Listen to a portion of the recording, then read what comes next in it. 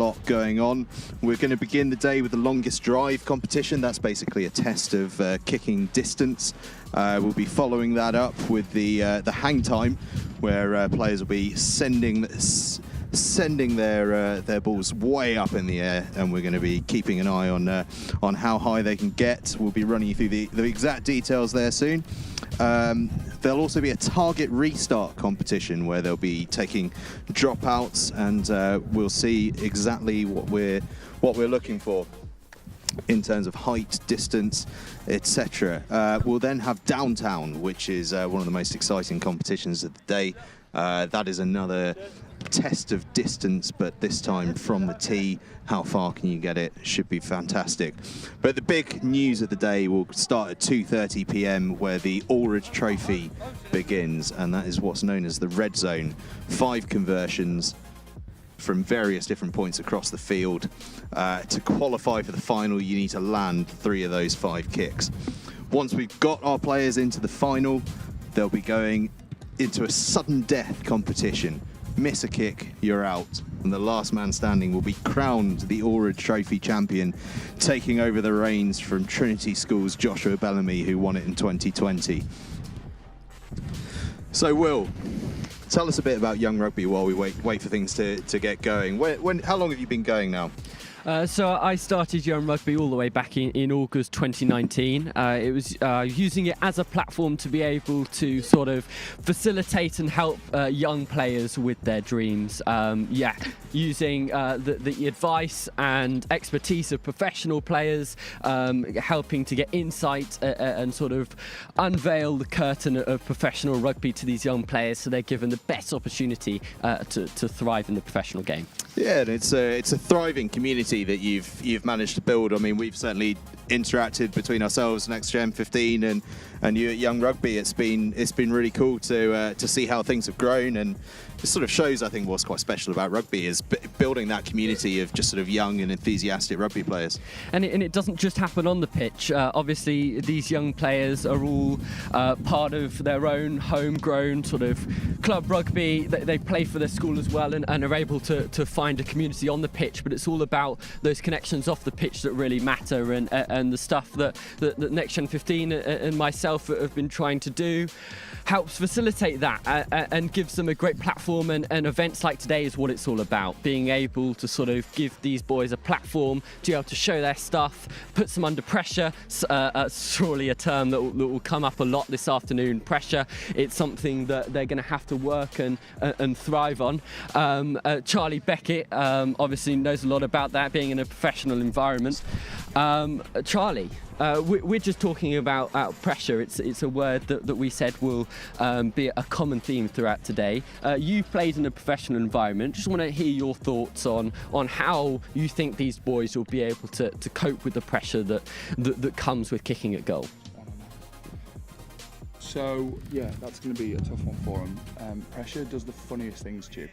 Like I was saying this earlier, you don't really feel it at the time almost, but then sort of the experience of having been in that before, you look back and go, it was the pressure. That's me. So I think any of the lads here today who've competed in last year's competition, I really think will have an advantage of having been through this sort of pressure, because even though they've all come through the regionals, the national finals is a whole lot more pressure. So I think lads who have competed before will have an advantage here of just knowing how this works and knowing what they've been through before.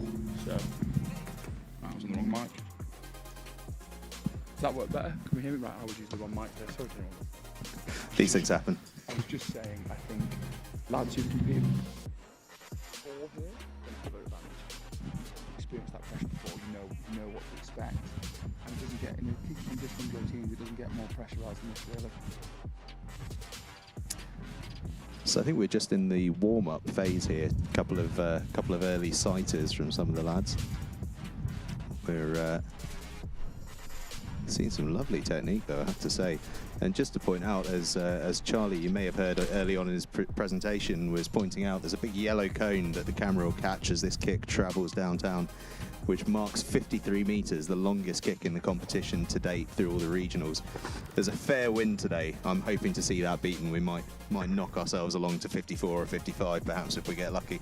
I think there's a few in the warm-up that we're doing that were going 55 to 60, but we're out of bounds. So I think it's that trade-off, isn't it? Looking to go far, but looking to keep it in between in the 10 metre channel, like here, for example. That's a good 50 odd metres, but he's just drifted out of bounds there, so it doesn't count. It's why we probably won't see anyone going for the old spiral. Get yourself an extra couple of metres, but whether you can keep it in that narrow 10 metre channel or not is another story. I'm really excited to see Adam Hanna kick, because he was obviously meant to come out of the Scottish Regional, which unfortunately got cancelled when they just invited the Scottish lads down here. And he's the only one who's been able to make it today. I'm not being funny, lads. I watched his last warm-up one. That's a new record there, isn't it? I think we've cleared 53 metres by 2 or 3 metres there. That was number 11. Charlie Tomlinson from Taunton. From Warminster, I take that back. Definitely setting the standard, aren't they? These kicks, these guys don't mess around, and the accuracy as well. If it wasn't for the wind, in more idyllic conditions, I'm sure a lot of these are going in the 10 metre channel, and they're all hitting over 40 metres at least. Theo Edwards with a long kick there, getting close to that 53 metre mark. Theo Edwards, whose father Julian, by the way, sometime contributor on Next Gen 15 as our refereeing expert. Not be a popular man then, as a referee. They never are. No offence to the Edwards family. Okay, this is Rowan van der Merwe, who's just seen his record beaten. A lot of height, not a big run up, I thought. No, one step boom. Aston Lever. Again, height. Won the Midlands competition, but it's just drifted a little. Here's my man, Adam Hanna. I was so excited watching his warm-up. The distance that he's getting there, the trajectory is really, really strong. I think Charlie's just put a bit of commentator's curse on him. I spoke to him before he warmed up, and I said, "What's your plan, Adam?" And he looked at me and went, "Kick it long." I was like, "I like that. We're not overthinking it." What's the aim of this game? Kick long, job done. A long kick there from Rhys Thomas, getting close to that 53 metre mark, but I have to say the bar has been raised. Ben Coomer there. The Welsh regions proving their worth. Obviously travelled a long way today, all the way up to Nottingham, and are going to try and prove themselves and show their mum and dad why they had to travel so far, I guess. Well, Ben Coomer there, Welsh outside half. If ever there was a position in the world that's got a fair bit of inspiration knocking around. Dan Bigger starting at fly half today for the Lions. Just to let you know, we'll be done in time for that today, so you can tune in for the whole day and then get yourselves settled in nicely for the Lions later on. Lucas Friday, son, of course, of Mike Friday, who's over in Japan at the moment with the USA for the Sevens. Saw him thanking on Instagram the Next Gen stream. Mike says he'll be watching today, so that's excellent to see. Keep that coming, Mike. Harrison Greenslade, a long kick. I was impressed by him. I saw a few clips from him in the regionals, and Harrison was a really tidy kicker. He's got some excellent stuff on his Instagrams displaying some of his kicking prowess. I think, without trying to jinx anything, but we haven't really seen a shank yet. We haven't seen someone. The technique has been very consistent, which really bodes well for a lot of these competitions. Obviously, the longest drive, a bit more about distance, but there are a lot of competitions today that rely on accuracy, and it seems like these kids have bucket loads of it. So as much as they're looking for a one-off longest one, they're looking for obviously their average longest as well. And Lucas Yap has the record that I've just seen him kick. It's very impressive. Lucas is in regionals, his longest kick was 43 metres, but he averaged 42. So you see the consistency of Lucas. He's all around that 41 to 43 range. So he'll be looking to get that. He was quite comfortably the best average of anyone at the regionals. Well, and so we should expect his father, Tony, part of the School of Kicking here, one of the coaches today. If ever there was a boy that should be kicking with length and accuracy, it's his son. There's a pressure on everyone here today, but I'm sure for Lucas there's that added pressure of your father sort of bearing down on you, making sure that obviously he does the family name proud, as I'm sure he will. Monty Adlington getting a decent one over 40 metres inside the channel there. Just drifting right a bit here from Rohan van der Merwe. What a name as well.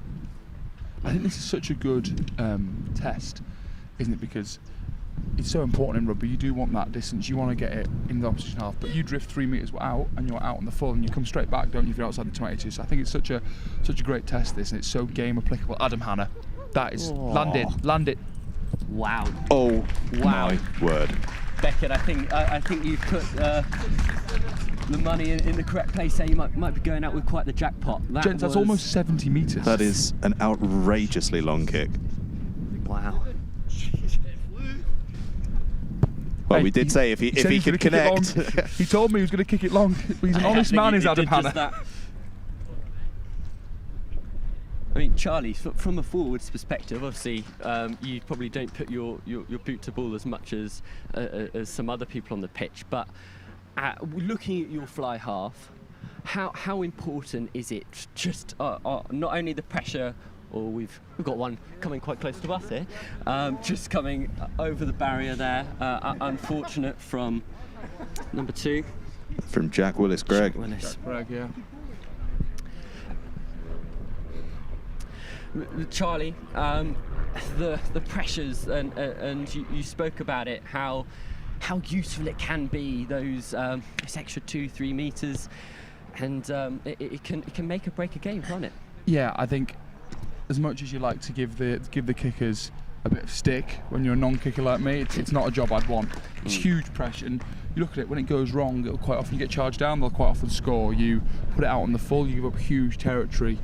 You kick badly to a dangerous fullback, they're scoring. So I think it's huge pressure, and there's a reason that kickers are normally first to training ground and last to leave, and they're out there kicking there for touch, kicking the goals. And we haven't even spoken about goal kicking. It comes down to an 80th minute penalty to win a game. You can't really, and that's the pressure that'll be replicated when we get to the red zone kicking later. But there's a reason that they're lauded, the great kickers, and they get paid when they do a lot of the time, because it's huge pressure, and they do a lot more at training than a lot of other players in other positions. It's pressure I wouldn't want to take on. Gents, I'm going to leave you because I'm going to go off after round 3 and try and find out the score. So I'm going to go off with my roaming mic and see what I can find out for you. An important role, if ever there was one. Exactly. Charlie Tomlinson, by the way, there with the previous kick, it started to nudge towards that previous record, the 53-metre mark, but Adam Hanna is just absolutely he's changed all records entirely. Stormed the field, hasn't he, really, and set the standard very, very high. I think at the moment for these players, it's all about finding that ideal trajectory.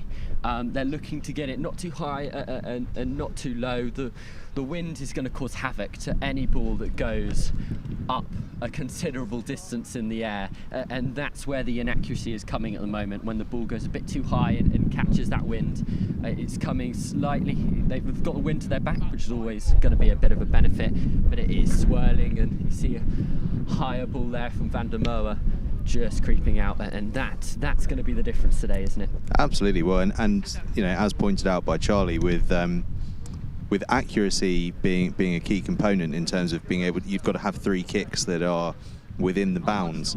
There is an element of making sure that you get it in is more important than making sure you get long. Yeah, it's a tough gig. Hannah's just. It wasn't just a fluke, was it? Oh, it's been registered as out, and I have to say that's a tough call. I don't think his record is going to be broken. So I think any kick that he makes now will probably be a bonus. Freddie Gabatas there with the very, very tough touchline call there. Former Millfield fly half back in the day, been known to strut the field in Blackheath as well. Okay, everyone, that was the end of the 3rd round in the longest drive. Come over to our tactics. So, I think we can all see who the longest drive so far is. Adam Hanna with 67 metres with the longest. But at the moment, our leader on the outbreak, our average leader is Ben Kuma, who's currently averaging 46 metres. So, longest drive at the moment, Adam Hanna is in the lead. 7 metres, average is Ben Kuma with 46. 2 kicks to go, lads, good luck.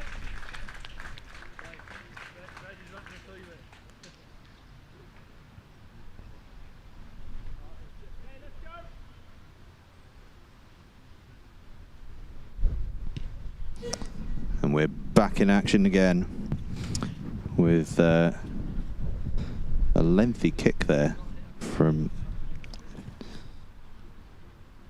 And another.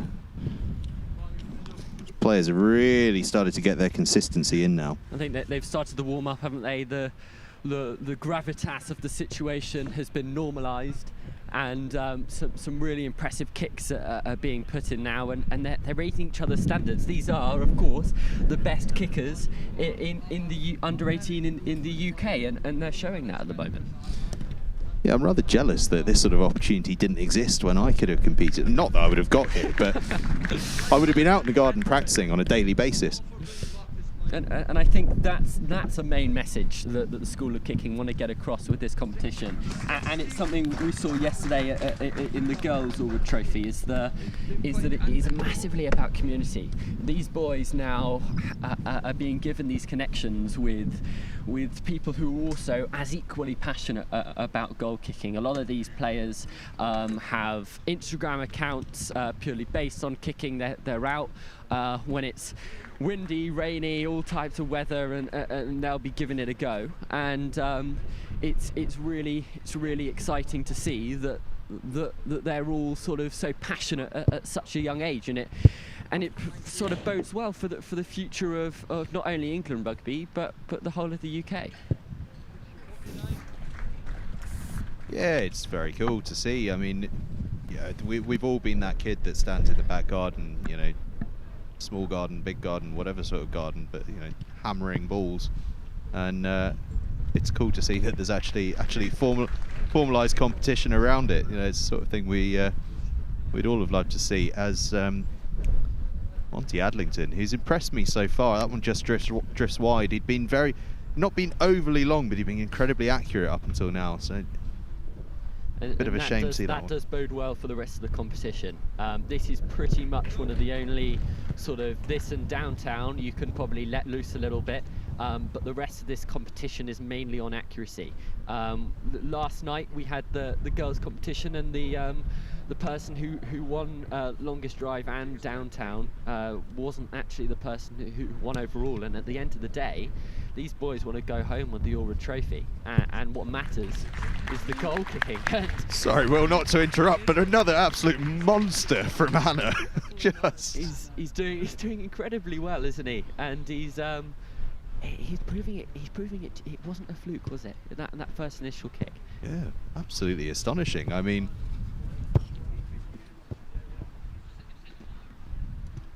yeah, just a superb kick. Another, actually, a very, very strong kick there from Ben Coomer. And it has to be... So the longest drive is still on Hannah, 67, as you can see.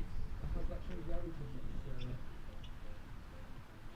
Still Ben Coomer with 46.75 metres.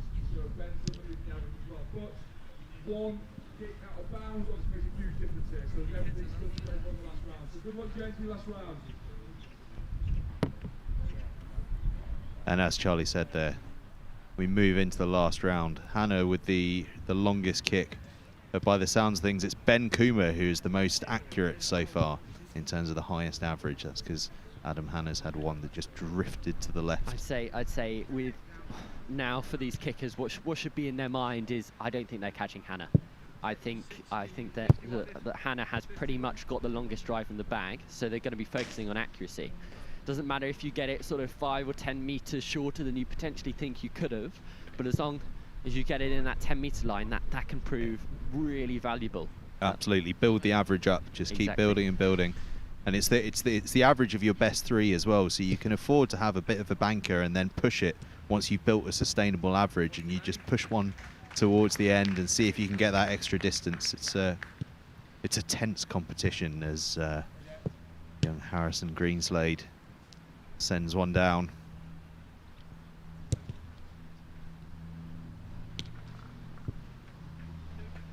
And there we have Will Coleman. Haven't mentioned him so far, the Newhall product. I'll take that back. In fact, Jack Winfield from Moncton Senior School. We've just been told about the lives that these players get, and these competitions aren't just deadwood. They cost and bring an advantage to the final Alred competition. So the person with the most accurate kicks, as it was Ben Coomer before this round was initiated, and Adam Hanna. If they continue to be in first place for both, then they will gain a life for the 3 out of 5 that is necessary in round 1 of the Alred Cup. So this is useful. This isn't just a form of practice or for a bit of fun. This is something that can be really valuable for these kickers if they want to get through and win the big prize at the end of things. Yeah, absolutely. I mean, those lives are going to be absolutely crucial as we move towards that part of the day. But someone has attempted the spiral. Sadly, it's come off the side of the boot. I think But it was Van der Merwe. It may have been slightly accidental. But these boys at the moment in this wind, it's not only how the ball travels, but it's how it's travelling from hand to foot. You can see that Hannah's launched one, but it's drifted wide. It went pretty much orbital. I think it's probably disrupted some of the satellites. Hopefully our feed is still going. But yeah, no, it's just gone out of bounds. But you can probably see as you watch on your screen at the moment, these players are trying to get the ball as close to their foot before contact to minimise the amount of movement that the ball gets in the air before it's kicked, because that can be the difference between hitting the sweet spot and hitting a bit of a shanked spiral. Something that's noticeable very early on is how little a run-up almost every player has. You know, it's sort of 1 step, 2 step max. It's all about contact, strike, rhythm, isn't it? It's not, you know, us mere mortals are sort of having a 15-yard run-up to try and get a bit of power, but it clearly timing is what it's all about as the players come in for a break now. I think we'll be able to be revealed the score and the winner. We will announce the results. Again, no prize for seeing that Adam Hanna won the longest drive for 67 metres there. And yeah, just about there. And well, Ben Coomer was on 46 metres going into the final round and then kicked exactly 46 metres. So Ben wins the average there for 46 metres as well. So congratulations you two. And how, for anyone who's wondering how this will work now is both Adam and Ben have won themselves an extra life for the red zone cooking at the end. So this isn't just a warm-up, this isn't just see who can do this, this is important for later on. So we'll explain that later, but that's what they've won. If you win the event, you win an extra life. So congratulations you two. And yeah, we've got a little break now, we'll be to event 2 of the day. So congratulations everyone, good kicking lads, and we'll see you shortly. So just to pick up on what we heard from Charlie there, Adam Hanna had the longest kick at 67 metres, and it was Ben Coomer who had the biggest average. So both of those players have earned themselves an extra life when we move into the knockout phase of this, the all-important red zone, which will be coming up from 2:30 this afternoon. So each of these little events that we have as we build on throughout the day, they're not just sort of to give everyone a bit of game time, etc. These are crucial in terms of performance later in the day as we move towards the place-kicking red zone competition. The players go in for a little rest now, and we'll just have a quick chat with Charlie as he comes over, and we'll have a little talk about who we've been impressed by. And I know the name you're going to say.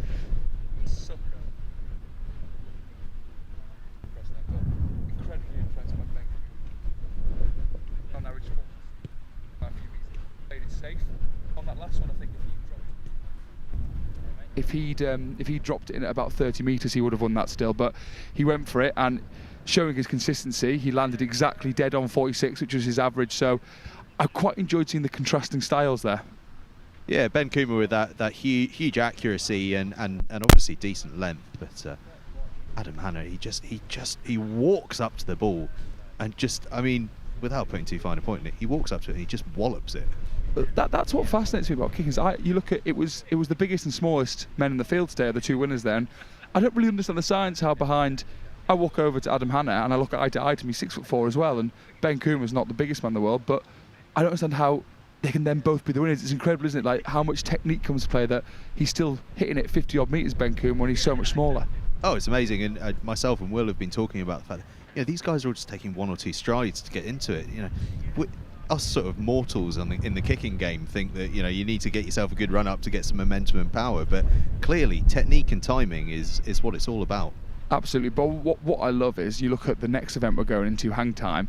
It's all completely different now. So it doesn't matter how far you can get. This is about how high. But the huge thing here, and watching the girls' event last night was very interesting. And running the girls' event was the key to this next one is getting it in the red zone. So how this one is scored is it's your hang time. So from the time in seconds from the ball leaving the boot to hitting the floor.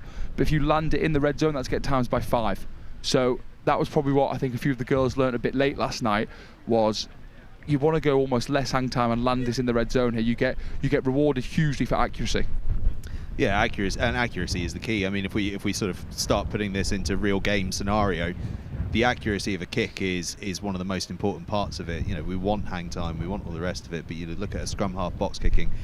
What we're all talking about is get it in the air for as long as possible, but you have a landing zone, and if you can get it in that landing zone, you big forwards can go and chase down. Yeah, exactly. I said this yesterday. The higher it goes, the more times it gives someone like me, who's a bit slower off the mark, you could say, to get there and try and make something positive happen for the team. So hang time is hugely important. We're really looking forward to the rest of the day, and it'll be the same setup as we move through these rounds, where each winner, as you were saying whilst chatting to the lads out there, that we'll be doing the winner of each event will get a life as we move on to the main Alred Trophy Red Zone event. Yeah, so that red zone, they get 5 kicks and they have to get at least 3 through to progress to the sudden death. Now, if you're 2 from 5 and you've got that extra life, you get that 6th shot from wherever you choose to be. So you can choose to take that in front of the post, dead centre, and get yourself through to that sudden death. Now, you don't carry your extra life over. We had a few of the girls asking last night, if I go 3 from 3, do I carry my extra life to sudden death? And that's a no. Sudden death is sudden death. But there was a few girls last night who, if they had won an event, I think they would have then progressed to the final from that, but unfortunately didn't have that extra life. So hugely important that you can try and win yourself an extra life in these events and carry that through. So it looks like we're about to kick off with the hang time competition. We've got Greg Walsh and Friday over there ready to go, balls in arms, clearly itching to get themselves underway. The other players making their way over slightly more slowly. I've got one lad here with his kicking tee out. Well, you never know. Maybe he knows something we don't with the tee. Maybe we're reinventing hang time here. Well, Neil Jenkins used to build his sandcastle at the start of each game, get the ball nice and high. I'd love to see that. Imagine if now you had someone like Owen Farrell kicking for goal, and rather than a modern tee being run out, you had the kit man run out with a bucket of sand still, like back in the day, and had to build this sandcastle. I think my favourite time around that era was when he came on the back of a little electric truck that came out with his sandcastle on the back. So here we go. We've got some detail on the hang time on your screen now. Noah Clutie over the course of the regionals with the highest score of 70.5. But in terms of players that are here today, we've got the likes of Jack Gregg, Monty Adlington, Lucas Yap. So they're going to be some guys to keep an eye on throughout this. And Gregg's gone early, just short of that area, but it was in the air for a long time. As you were saying though, Charlie, it's important to get that accuracy in. Yeah, the accuracy I think here will be key. Yeah, they've got 2 warm-up kicks here. Tony's just shouting over to us. They've got their 2 warm-ups. And then I believe, like the longest drive, it is 5 competition kicks each again. So it will be interesting to see. You talk about accuracy when they go long. Can they keep that accuracy going high? It's a completely different skill, I imagine. Again, I'm far from the expert on kicking. I've kicked once in the 10-year career. But I will tell you, Angus, it was a hell of a kick. It was very impressive.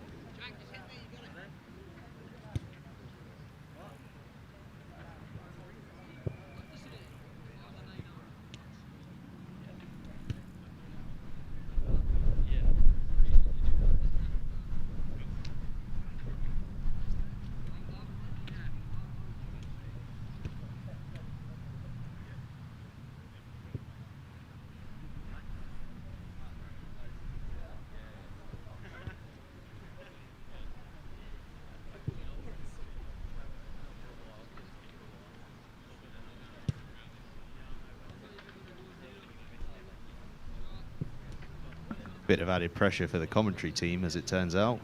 Apparently all of you in the stands can hear us. just as Will Roberts comes back, looking very worried by that. I will hand back over here to Will, the true pro amongst us. So I'm going to hand back to Will, and then I believe I've got a new mic now that is going to mean I can talk through this with you lads while roaming, which is quite exciting. All mod cons. We know what we're doing. So we have a smooth transition to Will Roberts here. Watch this. Charlie, you have hyped me up exponentially there. I've got to live up to that expectation now. Will Roberts from Young Rugby, everyone. It's great to be here. The crowd goes wild. So Thomas there with a high hanging kick, lands it in the zone. Still in the warm-up phase, but that's got to build the confidence. Kuma drifts back in on the right to left wind. That's just dropped short. Left to right wind, I suppose it is. Yeah, I mean, the longest drive we had an issue with wind there, but these ones are going much higher, and obviously it's going to prove costly. In fact, having declared a left to right wind, it's swirled right round and it's blowing back in our faces now. As Walsh tries to compensate for that, but just drifts long. Friday finding that wind pushing the ball back again as well. Coleman here with a face-on stance. Interesting, yeah, as I was just about to say, interesting to see the stances that these players are taking. A few going sort of side-on as if you would with sort of a box kick. A few sort of leaning back, trying to go for that up and under. Midfield taking more of a side foot approach. Unfortunately. Good hands from Yap out there. Speaking of Yap. You just see, can't you, Will, that those balls, they're online the whole way and just drifting as it goes on. We can't deny the quality of kicking is strong, but these conditions, they're going to play a massive part today. Clark with a kick that looks good early on. Oh, and a bit of a pointer that the red circle, if it hits the red circle, hits the edge, that is out. As in rugby, the line is out. So Edwards nailing it. That's an example of how it's done, everyone. He turns around and says to his fellow competitors, it's practice, of course.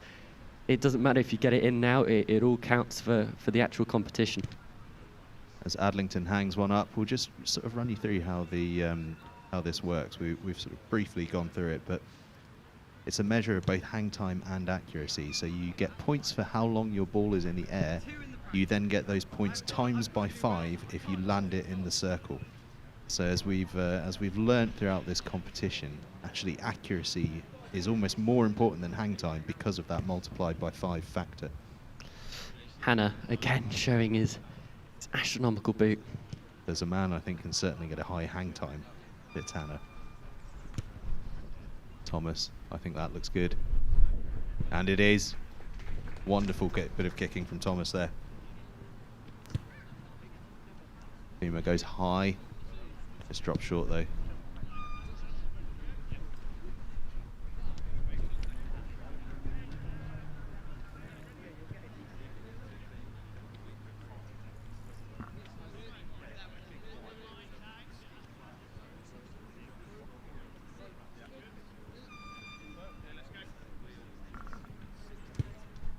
Greg kicks off the competition, high, hanging, just short, but that's got good time. He performed well in the regionals, did Greg. Eastbourne College man. Walsh just drifts to the left.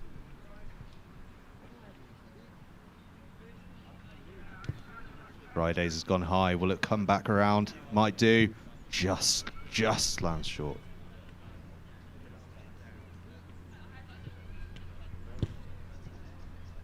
Coleman's just drifts left. There is that left to right wind though. The players potentially going later on in the pack hopefully will be able to learn from their predecessors' mistakes and capitalise on that. Winfield high, looking good. Looking good. Is that our first one in? That's it strong. is. Very strong.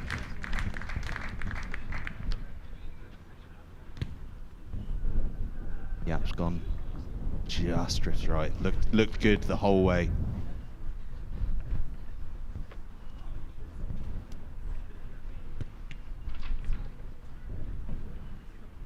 Tomlinson just doesn't quite catch that as he wanted as up steps Clark.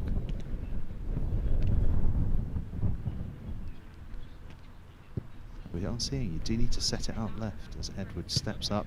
He has set it up left. It's coming around. Is it long? It is long.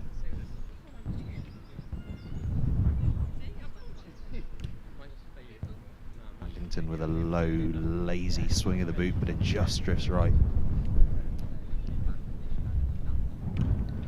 Other than Greg, Van der Merwe was the only one to get 50+ points in the regionals on the hang time. Lever's just dropped short, but that was in the air a long time. Anna with a different tactic. Going to go for a sort of low scudder to one of the far circles.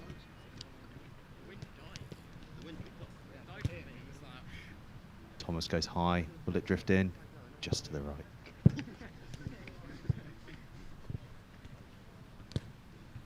Kuma goes for the dink, the accurate dink, and it's successful. Superb work from Kuma.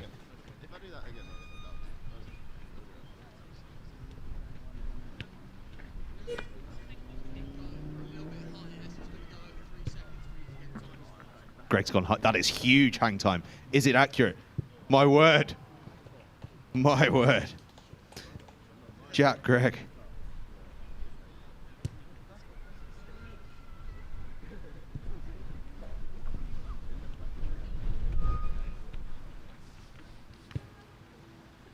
Friday sets it high and left, but I don't think that's going to come round quite enough.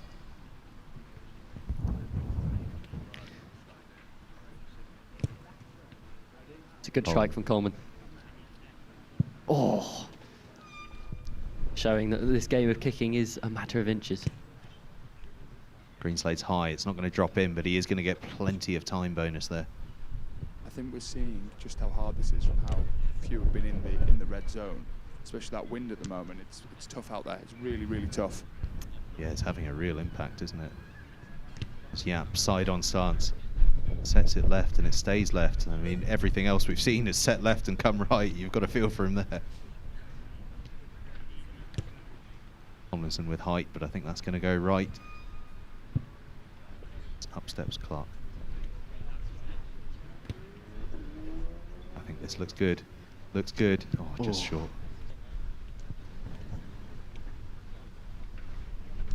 Saw Edwards go well in the warm-up.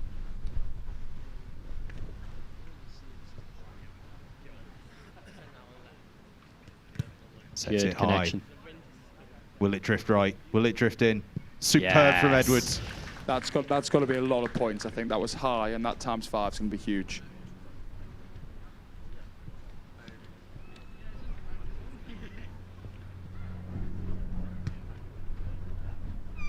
Adlington's tried to set it left, but it's drifted right early off the boot.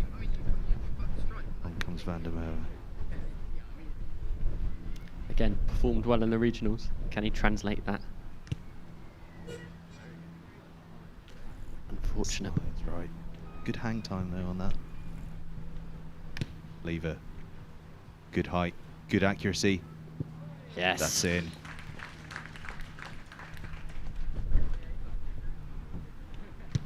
Anna, might have to wait 3 or 4 minutes before that one comes down.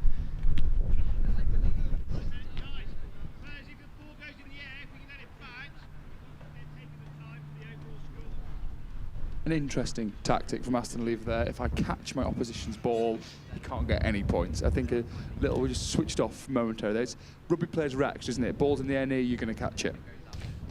It's what I'd like to call good flanker action, that. Drifting right from Coombs. Oh, unlucky there. I think as we enter the latter rounds, I wonder if the players will start to realise that just getting it in the red zone, no matter the height, might be really beneficial. I was saying to Angus earlier, well, we saw that at the girls' competition last night, didn't we? That probably in the later rounds, a few girls realised just that times 5 in this competition is huge. You really get rewarded for accuracy. So, yeah, it'd be interesting to see if they do that. That one looks nice, though. It's good from Walsh, doesn't it? But it's just drifted. Those lads that have got one in early doors, they're in a strong position to be able to really go for it as time goes on. That's a good shot. Friday hangs it high. Looked like it was longer than it was, didn't it? swear, you look at that on the floor and it looks like a massive target, and then as it's about to land, I'm sure it shrinks. There, that was in. That was in the whole way, that one for me. Coleman's been very unlucky so far. Greenslade gets good hang time on that. It's not got the distance he might have wanted. Winfield, he's gone for accuracy. Will it drop in? Oh. And that's the trade-off, isn't it? If you do go for a little bit lower and go for accuracy, if you then just get it wrong, unfortunately, suddenly you don't score many points on either aspect of the hang time or the ×5 potential. Yeah, shakes his head at that one as Tomlinson steps up with what looks like a good kick. Will it start to drift right? Oh.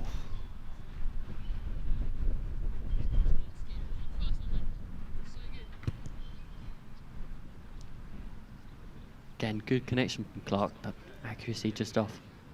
So as we head towards the end of the third round, I'm going to head out into the middle. I'm going to take my life in my hands with the balls landing around me and see from Sarah if I can get an update on the scores for round 3. Edwards sets another one high. Now Adlington. I think that's just going to drop short, is it? Yeah. Van der Merwe, he's setting left. It looks good. Will it start to move right? Yes, it does. Oh, That's what a superb kick from Van der Merwe. You could see from setup, he was doing exactly what happened. You've got to be kicking well in pink boots. Lever, who of course has already got one to drop in, gets good hang time on that one. Hannah now. Sets high, drops Clever. in. That's very, very clever Very from clever. Hannah. Sensible work from the Scotsman.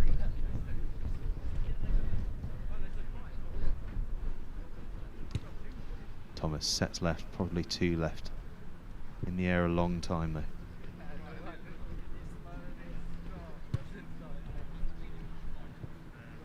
It just drifts right.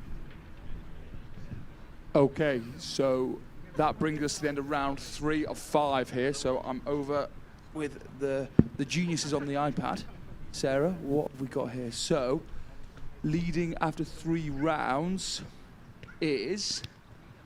Hang on.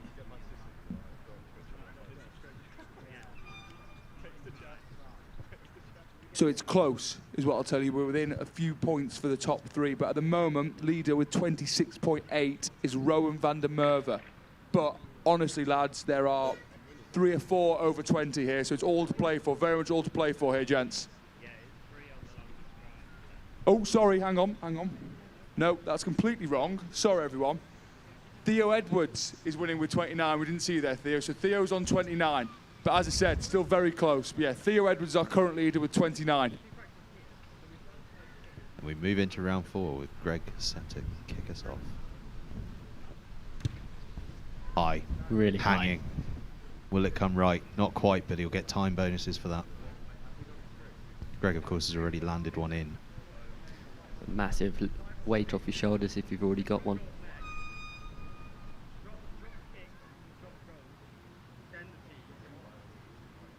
Walsh with the left foot sets it high. Will it come round? Wind's just died on them a bit here, hasn't it?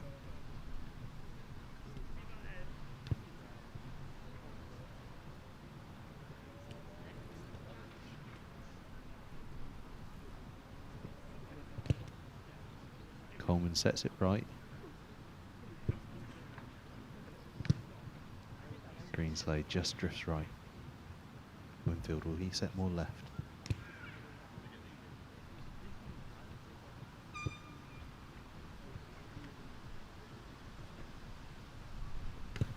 Yeah. Tries to sort of slot one in. Just goes long. Looked like he'd taken a lot off it to try and get that accuracy in.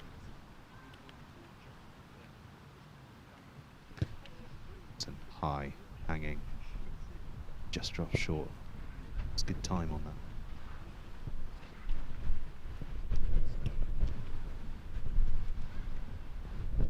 that. Drops short.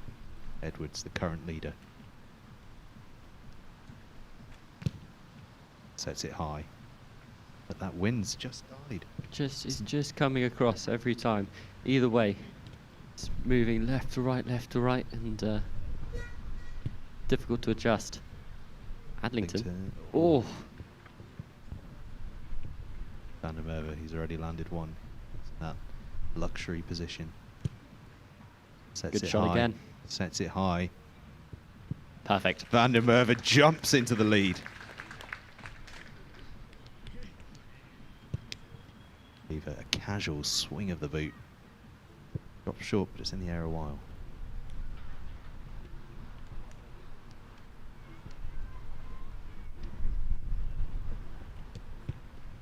Sets it high. Will it drop safely? And my work. Ooh. Oh. When you've got a 70-metre boot, it's hard to take something off.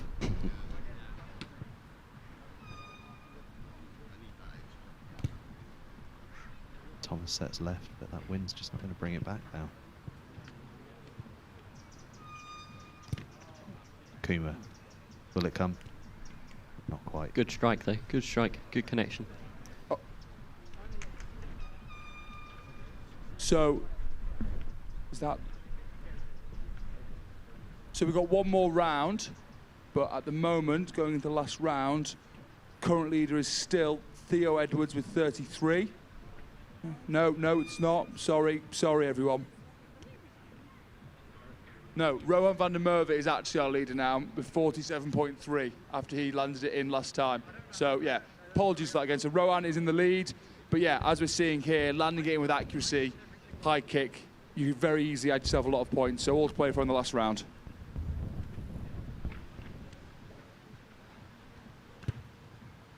Greg, of course, has one safely in the bank already. Sets it high.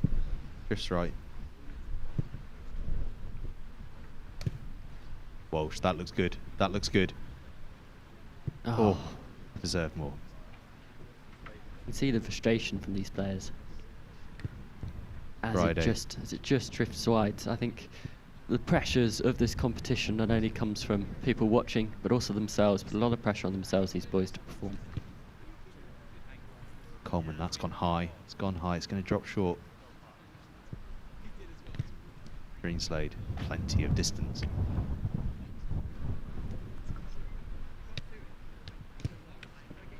Winfield, could that drop in? Oof.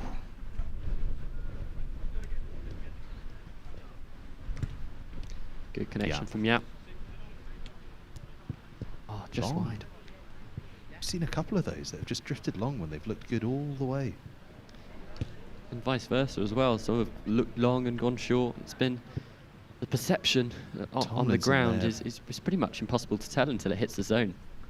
Tomlinson getting very unlucky on that last kick. I think it just clipped the red line to drift out. He took loads off it and still got plenty of height. Edwards looking to regain his lead.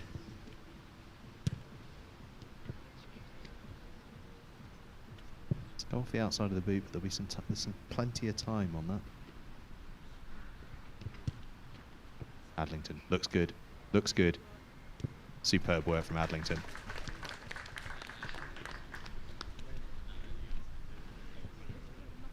Our current leader sets it high. I think this one might drop short. Oh, good hang time though. Superb hang time. Lever has one already.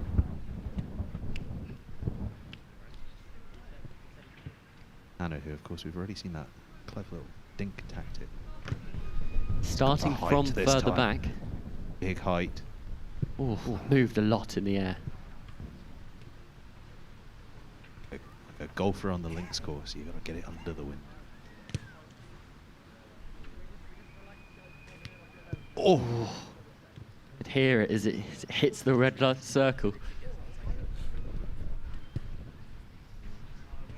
Kuma, that looks nice. Oh, it's just drifted. This wind has played havoc with these boys, but what a superb hang time competition.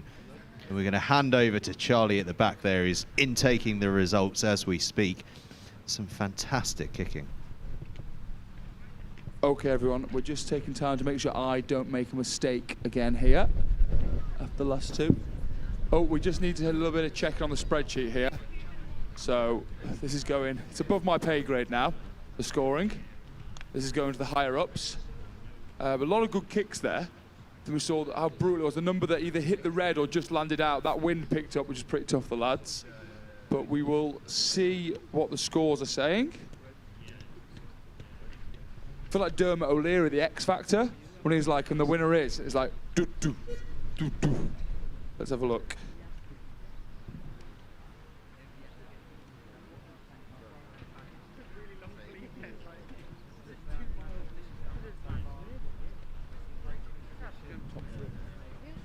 Okay, so I'm going to try and give you a top 3 here. So, in 3rd place for that event, with... Hang on. So in 3rd place was Aston Lever with 32.7. In 2nd was Theo Edwards with 36.9. But your event winner earned himself an extra life for the red zone kicking with a score of 51.5 was Rowan van der Merwe. Well done, Rowan.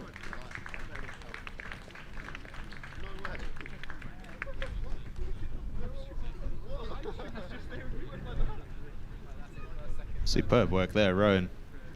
Those 2 kicks landing in the zone, doing the job in a serious way, and Rowan van der Merwe joins Adam Hanna and Charlie Tomlinson? Ben Coomer. Ben Coomer. Ben Coomer. Checking my sheet. Adam, Ben and Rowan now have themselves an extra life later. Lovely. I think that's the interesting thing, is that we see the different disciplines of kicking, completely different names at the top 3 there to who was at the longest drive. So completely different way of kicking. Now we move completely on to another one. We've got our first drop kicks of the day. We're going for the restarts. Going to be interesting. Completely different skill, completely different technique, different type of kick altogether. I think we might see a few different faces start to emerge as contenders in this one. And this one, from the scoring point of view, is scored exactly the same as hang time.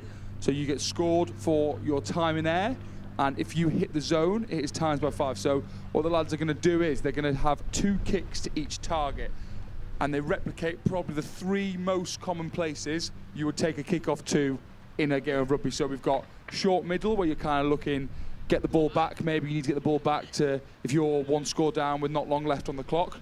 We've got long middle, which you'll see a lot, and then a long left. So that's the 3 places. They take 2 shots to each zone, 6 kicks in total, and again, it is the adding up of the total score, exact same scoring system as hang time. You say the 3 most common places that we'd take a drop goal at the restart, but I tell you, if I'm the man taking the kick, we're heading back for a scrum on halfway. Yeah, no extra points for out on the full here. We're not the Angus school of restarts. Hey, we've all got to have our special area that we're not too good at. What I've done there as well is I've given you one of the wrong zones. It's, as you can see, Tony Yapp's now moving the zone. It's short middle and short left and long left. There is no long middle. So anyone who's getting warmed up for that, sorry gents. So are these the 3 most common places? These are officially the 3 most common places. They've changed in the last 30 seconds. We did a bit more maths, and the stats have said these are the 3 most common. Are you taking it back or you don't know? So Tony Yapp's just messing with me now, taking great joy in this. It's really not fair to get us to try and judge what the most accurate place that's ever kicked to on a restart is. Looking forward to this though. So we've seen a few lads who've performed well sort of consistently across things, and others who've had their areas that have been their specialities. I'm looking forward to seeing who's sort of a specialist in the drop kicking department. We had this with the girls' competition again last night. We spoke a lot about this. Has almost become the 3rd set piece in rugby now. You hear a lot of coaches talk about you always have your scrums and line-outs, but being able to put a drop kick restart on the money, so your chasers know where they're going. That second row is going up for it. It's a very hard skill taking it in the air. If you get a high ball, it's so hard to judge with your lifters where you're jumping, where you're catching that, and getting the ball back from a restart is a huge weapon now that you're seeing a lot in rugby. Yeah, massively, and it's sort of first came to my consciousness through sevens, where obviously with hardly any players on the pitch, you've really got to sort of control where that ball is going to land and making sure you've got a catcher for it. And we sort of saw it develop through that, and then it sort of became known in the 15-a-side game that we need to focus on that as well. And it's in the last, I don't know how long, 8-9 years, I suppose, it's become just an absolute key facet of the game, hasn't it? Yeah, I think evenly as well.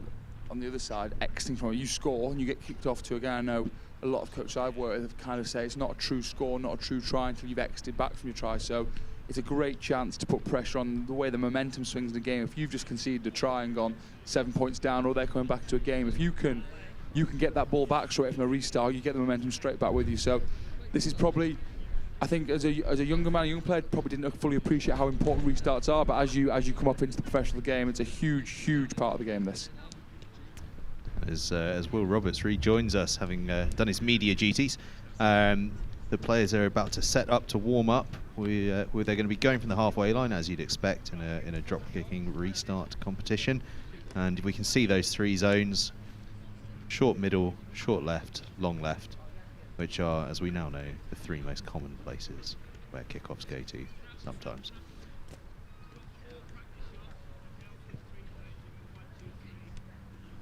It's a different beast, drop kicking.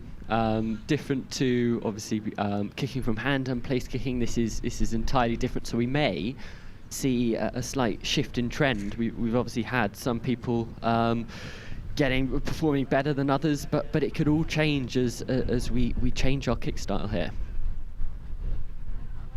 Absolutely, and if we think about the professional game, there are certain players that absolutely excel in this. I mean, one of them this afternoon that we're going to be seeing, Dan Bigger, absolute expert in getting that hang time, as we know, but also that accuracy as Greg begins the warm-up phase.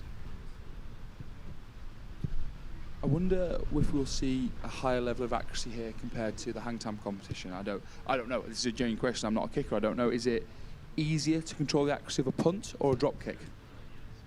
Yeah, it's a good question, and also ranging accuracy between the 3 zones. I suspect the short 10, sort of straight ahead, is probably the easier of the lot. But again, as a non-kicker, I could be talking complete nonsense. I think it'll be interesting as well if you can get, because of obviously how far this is over here, the hang time's going to be higher anyway. I think coming into that last round of this long left, if someone can land it in the red from that long left, they could catapult themselves very much from towards the bottom end of the scoreboard here, right up to the top. Well, again, it's worth making that point to everyone listening, is that this, as in the previous round, this is a multiplier effect round, isn't it? Where you're being measured for your hang time, obviously for your chasers, but also your accuracy, and you get that point multiplication as you land it in the zone. Tristan Clark there, first to get it in the red zone. We're seeing a lot, very, very close here as Van der Merwe looking to back up. He won the hang time competition with his accuracy.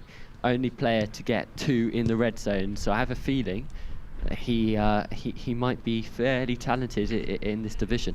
Do we know if he has any relation to Dwayne on the wing for the Lions today? I don't think he does. Belief is not. It's. I'm going to run with it. Until we have confirmation that we're not, I'm going to run with it. He's got to rush off to watch Uncle Dwayne play on the wing later. Until we get confirmation from any of the Van der Merwes in the stands, I'm running with that. Absolutely. It's as good an excuse as any to get yourself to the front of the queue at the bar. I have a saying, don't let the truth get in the way of a good story. Lovely connection. Very important. Exactly. Now, there's a man to keep an eye on here today, Tristan Clark.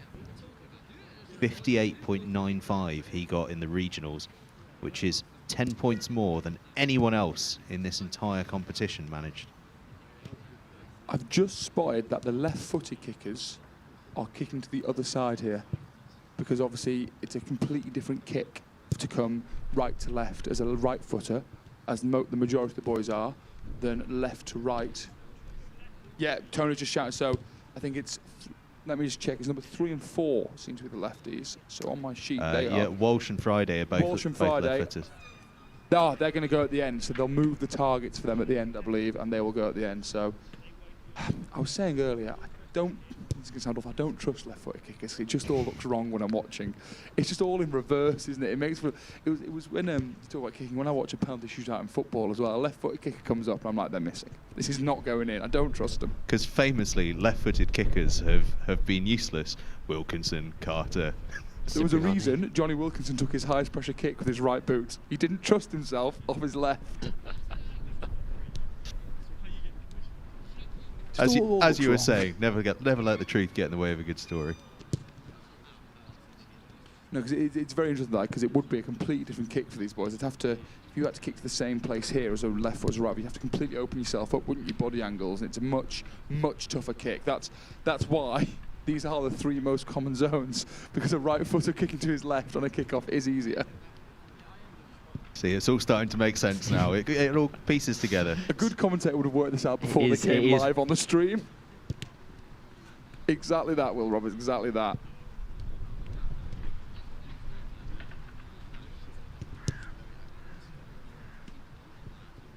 impressive kicks. Not many have gone for this far corner in their practices. We're seeing more and more as they get more comfortable. Yeah, they're just starting to test their range now, aren't they, as they move into this sort of second round of warm-up kicks. Walsh, one of our left footers. I trust you, Walsh. Can't trust him. Cannot trust him. Friday, another. He's gone long.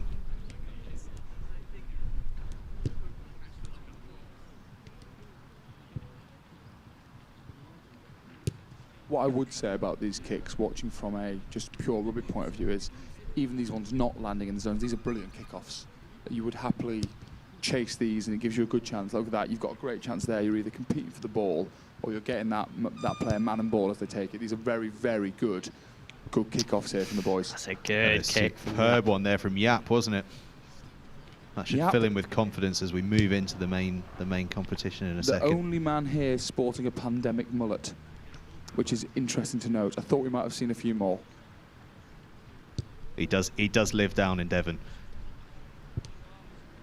A lovely one there from Kristen Clark, who we've heard all about in the build-up.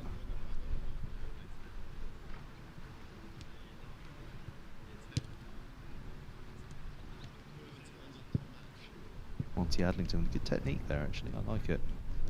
Rehan van der Merwe impressed in home time. Real lack of black boots on display today.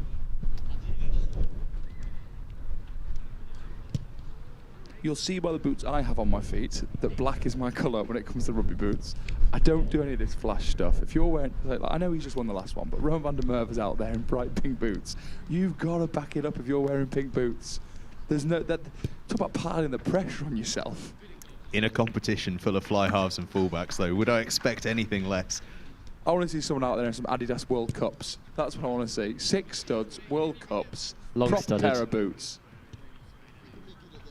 That was one of the best things last night. One of the girls last night was doing it in a pair of Adidas Kakaris, ready to scrum if she needed, and I loved it. It was brilliant. Superb. Oh, and I'll tell you what else is superb. Greg kicks off, I think, the official competition here by slotting it into the deep zone.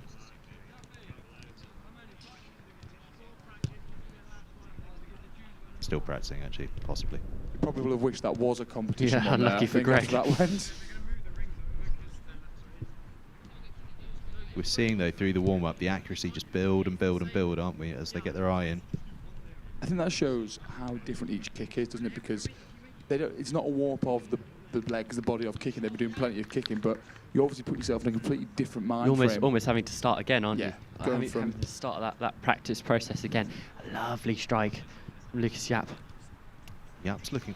Oh, I've shinned that. Absolutely Beckett showing shinned that. why he is not in this competition. I actually think I might have given myself a dead calf.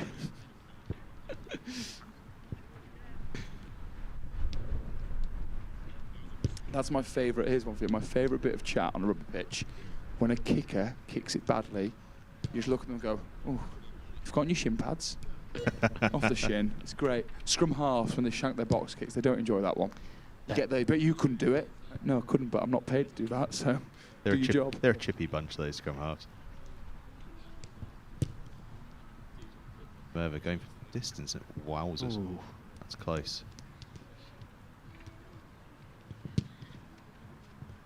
Again, good connection. You can hear it in the sound that these players are getting a nice sort of full, wholesome sort of sound as they make boot to ball. It's interesting that, isn't it? It's the same, genuinely the same in cricket. When a ball comes off the bat, you can hear it. You know when it's a good strike. You obviously don't get that with a pass or anything, but you know. I think kickers and anyone around can hear it. When it comes off that boot right, you absolutely know when it's off. Have we had? We nearly had ball to face, or ball to camera more like. We had last night. We had ball to microphone last night, but not for one of the girls. For one of the girls' dads. He's tried to kick the ball back and he's knocked over one of the microphones. Parents, you can't trust them. What he did do, though, is he very, very cleverly managed to blame Freddie Gabatas from it, to the point where the whole crowd were like, "Freddie!" Very convinced that Freddie had done it, but Freddie is walking away quite sheepishly there. put on his best puppy eyes to say he wasn't guilty. So it looks like last words of wisdom from Tony Yap here before we go into official competition kicks. So 6 kicks here, 2 at each target. Greg to kick us off. Remember, the 2 left footers will be going last in this competition as we switch things up to allow them the more natural kick. Greg lining up short to the middle, I think. Very good hang time. It's a great kick. Drifts long, but I'd be happy chasing that any day. I'd chase that for him.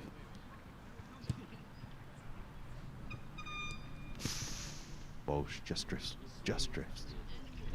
Friday. Short dink, just drifts.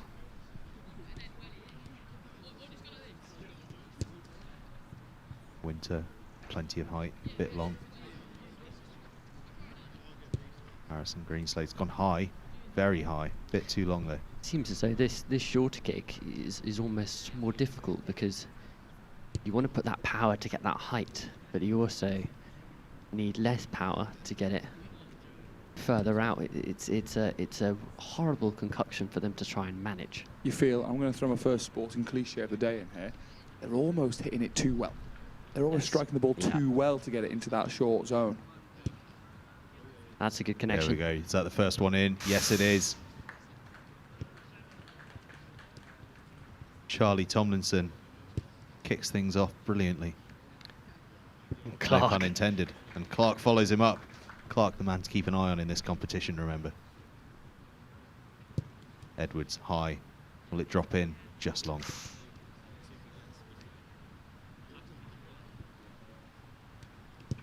Adlington. Drifts. Van der Merwe, of course, a winner that previous competition. High but long. Leicester. A little dink, clever kick, drops it in.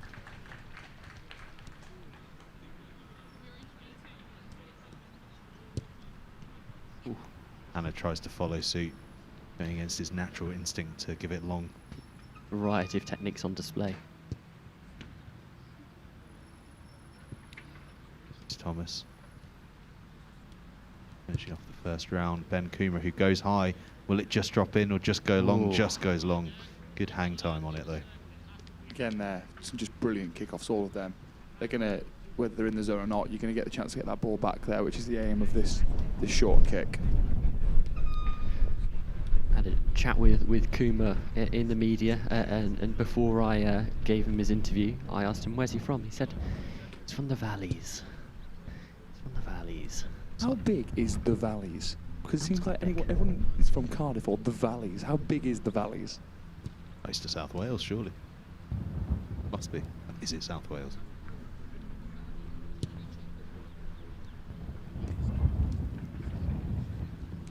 Either just drifting long. Tough kicking competition, this. I think a lot of the lads are hoping that the wind's going to push it back towards them. It just doesn't quite. That drop in, just short there. Winfield. You can almost see as they're taking their kicks, they know as soon as they made that connection. And watch their facial expressions. They're aware if it's a good kick or not.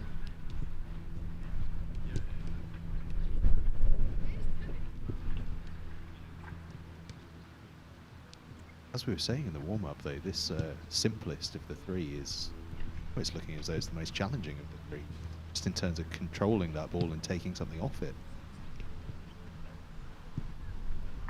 Lucky there from Edwards. Shape of the circle denying him. Adlington's just drifts wide. Van der Merwe up next. Again, almost struck too well, as Charlie said. We're needing to get the 62-degree wedges out.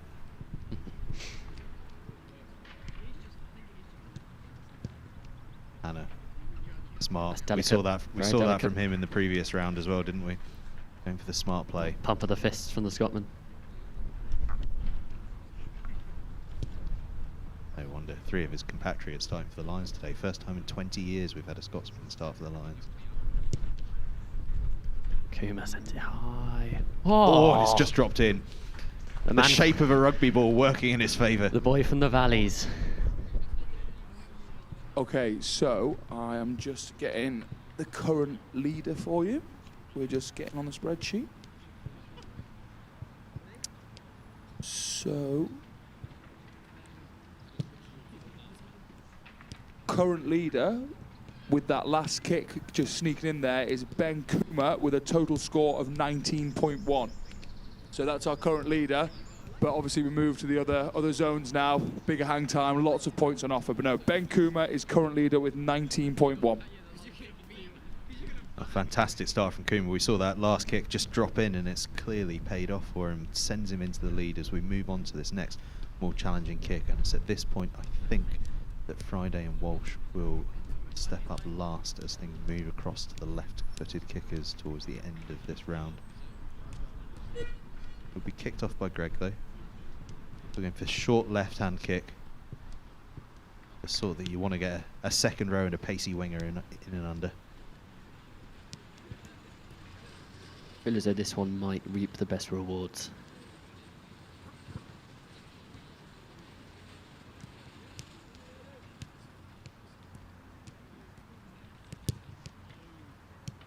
Is it high?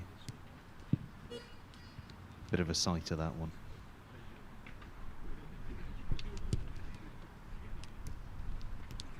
Strong effort there from Maximus Winter. Up quickly in succession as well there. Harrison Greenslade wasting no time.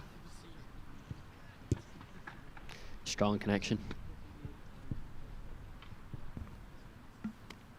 As you were saying, Will, that some of the strikes are just astonishing. Oh. Brilliant kick there. Yap. An early statement in this round. Just didn't come off the boot quite right for Tomlinson. Tristan Clark, we know he's good at this. Will it drift in? Oh, just out. Edwards now. High. Looks Good good. connection. Looks good.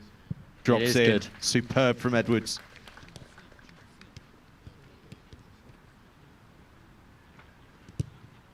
Adlington just pushes it long. Didn't quite get under it as much as he wanted. Van der Merwe up next.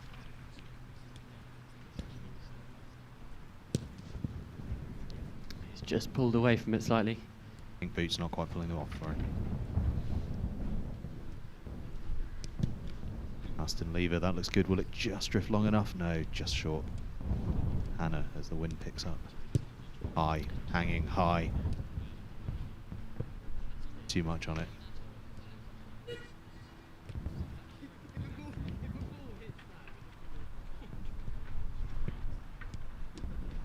Reese Thomas. Very That good looks connection. like it may come in. Oh. As ever. Were that a square, not a circle, it might have dropped in. As Kuma finishes the round off, just misses out as well. A couple of wonderful kicks there. Yap in particular. So we circle back round again to the front.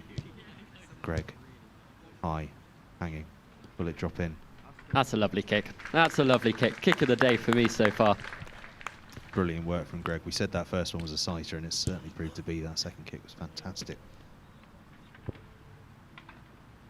Winter just pushes it right. A big factor for winning this competition is adaptability. The players have got to be able to adapt from their first kick. Pick up from their mistakes.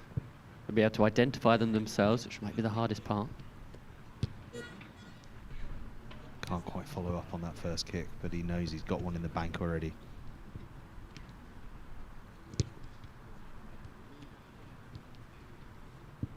Fantastic effort there from Charlie Tomlinson. Just wrong. Sorry, I had to duck out the way of the ball at the end. Something, Edwards can't double up on his previous. something we can't forget about this competition is that hang time is again a key factor. And that's good. Apologies, that was Clark. Oh. Edwards almost makes it 2 in a row. Still, the boy's getting decent height on the ball. Quality on show. It might be those extra few seconds which can potentially win you this event.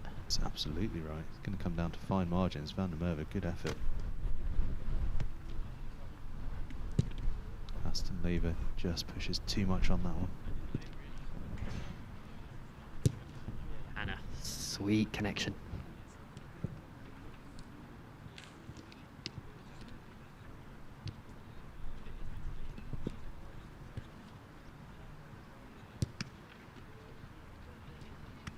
Thomas just not quite enough on it. Just to finish the round up comes Kuma with round 2. Just got under it a little. So we start round 3. Okay, so I will give you a score update now. Again, obviously, when I give these scores, remember Joe Walsh and Lucas Friday have only taken their middle kicks each, so they're still to take that round. But coming out of the second round of kicking there, our leader has changed. Our new leader, the lefties are going to go now. So what I'll do is I'll give you some tension there that there's a new leader, but there could be another new leader after the lefties have kicked. So we've got the kicks of Friday and Walsh now, and then I'll give you the score. So, ooh, edge of your seat stuff, everyone. Catch you in a minute.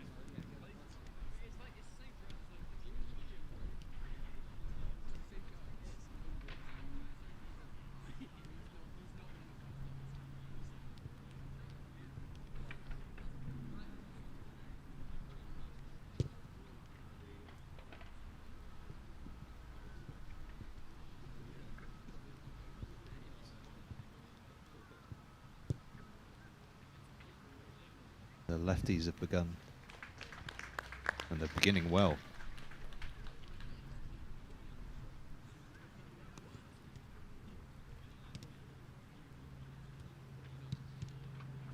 It was Friday, wasn't it, with the sweet spot? Yeah, Friday and Walsh. Added pressure, really, being in sort of your own personal kicking competition. Raise the standard. Walsh now. Good setup. Goes for the little dinker. Not far off. Not far off. Good connection. Oh. Right, Friday looks at home in this drop kicking competition, though, doesn't he? Okay, so everyone has taken their second round. So I'll give you an update on the score from the second round. Our leader is, with a score of 28.4, the new leader is Jack Gregg going to the final round. Jack Gregg. So, I've just been told some information on the picture, everyone. We're going to go straight with the left-footed boys again now while we're over here. So, we'll have Walsh and Friday kicking theirs again, and then we'll be back over for the right-footed final round.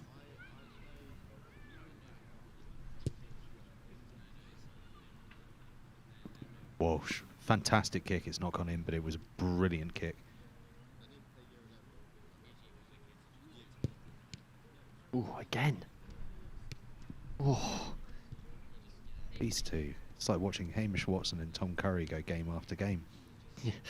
Keep on raising each other's standards. Anything you can do, I can do better. Exactly.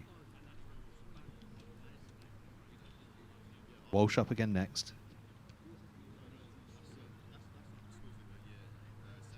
A low scudder, looking for accuracy. Does he make it? Oh.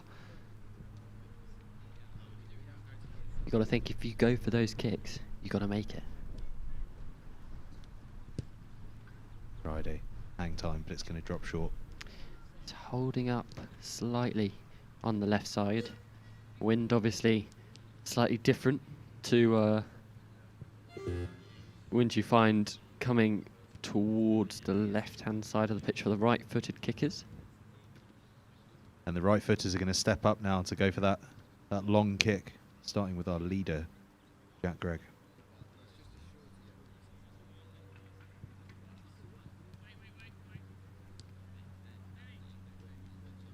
Beckett's put himself in position to get a ball on the head there, though.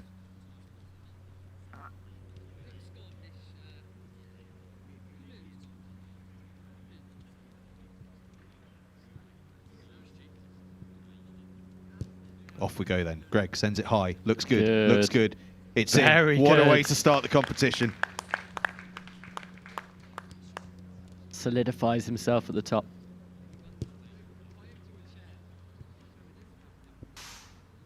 Winter there. That's a good kick actually as well though. High hanging kick.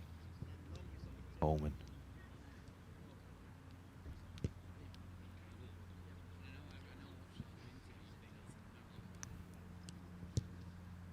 Yeah. What's drifting? Yeah. Greg with that early kick has really put the pressure on the entire competition, hasn't he? Strong connection. Tomlinson, that was a good effort. Strong effort.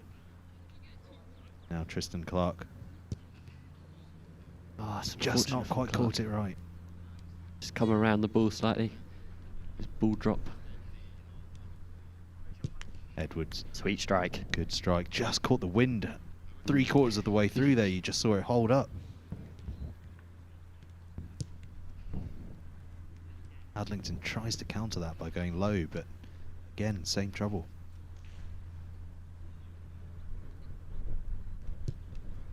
Van der Merwe, good effort. Oh. So while I was out there in the wilderness, I found out that, oh, that's a good kick. Scores are only being counted if the hang time is over 3 seconds. Ooh. So they're keeping it game realistic, because in a game you aren't actually going to do a flat one, because that gives you no chance to get the ball back. So they've got to still put the ball up, which is going to be tough in this, because as you've been speaking about, the wind is really picking up, and the higher you go, the stronger it gets. That hang time, it's a real tough kick, this. Kuma finishes off round 1. We're back to the man, Greg, leading the competition. That's another good one. Might just go long, but I tell you what, he's striking it well. Great strike.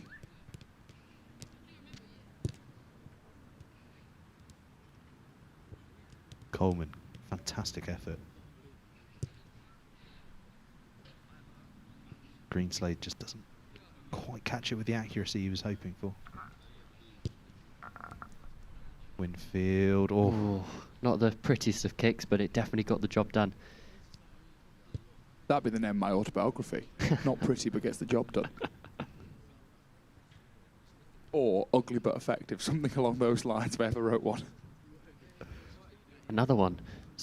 Buy up the naming rights now, I say. Some of these kicks sort of moving on their own accord. Oh. Clark with a fantastic effort. Deserved more, really. Edwards just can't quite steer it in the right direction.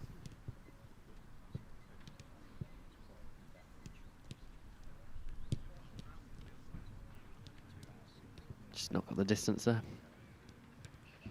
The other thing to remember is that we've got a range of ages here, and some lads, this is a hell of a long way to be kicking it. Van der Merwe. Testing the range of my skills.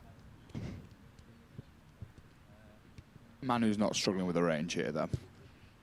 As we can see.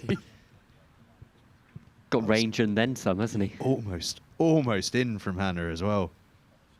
I must say, I do like the cap he's decided to don for the occasion. It's Thomas with plenty of hang time. Last kick this, isn't it? I best go and get the scores.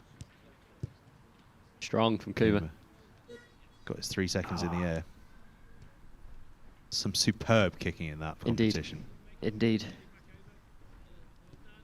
But Jack Gregg, I mean, I have to say, stepping up and just launching it, And dropping it in, puts the pressure on. Job done. Fairly confident that Greg will be taking this one, but we're going to have to check with our Excel spreadsheet. That's how we're doing things here at the School of Kicking. It's all mod cons.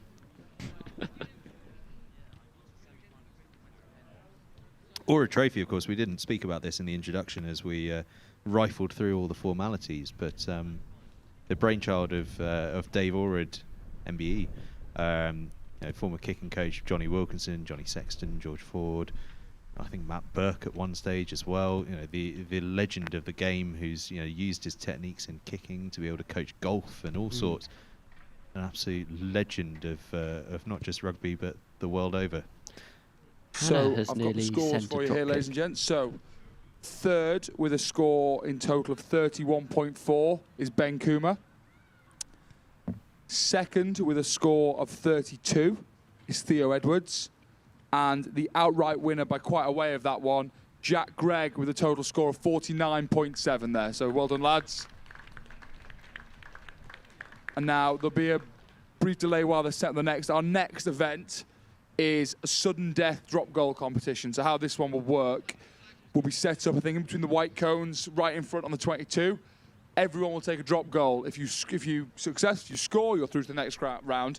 If you miss, you're out. You don't go through, and we'll keep going and keep moving the boys back further and further until one man remains. So that's our next event. So I think the lads will just go and get warmed up for that, and then we'll get into that one. Jack Gregg, by the way, who his improvement in the targeted restarts since the regionals, 19.5 his score in the regionals, 46 point whatever you said. 49.7. 49.7. Outrageous improvement. Clearly been away doing his work, but that's the thing that's I think really great about this this format is the format doesn't change from the regionals to the finals, so you know what you're going to be faced with. So boys, if they get through, and girls last night, they get through their regionals and they're in. They know what they're going to need to go away and practice to come back. And it's been a couple of months, I think, for some of these boys from the first regionals. So they've had time to go away and practice. It's good to see, obviously, Jack has been practicing his restarts there. Yeah, I mean, if ever there was an example that practice makes perfect, we've just seen it. And perhaps a little bit of the advantage of going first as well. Put the pressure on early doors. Lay down the challenge. Follow me, lads. Yeah, I think what's going to be really interesting about this event is I think while there's pressure around all the events, there's extra lives to play for. We're at the the national finals. This is the first knockout event of you're missing this, you're out. That's your event done. So this is how it'll work later on with the final as well, with the red zone kicking. So this is hugely important. We saw massively last night with the girls in their warm-up event. They all put it over from their first kick. When it actually came to it, only one even made it on the first kick because of that pressure. So pressure's the funniest things to us, and this is the first very high-pressure event of the day. And it reminds me a bit of, I don't know if anyone will have seen it, but the top 14 this year, the relegation battles, promotion battle, basically it's a playoff between the bottom side and the top side from the division below. And that came down to a penalty shootout, which is fundamentally this format, straight in front of the post, slot your drop goals. And of all people, Stefan Armitage, wasn't it? Forward stepped up and sunk the winning drop goal. It was stunning day, wasn't it, in the south of France? I think it was played at Biarritz. Stunning day, and 100 minutes of rugby, 6-all. 6-all in the sun. That's what you expect to see when I go down to the Menai for Hampton and play Pirates. You expect 6-all in the mud. Yeah, every game finishes 6-all down there, doesn't it? That's what they want.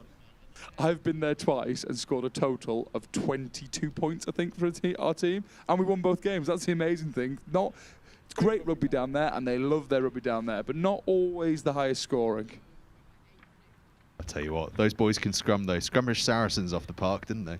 They can scrum indeed. And why don't we have a school of scrumming? How would we do this for scrummaging? What would we call it? Would we call it the Jones Trophy after Adam Jones? There's a niche here, lads. A school of scrumming. Somewhere, Ben Thompson here is thinking there's a business there. There's a bit. And look, he's laughing now. There's a business, Ben. School of scrumming. Age 35 plus. That's what we're going to go. The next great prop. 38 years old, this young man. So yeah, they are having their beginning their start. Gabatas here, like a young Matt Dawson. That's what we learned last night for the girls. Was the most challenging thing was you have to catch a pass from Freddie Gabatas. I'm not sure the pose is strictly necessary. Yeah, why is he? Yeah. Also, I see here we flipped the order, so we're going from Kuma through to Greg here rather than the way around. So whether Greg thinks he had the advantage going first or whether he thought that was disadvantage, it's completely swapped now. Doesn't really change much for the lads in the middle.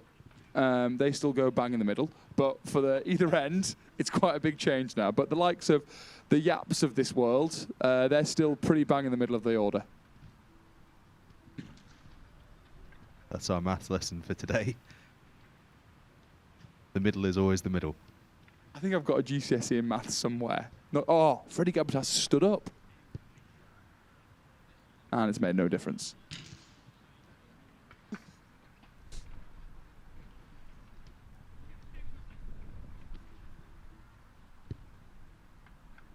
So a much better delivery that from Gabatas.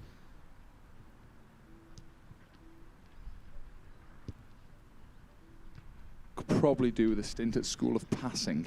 Could Mr. Gabatas? Well, he finally got a good pass. No, he'll be all right actually, because he's used to getting passes from his dad in the garden. So this will be probably a nice break, if anything, an improvement in quality.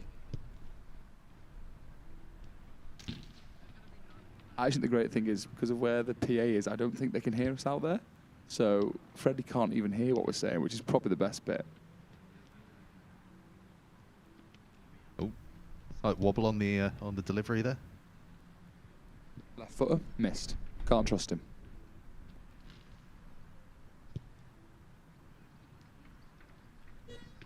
And here comes Greg.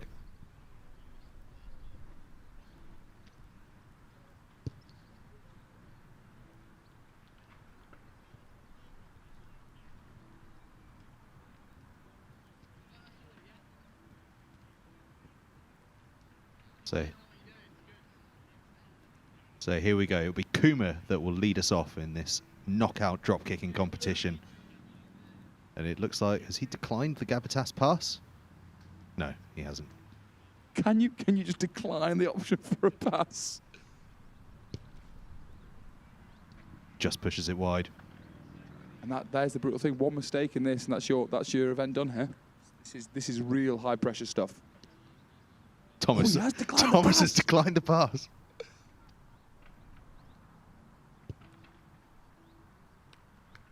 That's what all great 10s do. That is 2-9. It's not good enough. That is fantastic composure from Thomas. Hannah, a rocket.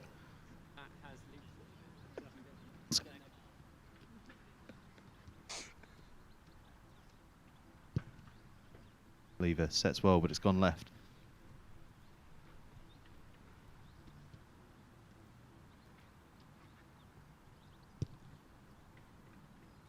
And Merva just pushes it. We're seeing here what the pressure of knockout competition can do. Not to Adlington, though, as he slots it.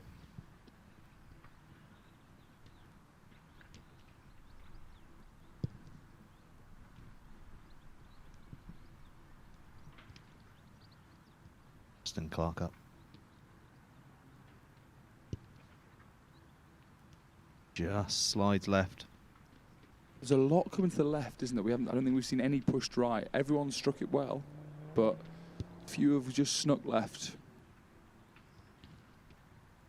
Charlie Tomlinson bangs it over.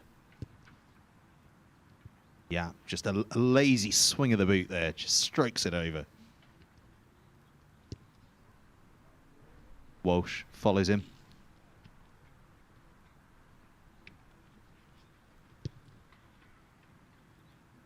Greenslade high, but it's gone through. Ben Thompson doing his best NFL referee impression. Yeah, slides right from Will Coleman, an unusual right.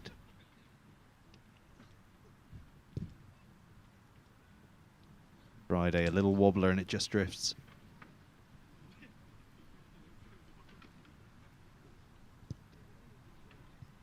Walsh strokes it home.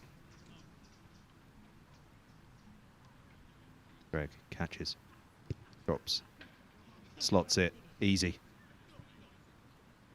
So we're through round one and we're down to a limited number of players. I think we've split it directly in half, and there's 9 of them now. So, see, as you say, pressure. Every strike was a good one. Everyone had the distance. The distance wasn't the issue for anyone, just that pressure. I reckon most of these lads, with no pressure, you ask them to put a drop goal over from in front on the 22, 10 times out of 10. As soon as the pressure comes on, that's when it's tough.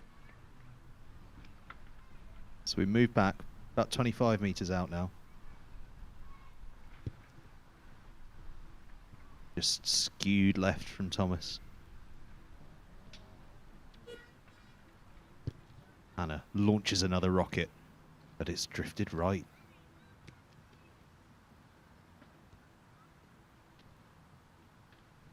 Adlington takes his time and makes it. That composure.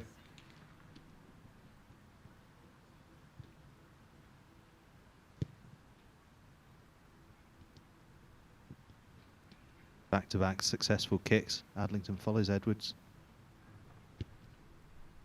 Tomlinson high and through.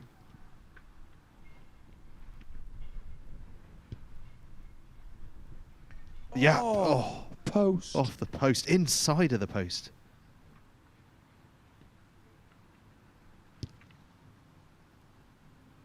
Oh, other post. Right, if this goes off the bar, spot fixing.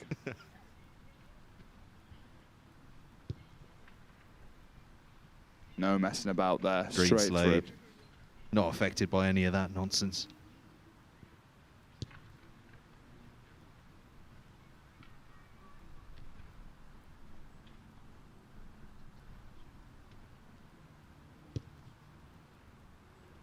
And then, gents, there were 3. So who have we got here? We've got Adlington, we've got Edwards, And Tomlinson, I think Charlie Tomlinson and Greenslade. We've got 4. 4, sorry, 4.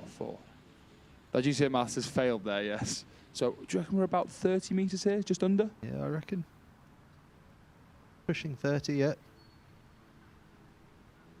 Adlington once again takes his time and once again strokes it home. Pressure on the rest of the field now. 3 misses. Adlington wins this. Edwards low. Will it make it? No, not quite. Just got under it.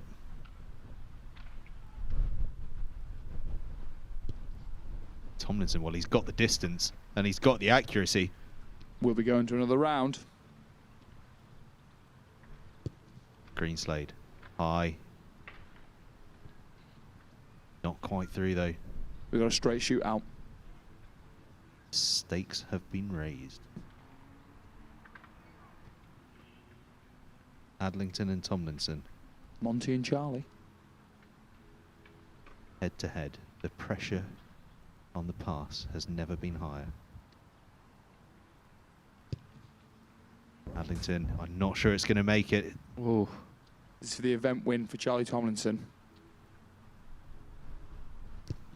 Oh. Tomlinson. Then we're going to have to go again there, gents. I'm guessing, I'm presuming that's what happens here. We go again. I think we got the nod. That's what's happening. Freddie Gabatas, man in the middle. He knows what's happening. Bit of advice there. On the pass. Kick it straight and long. Hey, there's worse bits of advice going out there.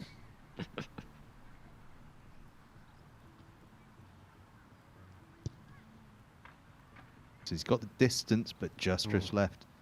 Tomlinson then, with a chance to win it. Took his time. He's got the distance. Made It's the good. kick. Charlie Tomlinson takes the drop goal competition.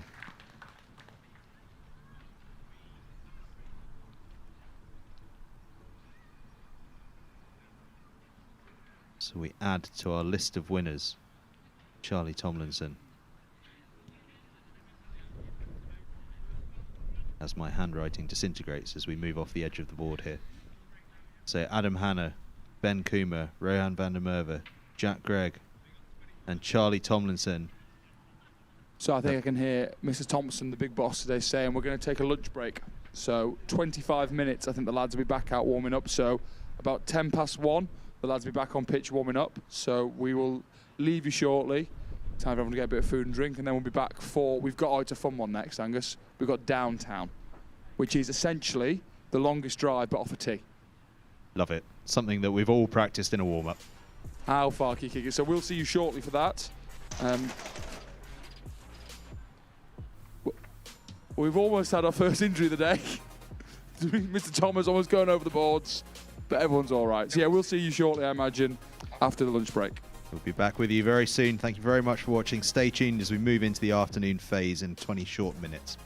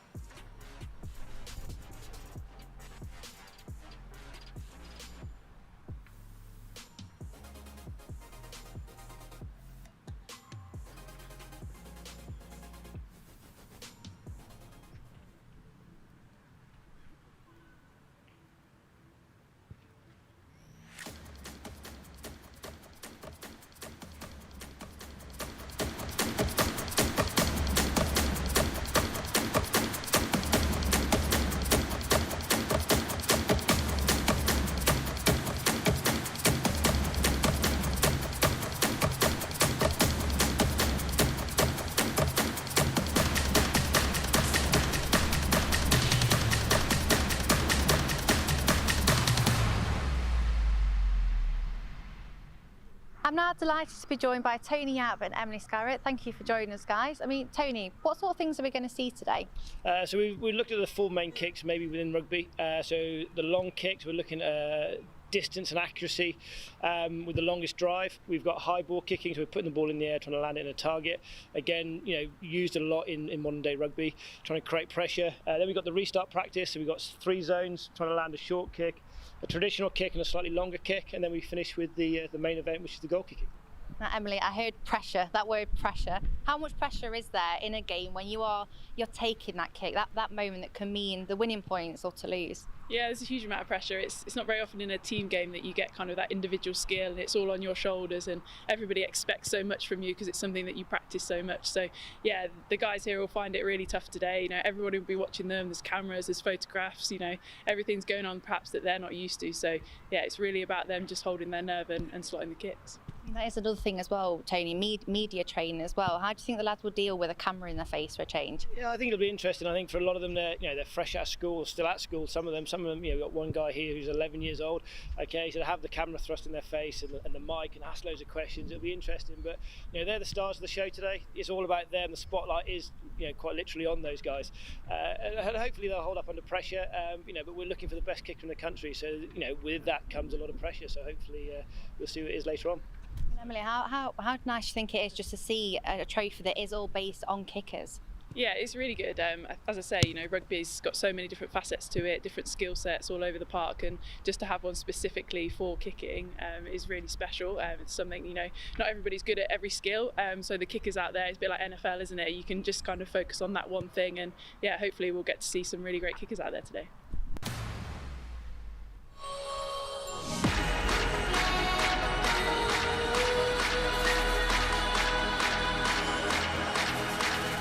Introducing NextGenXV, the new home school rugby. Well, where does this come from? Covering everything the school game has to offer in both the north and southern hemispheres. What a great tackle! It's not good enough.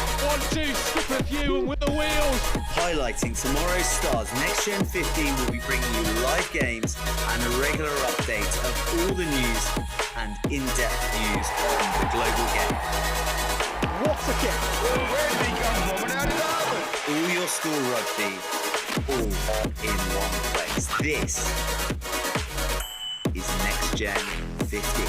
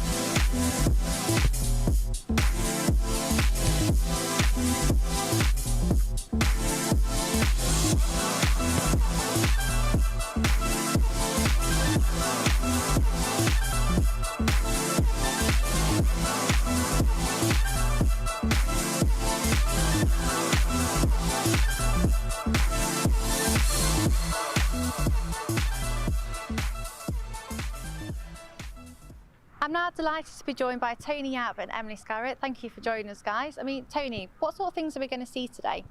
So we looked at the four main kicks maybe within rugby. So the long kicks, we're looking at distance and accuracy. With the longest drive, we've got high ball kicking, so we're putting the ball in the air, trying to land it in a target. Again, used a lot in modern day rugby, trying to create pressure. Then we've got the restart practice, so we've got 3 zones, trying to land a short kick, a traditional kick and a slightly longer kick, and then we finish with the main event, which is the goal kicking. Now, Emily, I heard pressure, that word pressure. How much pressure is there in a game when you're taking that kick, that moment that can mean the winning points or to lose? Yeah, there's a huge amount of pressure. It's not very often in a team game that you get kind of that individual skill and it's all on your shoulders and everybody expects so much from you because it's something that you practice so much. So yeah, the guys here will find it really tough today. You know, everybody will be watching them. There's cameras, there's photographs, you know, everything's going on perhaps that they're not used to. So yeah, it's really about them just holding their nerve and slotting the kicks. That is another thing as well, Tony, media training as well. How do you think the lads will deal with a camera in their face for a change? Yeah, I think it'll be interesting. I think for a lot of them, they're fresh out of school, still at school. Some of them, we've got one guy here who's 11 years old. Okay, so they have the camera thrust in their face and the mic and ask loads of questions. It'll be interesting, but they're the stars of the show today. It's all about them. The spotlight is quite literally on those guys, and hopefully they'll hold up under pressure. But we're looking for the best kicker in the country, so with that comes a lot of pressure. So hopefully we'll see what it is later on. Emily, how nice do you think it is just to see a trophy that is all based on kickers? Yeah, it's really good. As I say, rugby's got so many different facets to it, different skill sets all over the park, and just to have one specifically for kicking is really special. It's something, not everybody's good at every skill, so the kickers out there, it's a bit like NFL, isn't it? You can just kind of focus on that one thing, and yeah, hopefully we'll get to see some really great kickers out there today.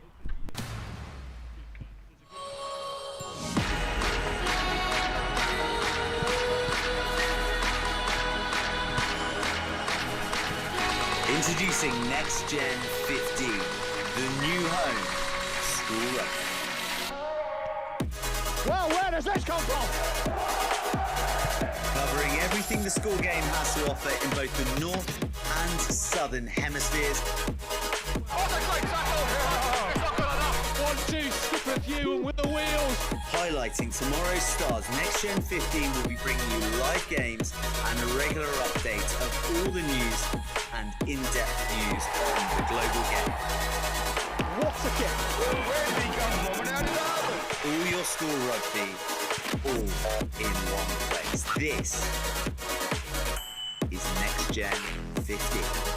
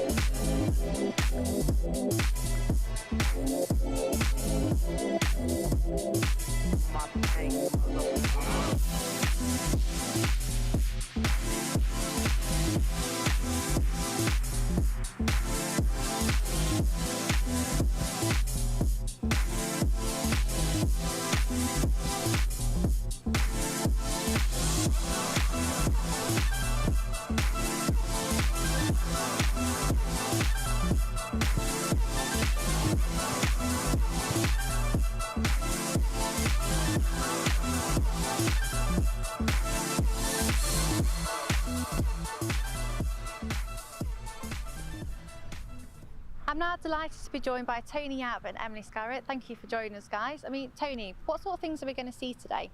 So we looked at the four main kicks maybe within rugby. So the long kicks, we're looking at distance and accuracy with the longest drive. We've got high ball kicking, so we're putting the ball in the air, trying to land it in a target. Again, used a lot in modern day rugby, trying to create pressure. Then we've got the restart practice, so we've got 3 zones, trying to land a short kick, a traditional kick and a slightly longer kick, and then we finish with the main event, which is the goal kicking. Now, Emily, I heard pressure, that word pressure. How much pressure is there in a game when you're taking that kick, that moment that can mean the winning points or to lose? Yeah, there's a huge amount of pressure. It's not very often in a team game that you get kind of that individual skill and it's all on your shoulders and everybody expects so much from you because it's something that you practice so much. So yeah, the guys here will find it really tough today. You know, everybody will be watching them. There's cameras, there's photographs. You know, everything's going on perhaps that they're not used to. So yeah, it's really about them just holding their nerve and slotting the kicks. That is another thing as well, Tony, media training as well. How do you think the lads will deal with a camera in their face for a change? Yeah, I think it'll be interesting. I think for a lot of them, they're fresh out of school, still at school. Some of them, we've got one guy here who's 11 years old. Okay, so to have the camera thrust in their face and the mic and ask loads of questions, it'll be interesting. But they're the stars of the show today. It's all about them. The spotlight is quite literally on those guys. And hopefully they'll hold up under pressure. But we're looking for the best kicker in the country. So with that comes a lot of pressure. So hopefully we'll see what it is later on. Emily, how nice do you think it is just to see a trophy that is all based on kickers? Yeah, it's really good. As I say, rugby's got so many different facets to it, different skill sets all over the park, and just to have one specifically for kicking is really special. It's something, not everybody's good at every skill. So the kickers out there, it's a bit like NFL, isn't it? You can just kind of focus on that one thing, and yeah, hopefully we'll get to see some really great kickers out there today. Hello and welcome to the Alred Trophy, a search for the best under-18 kickers in Great Britain and Ireland. Contestants will be put through an exciting series of kicking challenges designed to showcase their skills and performance while under pressure. Now, if there's one man who knows about pressure, it's Dave Alred, one of the best coaches in the world. He's worked with the likes of Jonny Wilkinson and all-black Beauden Barrett to help reach their full potential. The winner will receive a 12-month scholarship in the Kickers Club and mentoring from the world's best kicking coaches. Kickers have travelled from all around the country to try and win this prestigious trophy in the hopes of becoming the next Wilkinson, Halfpenny or Carter.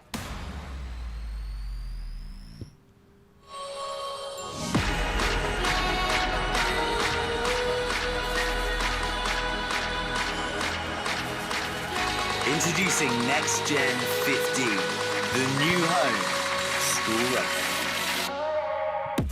Well, where does this come from? Covering everything the school game has to offer in both the north and southern hemispheres. What a great tackle! It's not good enough. 1-2, skip a few and with the wheels.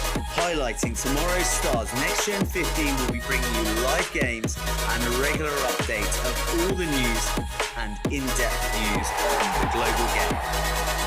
What a kick! Where did he come from and how did that happen? All your school rugby, all in one place. This is NextGen15.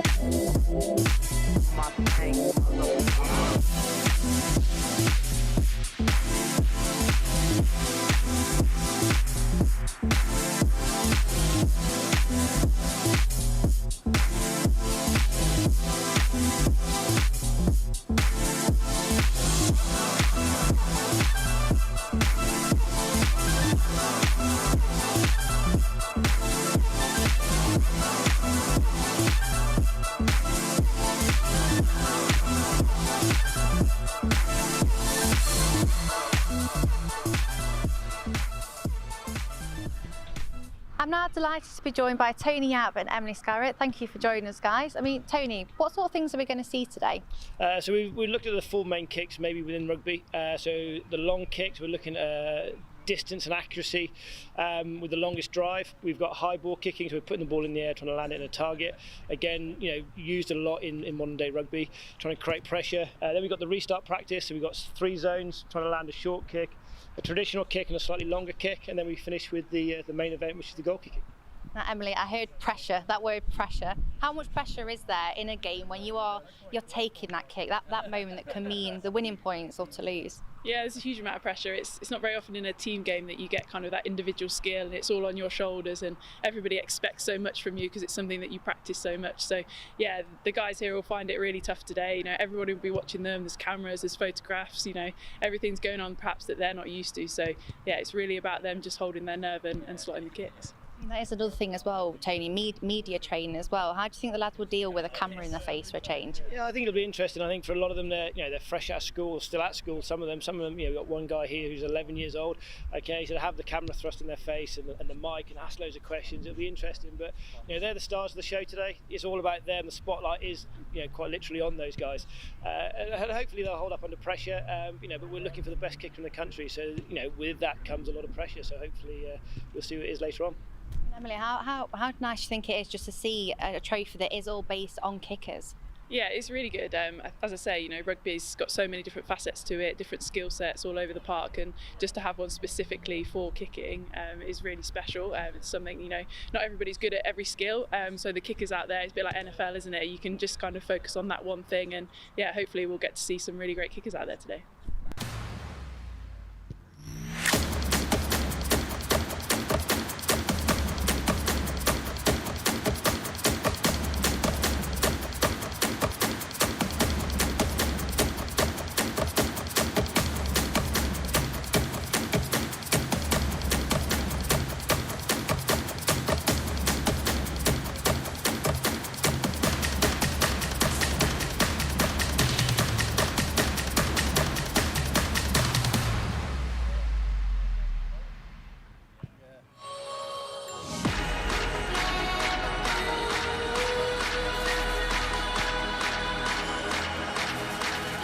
Introducing NextGenXV, the new home school rugby.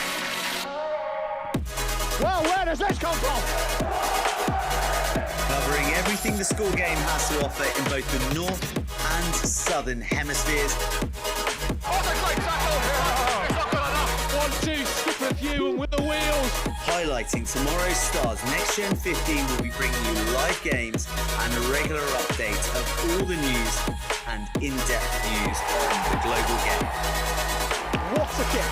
Where did he come from and how did that happen? All your school rugby, all in one place. This is NextGen15.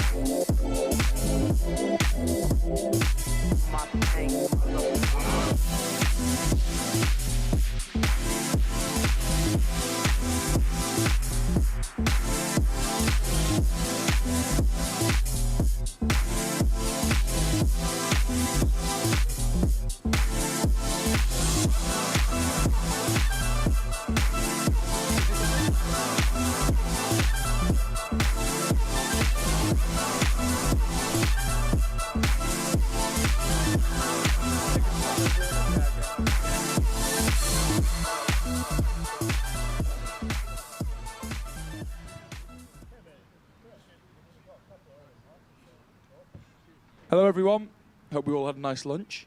So we're going to get back into proceedings here with Downtown. This is my favourite event of the day. It's pretty much exactly the same as the longest drive that we opened up with, apart from it is off the tee. So again, it must land in the 10-metre width between the 5 and the 15 to count, and it's just how far you can kick it. So like, there we go, as shown there, look at that.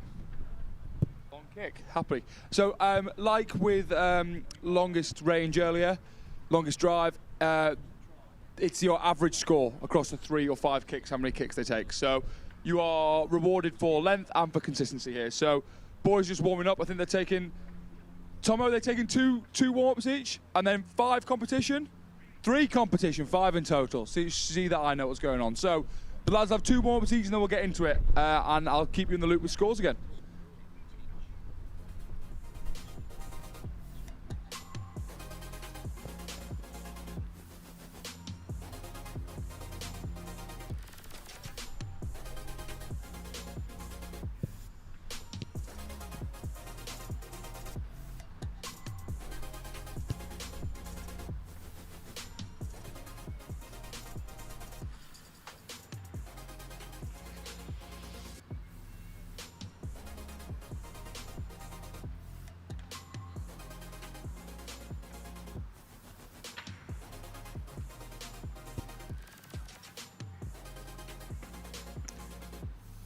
So you join us again as we get prepared to get ourselves underway on downtown. A couple of warm-up kicks just to get ourselves going. These are kicks off the tee. As Charlie's just reminded me before we went live, everything this afternoon is off the tee. Out of hand was so this morning. That's so this morning. We're done with that now. Everything off the tee. This is, I was just saying off air, this is my favourite event. I love this one because it's just... My favourite thing in rugby, apart from mauling, is long-range kickers, who they never get involved in the conversation from 50 in. But you see, I'm talking the Elliot Daly's, Marcelo Bosch's of this world, who as soon as there's a penalty from about 50 to 60, you see like their ears prick up, and they just walk over to the captain. And I just love the old thought of walk up and just.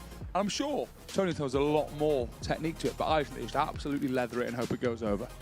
Oh yeah, well you've seen it from the likes of Stuart Hogg. Just looks at it and goes, yeah, why not? Give it a crack. Absolutely love it. But this is what these boys are here for. You know, we were speaking to Ben earlier, weren't we, Will? He's been running things, and it's the whole reason they're here is their ability off the tee. Yeah, I mean the place kicking is the big event. Obviously, kicking from hand is, oh, that's a nice kick. Kicking from hand is obviously a bonus, and it gives you an advantage going into the main event. But these guys train with a ball on a tee pretty much week in, week out.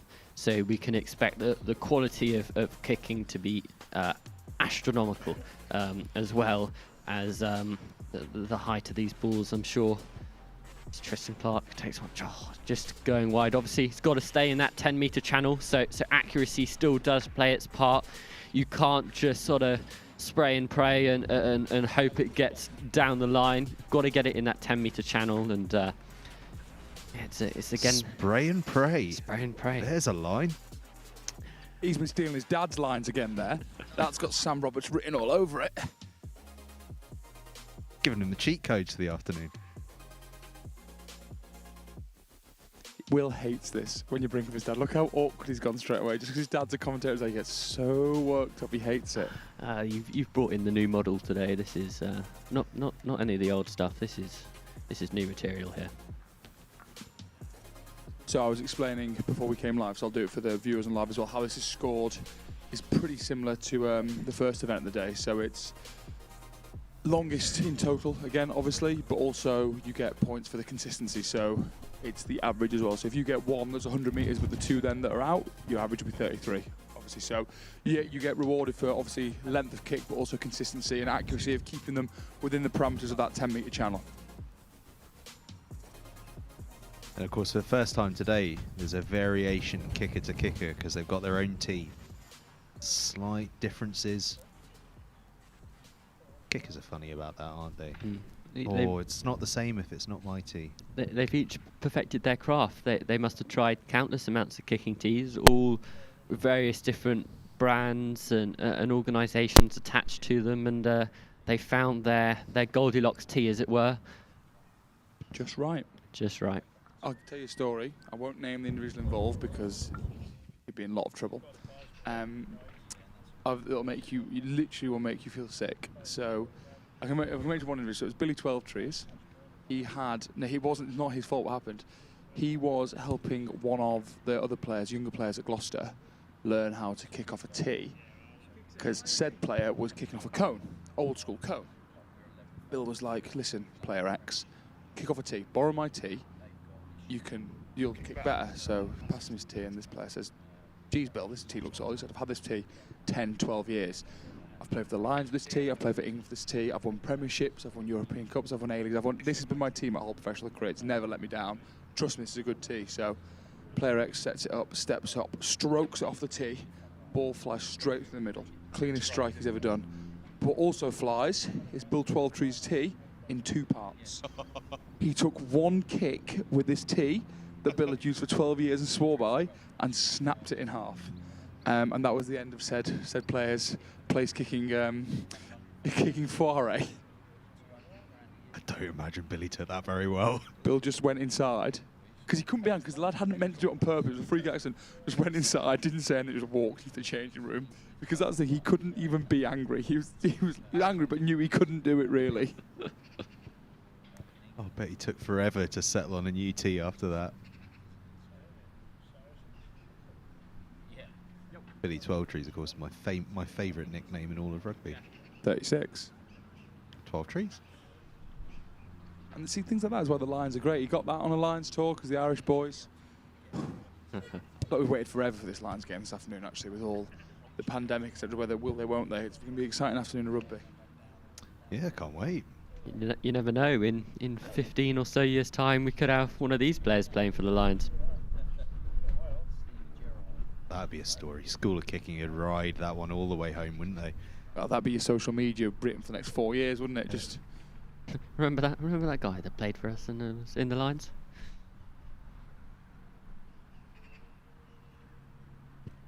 Yeah, Greg. So it'd be interesting to see the technique and the tactics of height here. Does going high help you more, or do you want to go low and drive long, try and keep it down? Because that class is sometimes, again, in cricket, sometimes you see them put huge effort into up, but it doesn't make it for 6 because they just get caught. So it's that height to distance trade-off, I suppose. I think you're looking at that 45-degree angle, between sort of 45 and 60-degree angle, that perfect trajectory that will get you the winnings here. And I think that a lot of these players, obviously, as soon as you get height on the ball, it does decrease your accuracy slightly, but could also be taken by the wind. The nature of the beast, the nature of the wind at the moment is just unpredictable. Well, I genuinely think the wind's turned since this morning. If you see these flags here are kind of going right to left on us, aren't they? When this morning it was all left to right, so that obviously changed everything massively. The wind seems to be, and then the flags under the post are going the other way. So I think the wind is swirling, which makes it couldn't be much tougher as a kicker. Well, I think sat in Murrayfield Stadium, whipping right round it.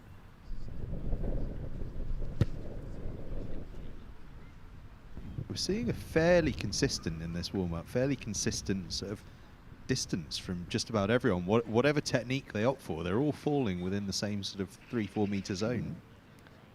How far do you reckon you could kick it, lads? This was you going downtown off the tee. Going downtown. If Will and Angus were heading downtown, where do you reckon you'd end up? I'd clear the 22. You mean this one, I'm presuming, not the 78-metre one up the other end. Give me some new legs, and I'm sure I'd be able to do all right. Because if we say anything good, then we'll get tasked to do it after. Yeah, I'm going to say that I'd probably fall over on approach. I'm absolutely slipping as I plant my standing legs.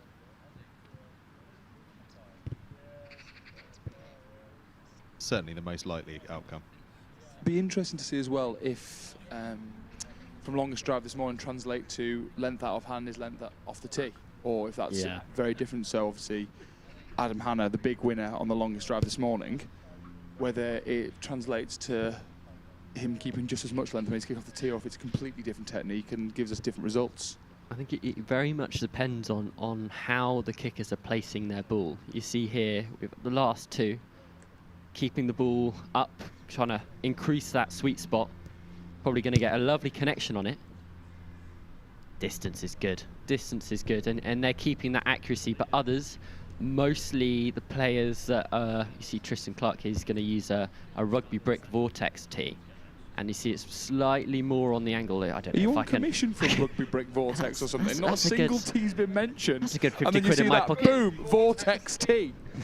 And how do I get that deal? I'll go with all the tees. You see slightly more on that angle. Probably going to get a nice trajectory there, but Yeah, that's that Rugby Vortex tee all over. that's What's this one? What's this one then, Will, Mr. T? this is actually another vortex. Of course it is. I will also condone the use of Van der Moer using the Super T prints as well. I'll make sure I advertise them all equally. My biggest question is why from we're a good 20, 25 metres away from the lads here. How from one look at their tees, you know exactly what tee they're all using? I'm a bit of a tea nerd. I suppose everyone's got their niche. I'm a nerd for tea, but when it comes to like the hot kind that you drink, only Yorkshire for me. These sorts of teas, they're nothing to do with me. Wait till you try Yorkshire Gold. Now you're trying to seduce me, Mr. Savage. Talking about that sort of stuff. We're live on air here. They're all going down the middle. The consistency, you're not seeing many go wide as Van der Moer steps up with his Super T prints. Can we just take a moment to say how nice the kit is, by the way? Oh, Kit Locker have done a superb job there. Kit Locker and Adidas sorting the boys out. They look like they're the junior All Blacks almost. Mm. They do have that look, don't they? I wonder how long was spent. The only thing they've had to sort out themselves has been socks. I wonder how long was spent by each player deciding what socks they wear today. We're seeing a lot of grip socks on show, but some classic. We've got some classic sort of rugby all the way up to the knees, no messing about. I like a hoop sock. I like a hoop Love a sock. hoop sock. Love a hoop sock. I think the big question here, though, is do you go with your highest level of representation sock, sort of lay it all out there, or do you go low key, just a classic white sock? Some have just gone for the classic, just Adidas trainer socks, and well, here we go. Surely, is this favourite? This is your favourite, Charlie, to win. He's my favourite for this event, yeah. I want to Purely know what from- tee he's using, though, Will. I think it's just pure Scottish rubber. My goodness. I mean, it wasn't long. It's certainly the highest kick we've seen today so far, that one. We've got two more. We've got the Welsh lads, Thomas and Kuma, and then we're into the competition here. That's a classic Gilbert tee, isn't it? No, this is another Super T. This is the Carter Extra. Just knows the design as well.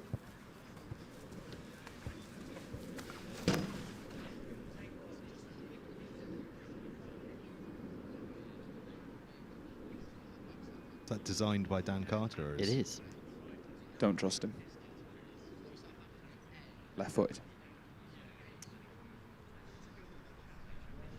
As we build up then towards the official start of downtown, got a few stats for you from the regionals.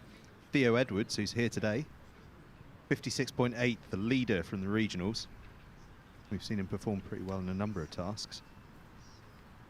Who else have we got? Charlie Tomlinson performed well, 45.6. Jack Gregg, another one. Tristan Clark.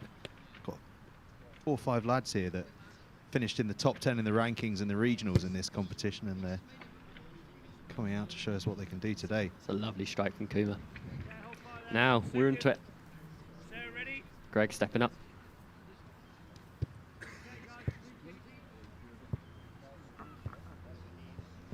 Here we go then. Jack Gregg, already with a win under his belt today.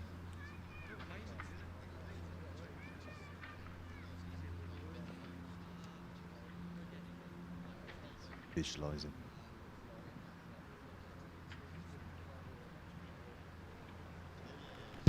Strikes it, looks straight, looks long. Looks good. Good start, bang on halfway by the looks of things.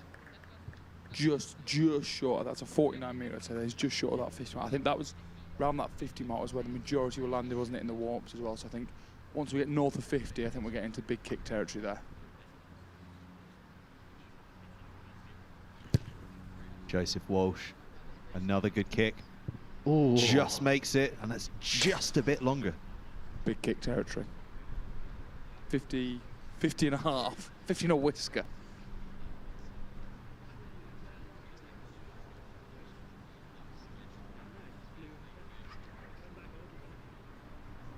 I'm always fascinated by different kickers approach the ball off the tee. Like, there's so many successful kickers as that goes in the mid-40s who use such different approaches, even to the point where there's the classic Wilkinson, there isn't the sitting on the toilet classic, but then you look at the likes of Owen Farrell today, who draws those lines. There was Dan Bigger for a while, had his dance moves going on. Big arena. There's so many different things. It's just such a case of what works for the individual, isn't it? Will Coleman fairly straight on. He's also in that 40+ zone. Who was it? Was it Rob Miller? Is it Rob Miller? I can't remember. The wide stance. Wide stance, so yeah. For those of you watching this on your screens, you won't have seen me attempt to do the splits there. Thank goodness. For the best for everyone. Those jeans are far too tight, Angus. Harrison Greenslade. Oh. Again, we're seeing great accuracy here, and that's something to pick up on when we get to the main event. We're seeing that these guys are able to keep it to within a very tight window off the tee.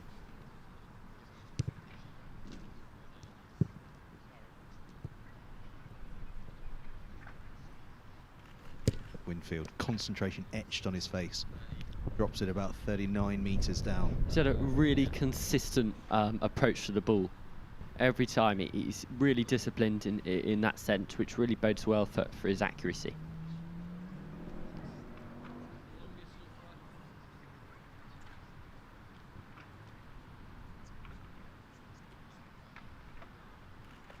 Yeah, a low one.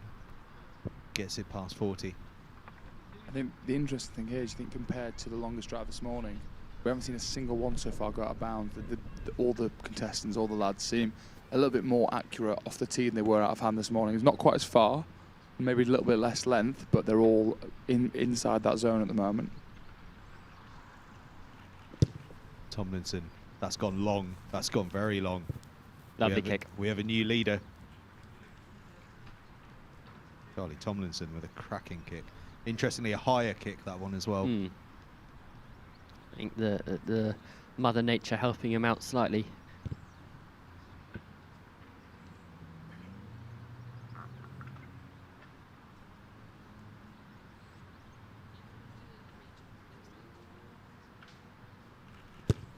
Tristan Clark, looks like a 40+ to me.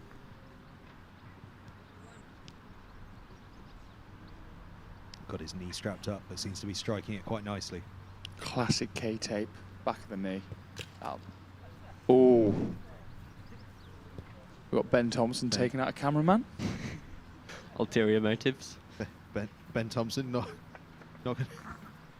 unlikely to be selected for the School of Kicking. But maybe he needs it. Maybe actually he's the next in we need.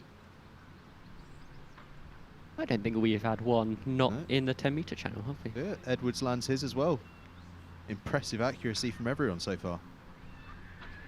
Adlington, good sponsorship there for Skins, wow. Big money deal, I imagine, there. All logoed up. Will Roberts next to me wondering why he hasn't got an endorsement from them to be mentioned. I'll be sending an email.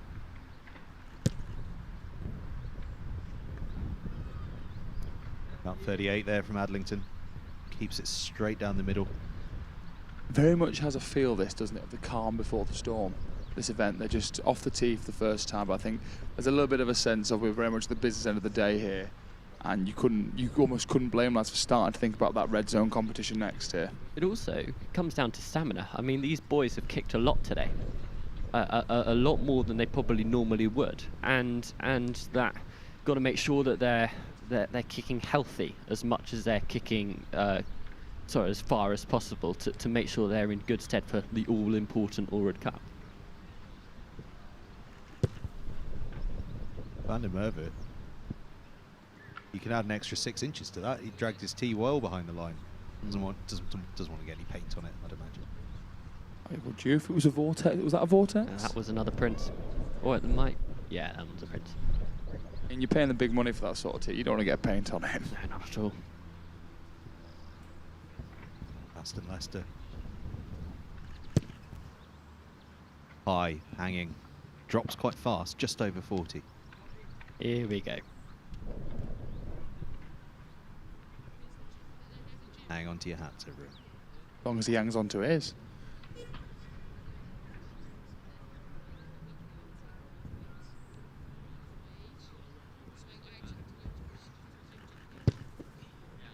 Anna, it's high.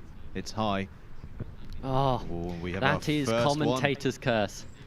I didn't even say him that time. That wasn't even me that time. That's all Angus. First one to drift wide of the day. Reece Thomas up now. St John's College School from Wales.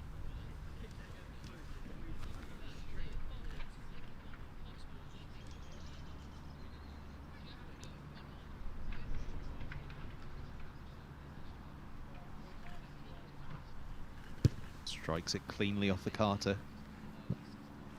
43 metres, 44 metres perhaps. A good opening move. I think because they're all pretty consistent on distances here, one kick going out of bounds is going to be really, really important. You've got to make sure you keep all three in for your average here. One zero is going to cost you.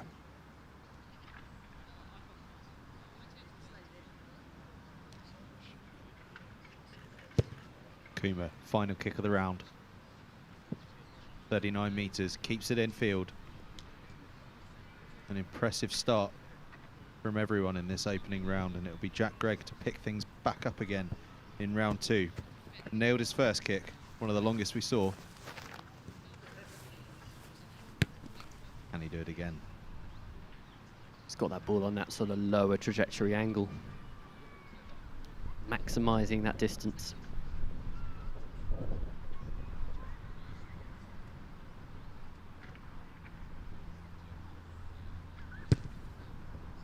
Big. Good strike. Looks big. Bang on halfway by the looks of it to me. Pretty much identical to his first kick, really, which bodes well for accuracy. And almost a completely consistent line as well. That's almost exactly where the first one landed line-wise. Got to fill you for confidence going forward to obviously the rest of this event, but also Red Zone next. If you're feeling that consistent off the tee, striking it that cleanly, you got to be feeling good. Walsh goes big as well. 49 metres. Almost curved back in that one. It looked as though it might drift left, but he's kept it well under control.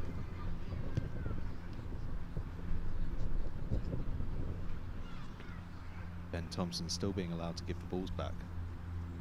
Hasn't been sacked just yet. Friday with a low scudder. That beats his first effort, but just drifts wide.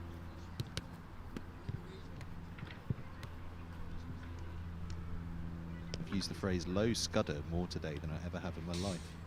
More than you ever will, probably. News in today. Rory Sutherland replaces Wyn Jones at loosehead for the Lions. A late injury replacement. That's 4 Scots in the Lions test team.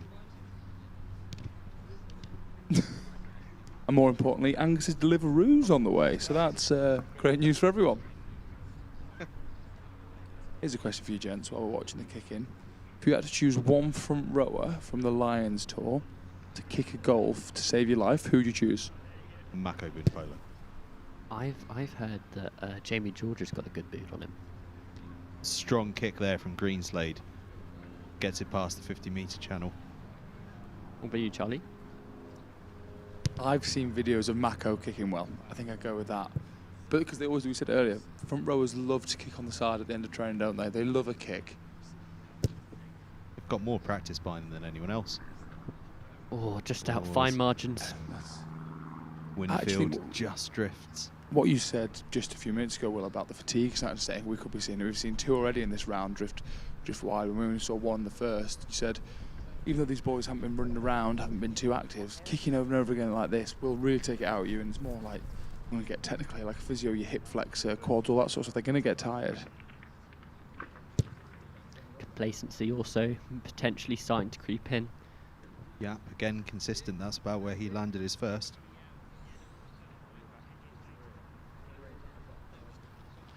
Yeah, I'd have pulled my groin by now, for sure.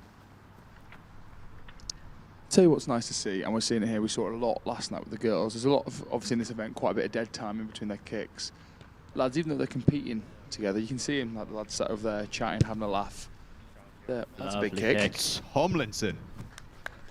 Outstanding. He had the lead already, but he's gone and extended it by a good 2-3 meters there.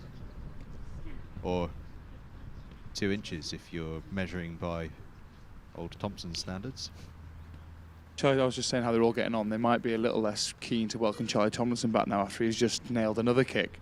But no, it's that sort of spirit of rugby, and also I think there's definitely a shared understanding here that I know the School of Kicking Kickers Club talk a lot about only kickers know. They can talk about how it feels to be under that pressure that other people won't understand. Oh, that's just out, I think. Just like in rugby, the line is out. Yeah, it's nice to see that even though they're competing together today, the lads are all chatting and getting on and hopefully building some sense of community between the kickers here, which I think is a lot of what School of Kicking and Kickers Club want to achieve. Edwards, that's a big boot. Soars into the lead. Edwards with a big statement there. We still haven't got near the record, it seems. Those orange cones are indicating who has the overall biggest drive. Well, covering the biggest drive from the regionals is indeed Theo Edwards. 60-meter kick was his best effort and an average of 56.8. Wow.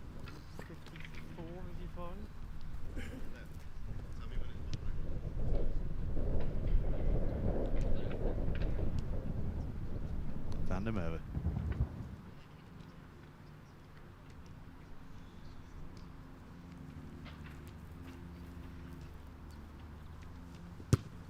Two steps, low, clears 40.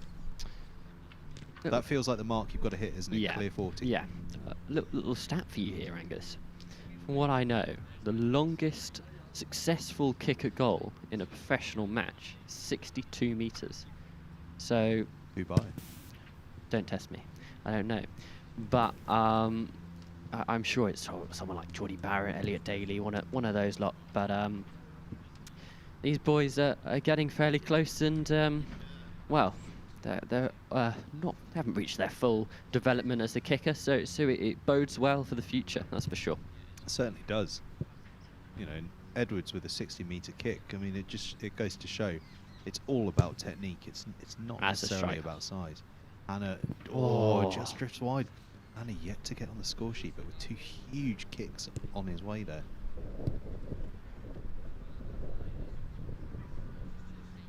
And now, for someone like Hannah, he knows he probably doesn't have the accuracy in the bag. Missing the first 2, you've got to go all out on the third. Gives you that sort of that opportunity to just absolutely leather it and see if you can get towards what seems to be about 56 meters, which is the record at the moment. Thomas, 2-step run up.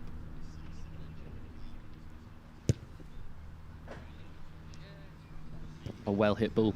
Good strike. Solid 45, 46 meters there.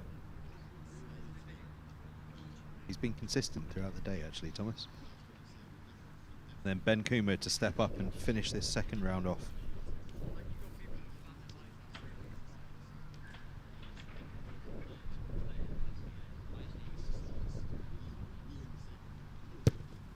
It's a good strike.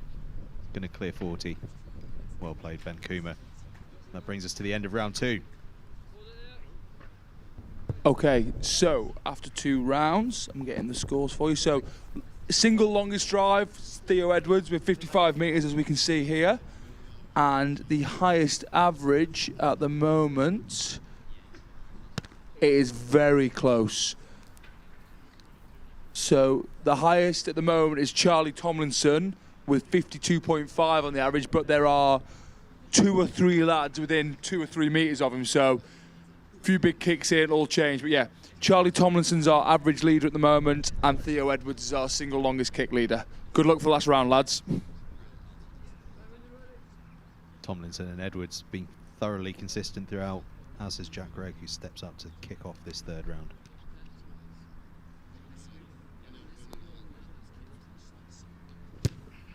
It's a big one. It's another massive kick straight into the lead on length. What a way to start this third round off.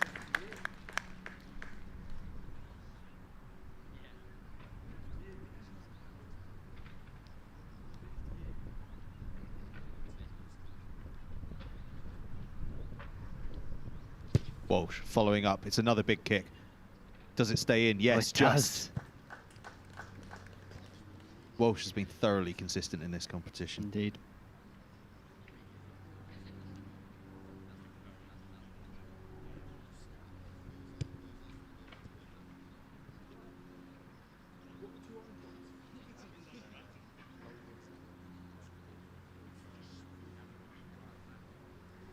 Friday, 2 years younger than Walsh, yet still clears 40. Superb. Friday is part of a group at the moment who may not be hitting sort of your top high 50s here, but he's consistent. He's managed to hit it down the line, and that really bodes well for the all-important Aldred Cup. And we have to acknowledge that on these tests of length, age does come into it. I mean, we have a broad range from 13 to 17 here in terms of the age spread. Yeah, for some guys, it's a hell of an ask to try and compete on length. But when we start coming down to the accuracy of the main Alred Trophy into the red zone, that sort of stuff goes out the window. It's just about accuracy and performance under pressure.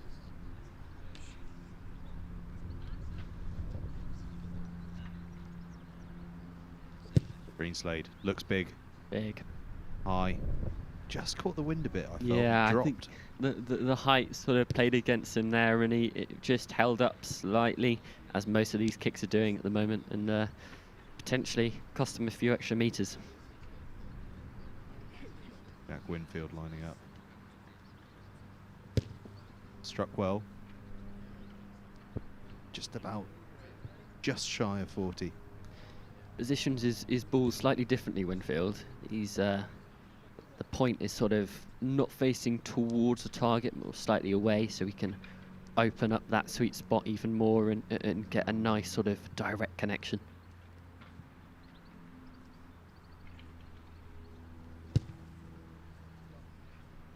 Yeah, clears 40 straight down the middle. Couldn't have been more down the middle.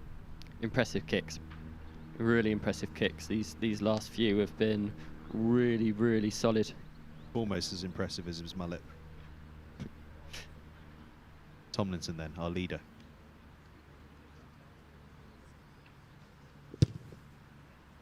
That kick is not going to take the lead away from him, that's for sure. Probably put him fairly close up in that sort of consistency average leaderboard as well, and that could bode really well. Tristan Clark now sporting the one up, one down sock technique.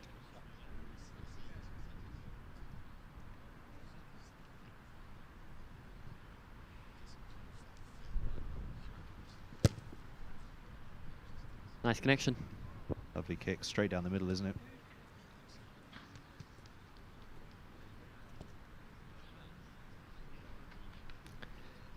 Down to the final sort of 6 or 7 to make their kicks.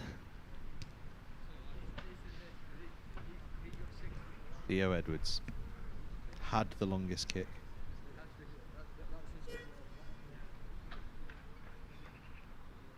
Get it back. It's certainly big. Is it straight? Yes, Ooh, it is. Nice. Certainly done his average, no harm there at all.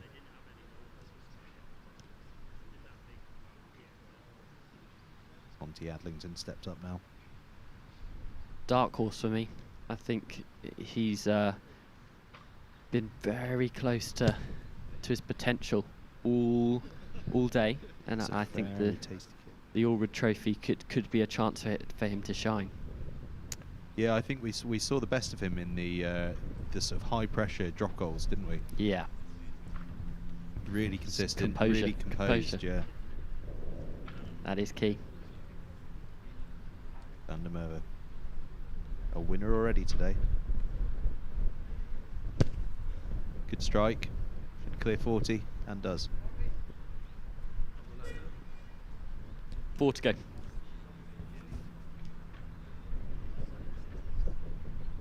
Aston Lever, the Midlands champion. Look out for him in the red zone. And indeed Gives here, it. that's a big kick. Gives it a right welly. Drifts in, clears 50. Brilliant from Lever. Adam Hanna still searching for his first kick into the field of play. You've got to think if it's in, it's probably going to go quite far.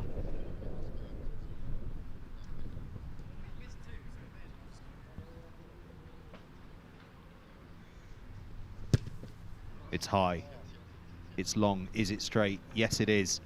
Yes, it is. Great kick.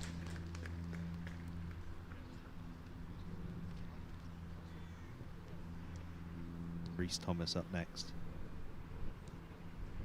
As we've said throughout, he's been kicking consistently. He has indeed. Sets up using a Carter tee. Yes, this looks like a Carter Extra. A little bit more height. I'm baffled.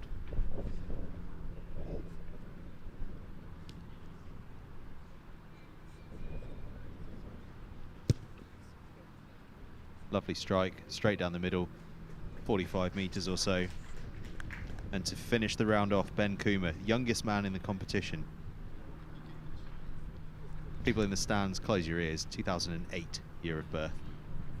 Ooh, that even makes me feel old. Thoroughly depressing.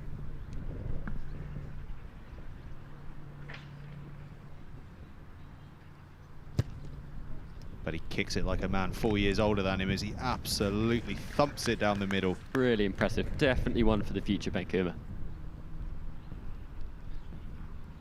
1 year old on the last Lions tour. South Africa.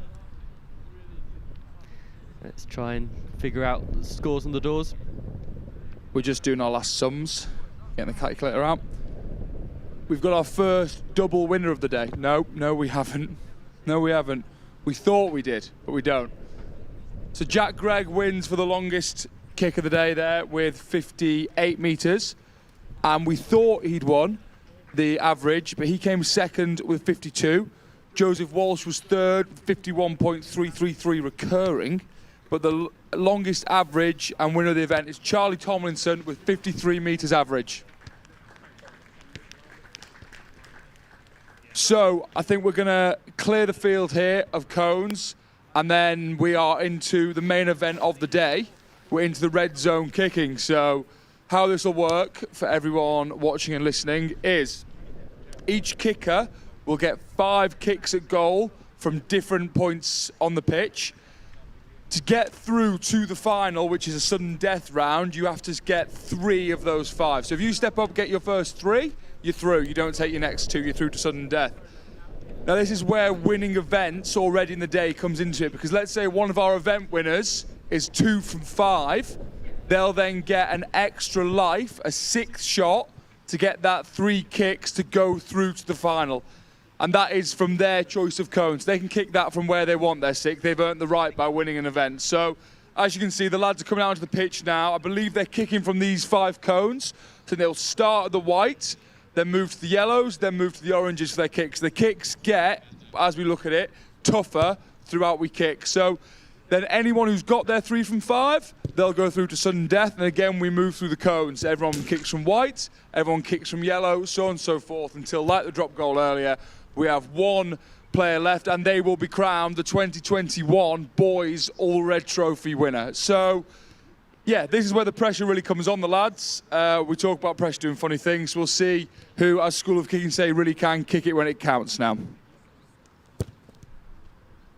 Big thing to remember here. This is what all these lads are here for. None of that, all that other stuff, yeah, it's great, but this is what it's all about. This is what they're here for. This is what they're good at. They all got here by performing in this competition in the regionals. I was just over there speaking to Tony Yap as well. I was talking about how we really need to mention again the massive age difference between some of these players. There's some lads here, the younger lads who are 14, 15, they've got 3 more cracks at this. They've got 3 or 4 more years they can come back. And we've got other lads who are 16, 17, where they may only, first off the post, they may only get 1 shot at this. So even more pressure on those lads because, yeah, there's obviously the age cap on this is under 18. They only get 1 shot. Yeah, and this is where almost that age gap starts to narrow in a weird way, in that we're down to accuracy now. Those longest drive downtown competitions, that's tough when you're competing against a guy 4 years older than you. Here, accuracy, performance under pressure, that's all that matters. I think as well, the tough bit here that maybe lads might not be used to is, if you, let's say, you think of the biggest pressure kick you can think of is probably that Jonny Wilkinson drop goal, 2003 World Cup. If you take any last-minute kick, you've only got a minute max, really, of knowing this is about to happen and getting yourself ready for it and getting in your own head about it, whether that's a 78th minute penalty to win a game. You have to get that over in a minute. That drop goal, you might only work it for 3 phases in a minute. Here, lads know it's coming. They've known this is coming all day, all week. They will have been thinking about this. And now they're going to go and stand in those cones behind, by the flags, and watch everyone else knowing that it's them up next. There's a lot of time to think a bit too much about this, really put the pressure on yourself, and it's who can deal with that best, who's gonna not get inside their own head best here. Well, we see it so often in penalty shootouts in football. That walk from the white cones up to the kicking cones, that's a tough walk. It might only be 15, 20 yards, but that's a long time to ever think about what you're going to do with this kick.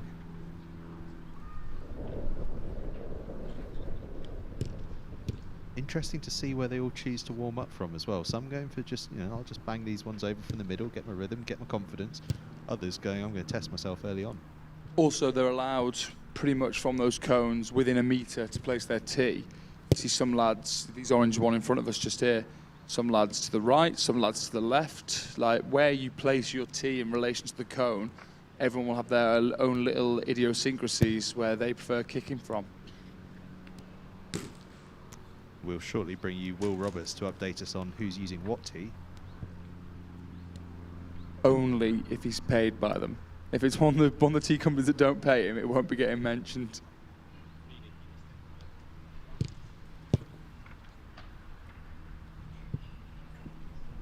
Just been informed there that we had a little bit of false information just to make us all feel even older and even less like we're achieving things. Ben Kuma, who's been one of the standouts so far, he's an event winner, is 13 years old. 13. I could have done without knowing that, actually. That's incredible. So there's lads 4 or 5 years older than him here, and that's the thing, like, Ben won the average for the longest drive. That surprises me. As the youngest in the field, he won the first event of the day, he won the average competition on that. So where we thought age would probably play more of a part, and obviously growing up, being more developed, Ben's right at the front of the field there. It's the boy from the valleys. Good of you to join us again, Mr. Roberts. Where have you been? I've been... You've been promoting your own channel, haven't you, rather than ours? You've been doing the channel stuff for yourself. Yes, I have been doing stuff for my own channel. We're a team here. Okay, Beckett, no need to... What's he doing? You'll see. When he leaves us, he takes his Northampton Saints top off, and boom, there's his young rugby polo, which is Will Roberts' own brand. Give us a follow. Always got to be promoting, Charlie. You've always got to be promoting. It's not going to promote itself. It's not going to promote itself. I'm just here for the love of the sport, lads. I just love rugby. That's why I'm here. Aren't you on a lot of money? No. Championship? No. Yeah, championship rugby player. Fair, yeah, they offer me a lot, but I'm a championship rugby player, so I don't need it. Take cuts. That's a whole different conversation, Will Roberts, and not what we're getting into today. These lads are still, they're young, they're ready to go. They aren't twisted and bitter and old like I am, 10 years at the coalface. These lads have got it all ahead of them. We haven't got a spare 4 hours to discuss salaries. To be fair, we might, if these guys, I mean, not many of them are missing at the moment. This sudden death could go on for quite a while. We've got 18 competitors, and yeah, I see this going right down to the wire. tell you what was a really interesting one yesterday with the girls, and I believe happened with Josh Bellamy winner last year, was so you'd think the first 2 kicks are the easiest because they start from in front of the posts. I know Josh last year and one of our competitors yesterday, a girl called Ellie Redfern, who made it through to the sudden death, both missed their first 2. Huge pressure on, missing you out, nailed their next 3 from tougher cones. So that'll be interesting if any of that happens today. I don't know if it's maybe a slight bit of complacency from the lads. Most of these lads, like we said with the drop goals earlier, they will nail kicks from in front of the post in their sleep. So seeing people miss that yesterday and last year was very, very strange. Yeah, well, it's pressure does funny things to the mind, doesn't it? You know, we've all seen it across the various sporting spectrums that we all watch. You see some very odd things. Oh. Some good ball striking out there. Hannah just consistently. I feel as though we should have some further away cones for Hannah, just to test them a little bit for a bit of fun. Honestly, it's firing them over and testing how far our ball boys can run, getting their Fitbit scores up.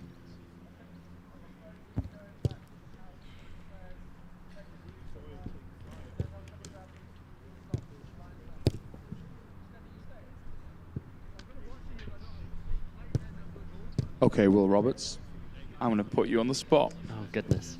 Who's winning? Oh no. Look, I honestly think, and this will sound like I'm going sitting on the fence so much that my backside might start hurting, but I think it could go any way. Yes, Will, it could. And I want you to say which way you think it will go. Ooh. I honestly, I'm backing Yap.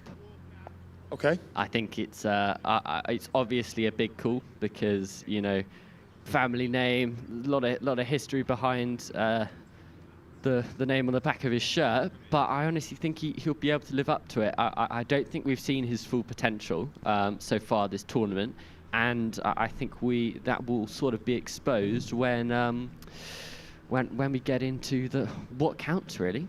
What about you, Charlie? Go on. Well, as you said, I think it could go anyway. No, I think I've been hugely impressed with with everyone, but Will Gregg, I think, has been consistently up the top there.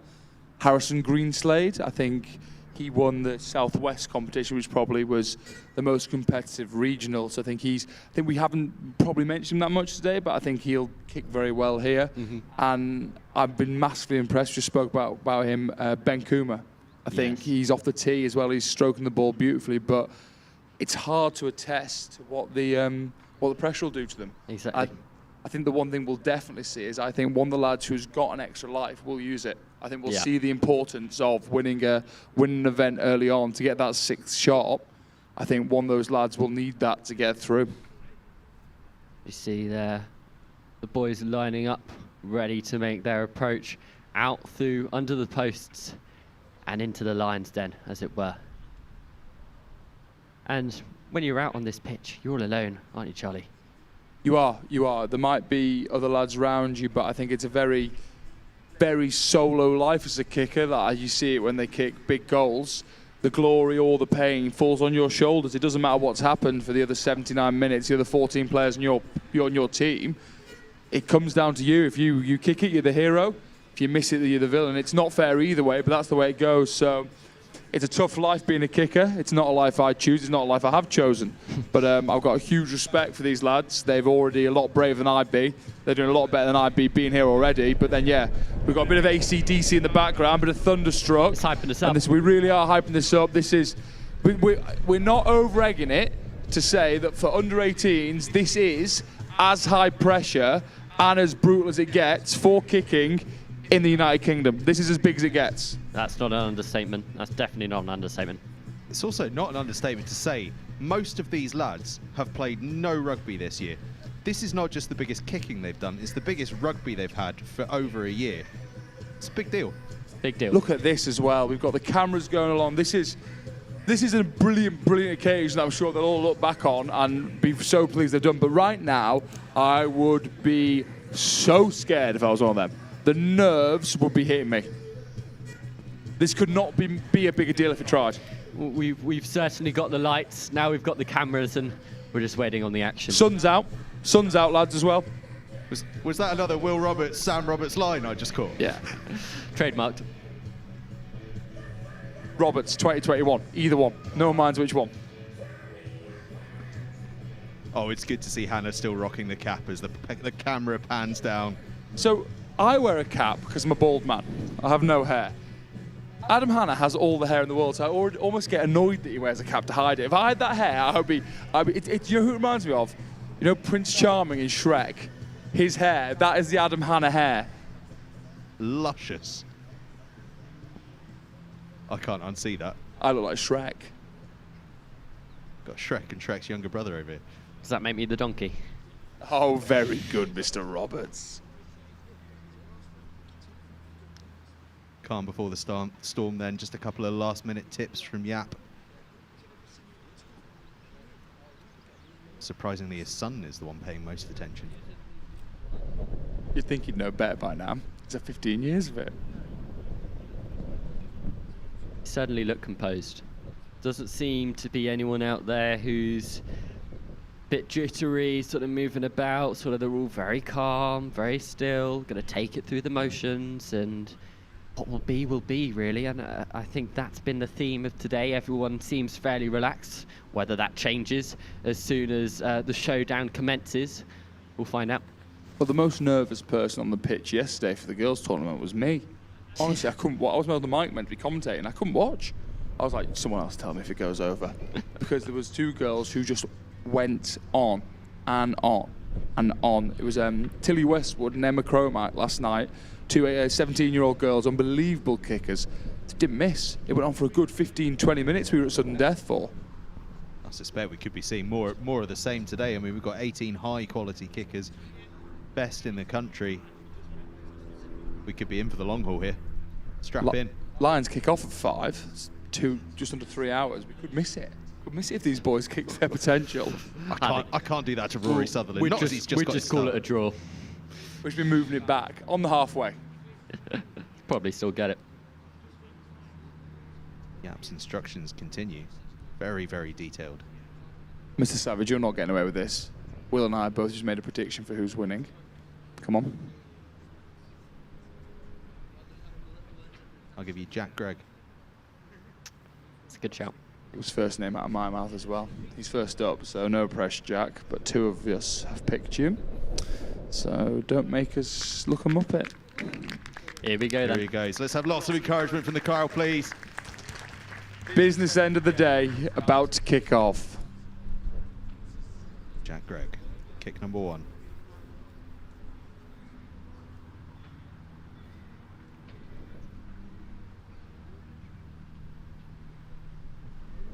The old stride back and walk forward technique.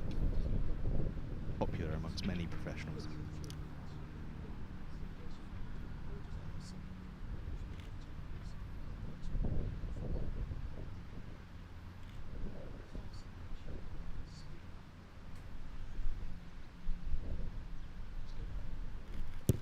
Strikes it well and through. Wave of the flags. Could we have found any bigger flags for the lads to wave behind the posts? They will definitely know if it's gone over. Most of Nottingham will. It's all about that branding. Get the branding out. What I like as well is that for the drop goal, it was just an arm up. We've gone no. Guns. This is red zone kicking. Get the flags out. Joseph Walsh up second, left-footed kicker.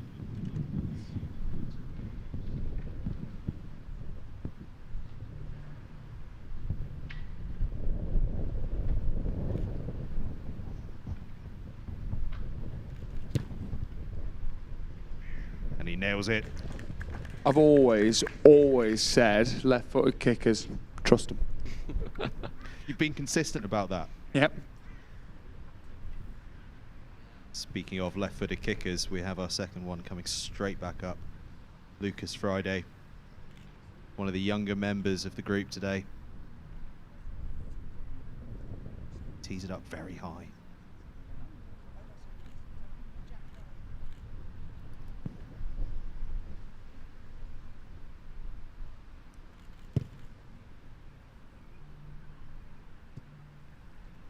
It's just crept sideways a little bit. Flags unraised. And as we said a lot today, that's that pressure. I'm sure that's a kick that Lucas would expect to get from himself, probably most times, but probably this is as high pressure as any of these lads have kicked under. Winter then, he's seen the first kick missed so far. Can he land his? Strikes it hard, high, straight through the posts. Flags up before it's even gone through.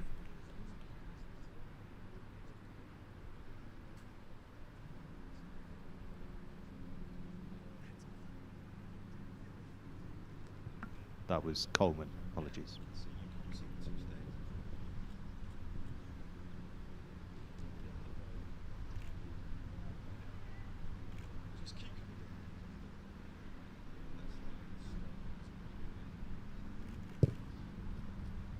Clean strike. Greenslade nails it.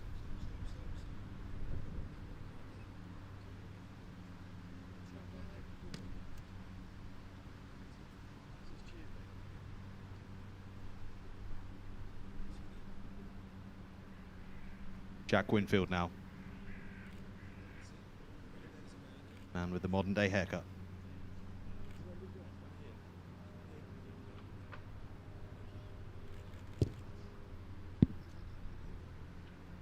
Just wide. But most importantly, for the next gen crew, Deliveroo's just arrived. Most important news of the day. Okay, Lucas Yap up now.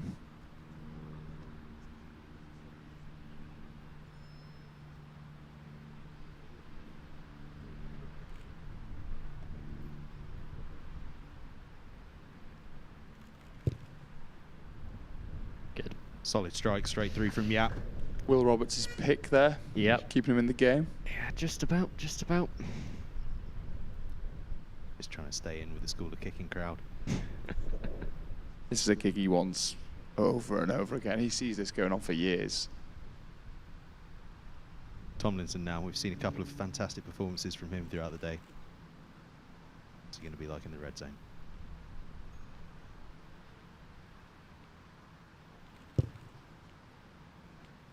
Low, hard, through.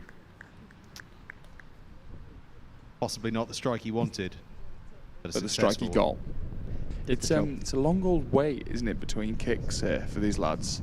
So, as I said earlier, it's a lot of time to overthink things, to worry, to let the pressure build up. It's brutal, this.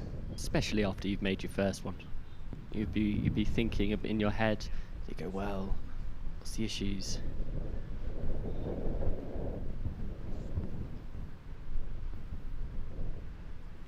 Tristan Clark, a little chip straight Almost through. casual.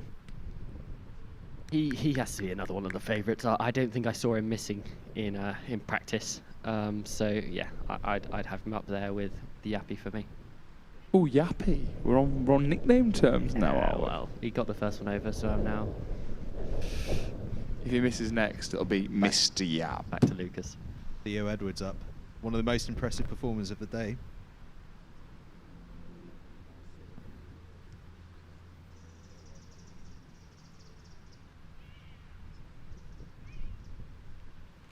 Some fries have just arrived. Good news.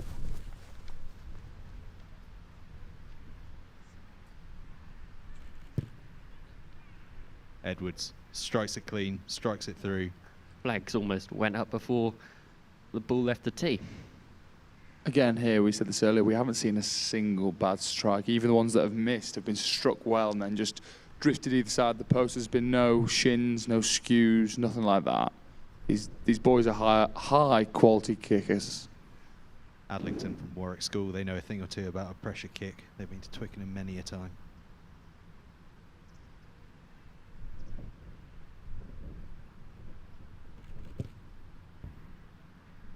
Floats it over, high hanging through.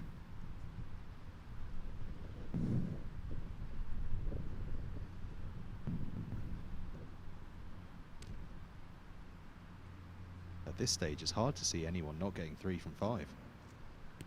Especially with those bonus lives that various members have who won. Talking of that, here's Van der Merwe.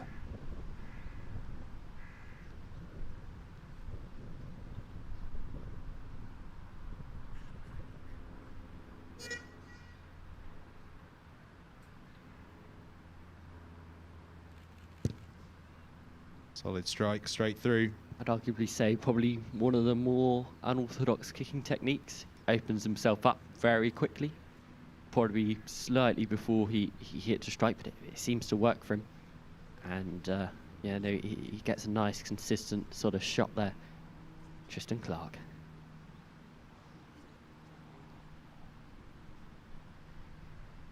Aston Lever, another one of our regional winners.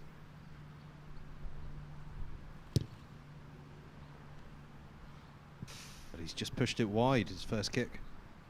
I think Aston there, I think the shortest time from placing the tee on the ball and kicking it, you see a lot of the guys come back, take quite a second, take quite a minute almost. Like you've got that full minute in a game, haven't you, to compose themselves. Ball straight down, almost straight off the tee. Adam Hanna now, Scotland's only competitor.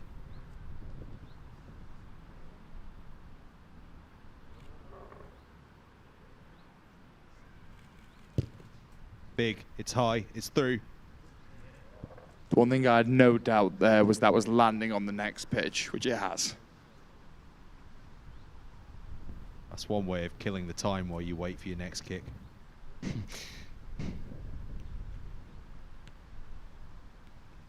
Reece Thomas now, one of the youngest in the field.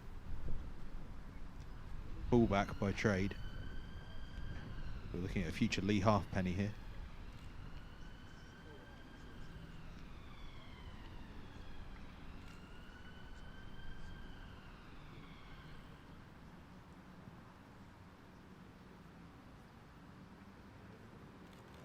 Three steps, bang, through. Very regimented run up. Almost looks like he's waiting patiently for a bus. And then steps out of that. Holds his hands out towards the ball. Keeps himself centered and composed. Strikes it really well.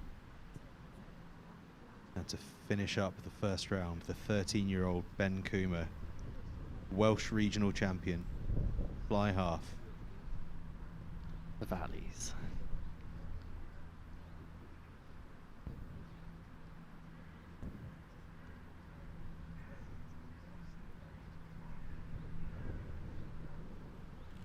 A clean strike, and it's straight through. Dare I ask you two gents what you were doing when you were 13? Well, it was about 2 years ago for you, wasn't it? Will? 3. Yeah, no, I definitely wasn't kicking at this caliber, that's for sure. It was what, 32, 33 years ago for you, Angus? And the rest. I am but a mere 33 years of age. Yeah, World War II. Okay, so here's Will Gregg starting the second round for us.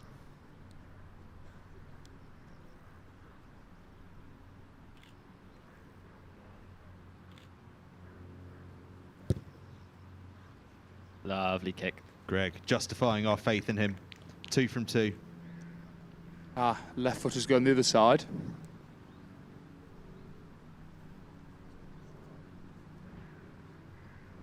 Walsh has very quietly but efficiently gone about his business today. Performed really well without sort of ever being in the lead in any particular competition. He's always been in the hunt.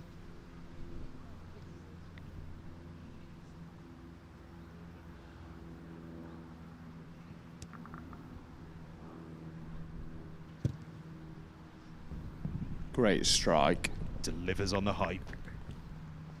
2 from 2. Friday looking to make amends after a miss in the first round. Can he get on the score sheet in this second round? A good conversion here would be crucial because you don't want that pressure of having to get your final 3.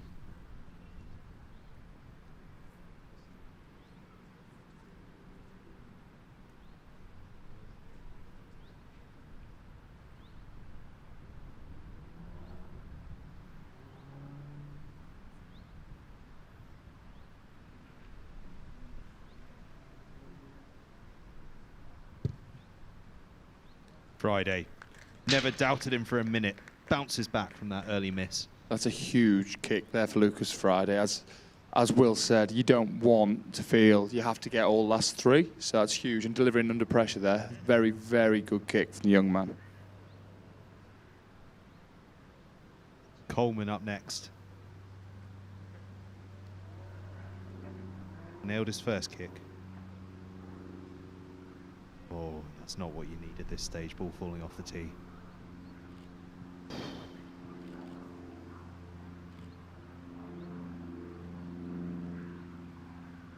Steadies himself though, takes his time.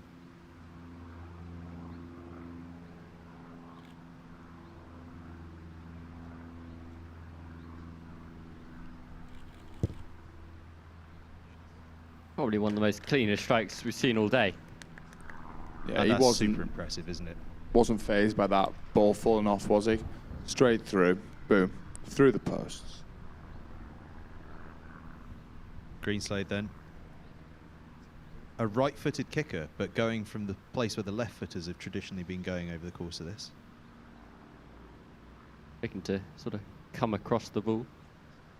Obviously.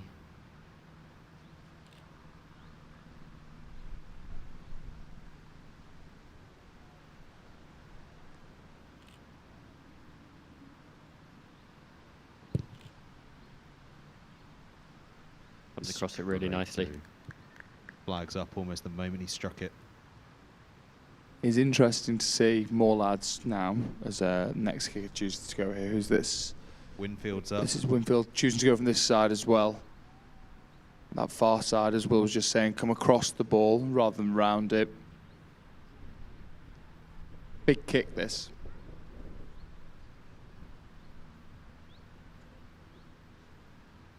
Taking his time. Straight through. Well played, Jack Winfield. A nervy opening kick, but he's back in the game. Yappy is up next.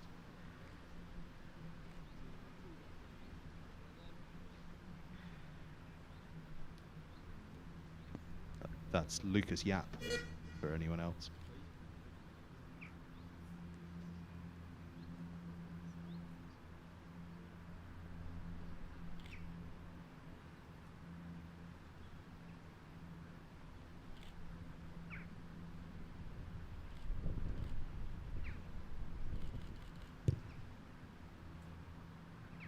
Oh, and he's low and pushed it wide.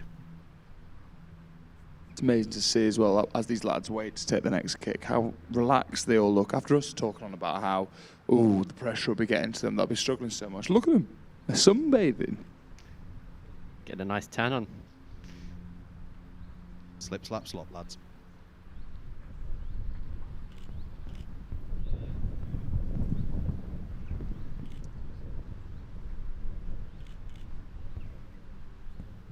Tomlinson.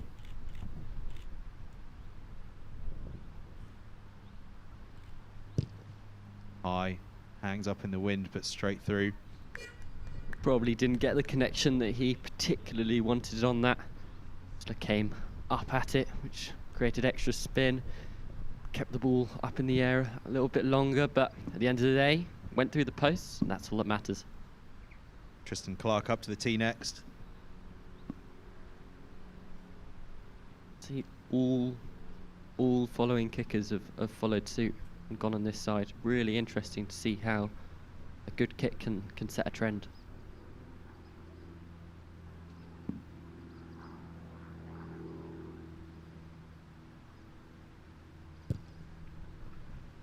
Straight through from Almost Clark. casual from Clark. Another that's gone about his business very well today. Yeah, exactly. Edwards with the mind games now, moving to the other side. Making a statement. It's what we like.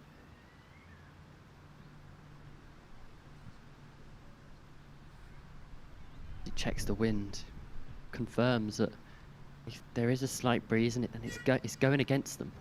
So Hard to notice from those flags there as well. Important to get the grass up. it's got to check.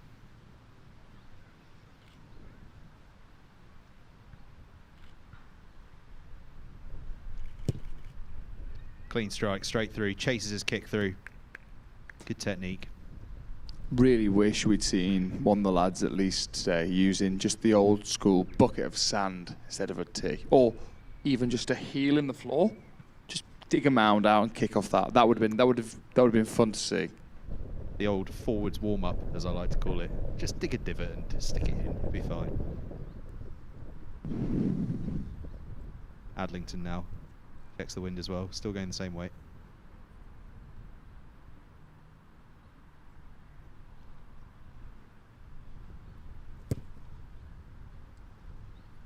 Straight through. 2 from 2 for Adlington. I think it's really interesting to see the variety on how quickly these boys are approaching the ball. A lot of boys are sort of running up with a bit more intent, others taking 1 or 2 sort of calm steps, and as I've always been told, it doesn't matter, you can run it all the way back from London and strike the ball, but it's all about the ball strike. It's all about the ball strike, and that's what these players are focusing on now. Van der Merwe with his sideways approach. 1 step back in, 2 steps back in.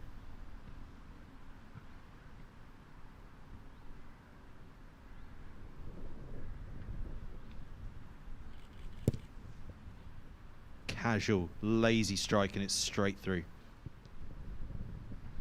Again now, big kick for Aston Lever. Unfortunate miss in the first round. This would be good to settle the nerves, get this one through. You don't want, as Will said earlier, the pressure of missing your first 2. Although as he said, winner last year, Josh Bellamy missed his first 2. It makes every kick sudden death then from then on.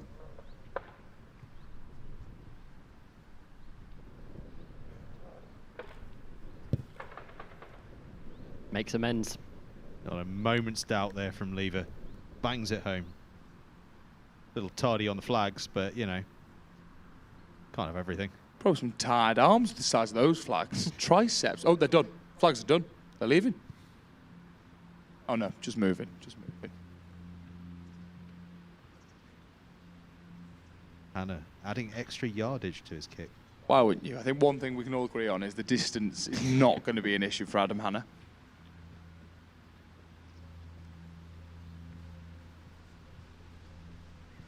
Long run up.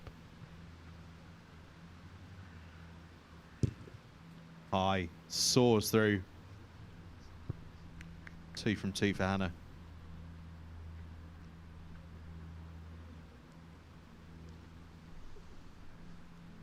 Onto the 2 Welsh boys. Good pair of black boots here. A little bit of red on your Nike swoosh, that's okay. I'll give you that.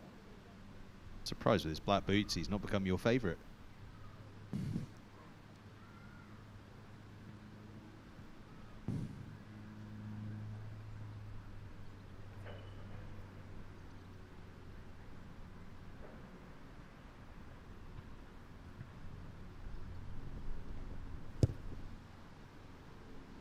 But who needs multicolours when you can strike it like that, straight through. 2 from 2 for Thomas. Might be about to say something really obvious here. Could also almost go without saying, but these boys are really good at kicking, aren't they? Like, I know we've seen it throughout the day. There's been lots of good, but the quality of this place kicking has been phenomenal. This is not easy what they're doing. They're making it look that good. But these are tough kicks under huge pressure. We've seen them being missed at Premiership standard, and that just shows the level that we're playing at here. Go so far as to say they're some of the best young kickers in the country. Kuma.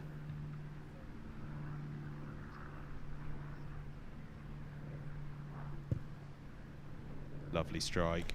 Lovely strike from Kuma. 2 from 2. And we head towards round 3. And so far we've only had 4 kicks missed throughout the entire competition.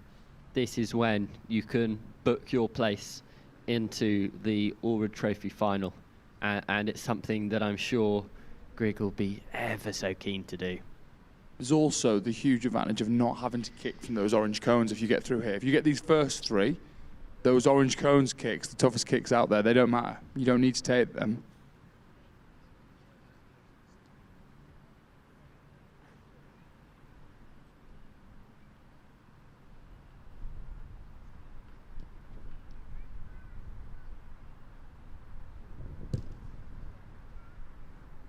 just pushes it wide.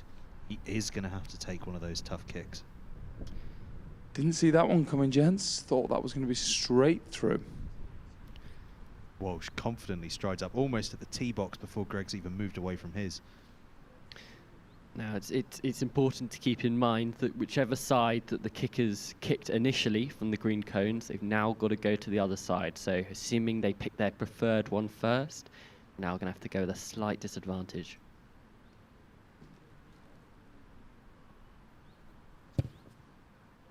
Walsh, it's high, it's through. It's no problem for 3 Walsh. from 3 for Walsh. There's our first man in the Alred Trophy boys final.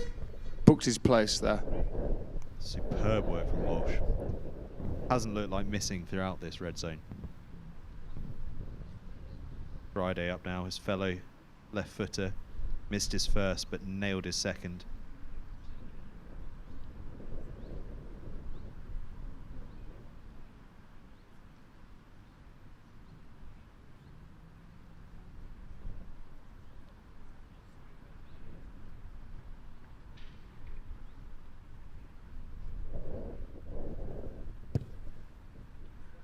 Clean strike straight through. 2 from 3 for Friday. Massively takes the pressure off his wider kicks. He only needs one of them. Coleman up now. What sort of tee is he using? So you keep on catching me on the Prince. Or it might be the Duke, slightly lower than the Prince.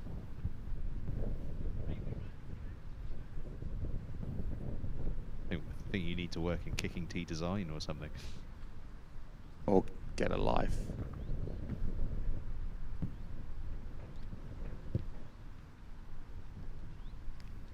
Coleman That's straight good. through. 3 from 3. He's through as well. Coleman and Walsh have booked their places. Be interesting this, isn't it? Because as much as you want to get 3 from 3, you want to get yourself through, not have to take those wide kicks, full of confidence. You actually now have a longer wait, so you've got to sit there and wait now while lads who have to take their 4th, 5th kick, potentially a 6th, take them. So whether you get out of the groove, how you stay warm in the zone is very interesting. Greenslade then.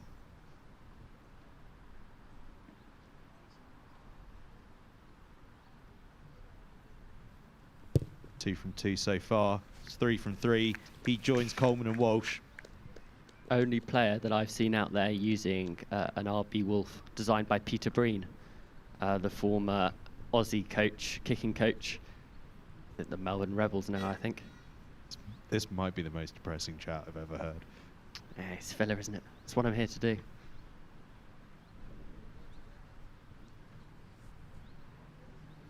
Winfield now. Missed one, landed one.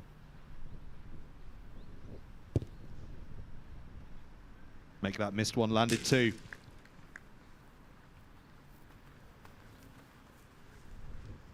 Lucas Yap next up.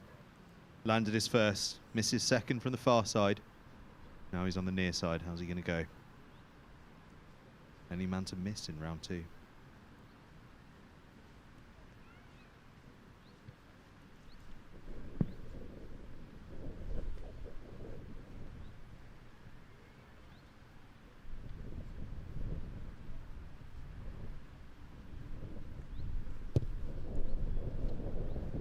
Makes them end in round 3 though, and he's 2 from 3 in the first 3 rounds. That's again another confidence booster. That's the thing. Missing 2 in a row is a tough spot to dig your way out of. It's important to Exactly. get straight back on the horse after you've missed one. Little pat on the back from Dad as well. Good job, son. Tomlinson up next. He's another that's landed his first 2 kicks.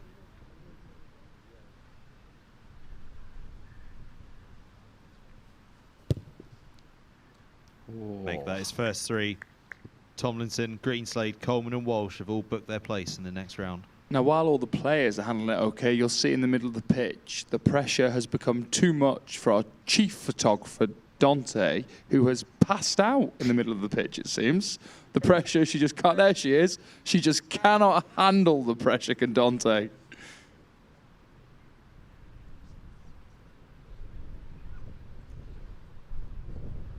Tristan Clark now, 2 from 3. 2 from 2, sorry.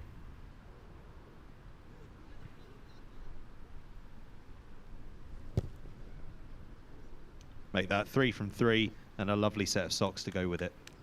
We love a hoop. Are we going to have a 19-man sudden death here? Still be possible. It's feeling that way, isn't it? If we want to see a miss, we may have to drag one of us 3 out there. What tee would you use? I use the Carter Extra, I think. Theo Edwards next up.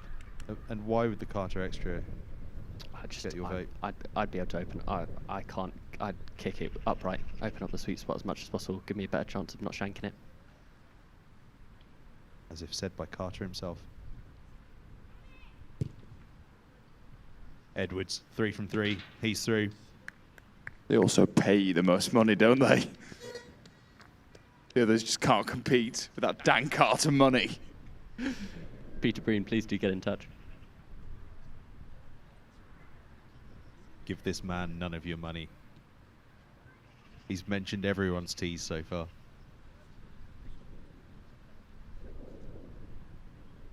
Adlington now. 2 from 2 so far. This to go through.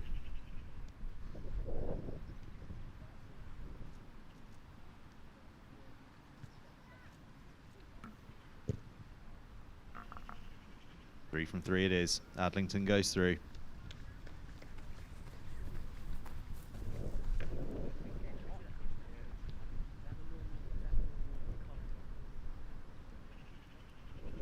Will Roberts has just had to go and check that he has in fact been giving out correct information about tees.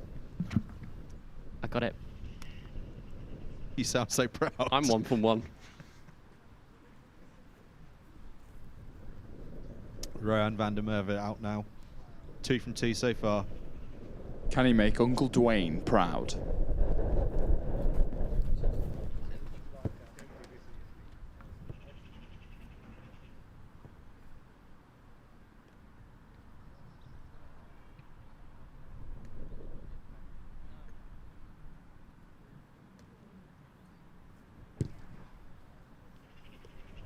Just pushes it left.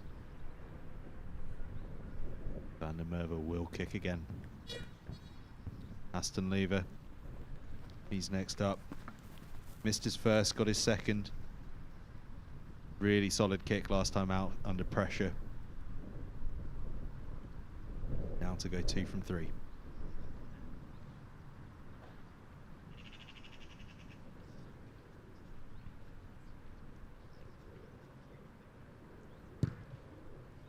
Big old thump with those orange boots and he gets it through. Talking of a big old thump, here's Adam Hanna. This ball will, whatever happens, it will be thumped. I've got no doubt about that. Again, add an extra distance for himself. Just got to spice it up, make it fun. Why not? Otherwise, it's not even a challenge. 2 from 2 for Hannah so far.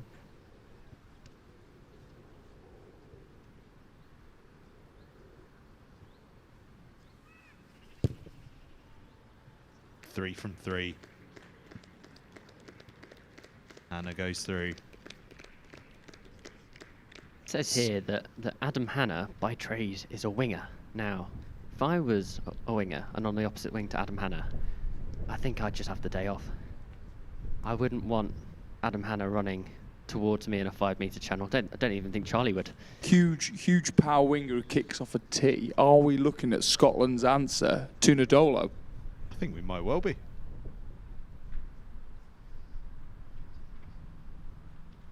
Rhys Thomas. Wales's finest.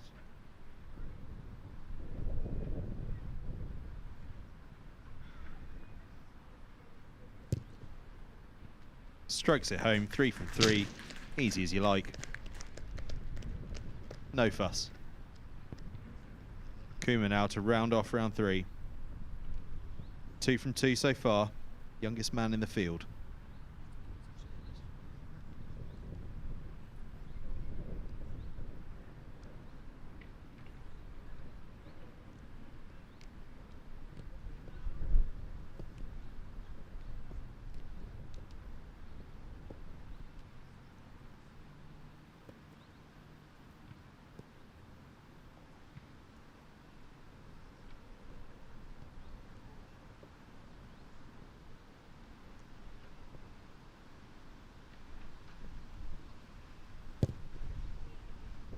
he bangs it home. Lovely stuff. 3 out of 3. And to talk you through who's already made it through to that sudden death round by getting at least 3 out of their 5 kicks so far. Walsh, Coleman, Greenslade, Tomlinson, Clark, Edwards, Adlington, Hannah, Thomas, Kuma, all going through to sudden death.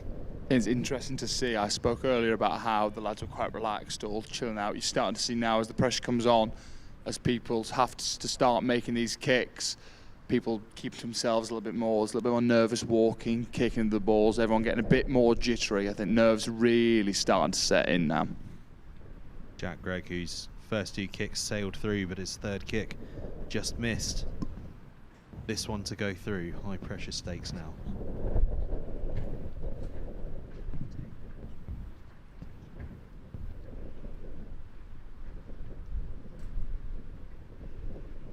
Here he goes.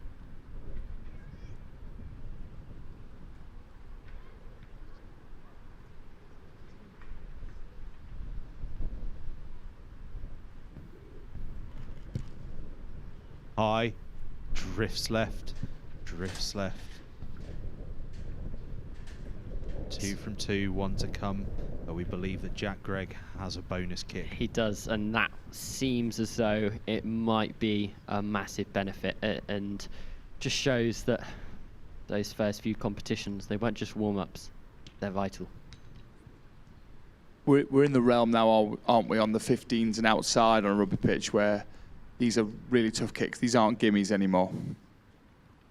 It's Friday up. Missed his first, nailed his second 2. Found his stride as things have gone on.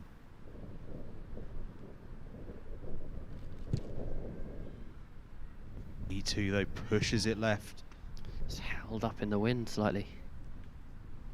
It looks like just as they move wider, the wind's picked up, hasn't it? Just to add that extra element of danger to things.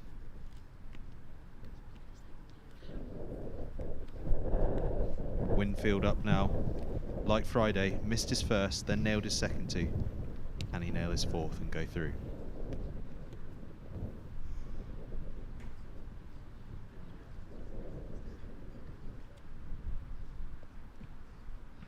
Hush descends. His has gone left as well. Certainly a pattern on these kicks. Lucas Yap Yap up. going for the different side to everyone else so far. Against the wave. Not one to follow the leader, clearly.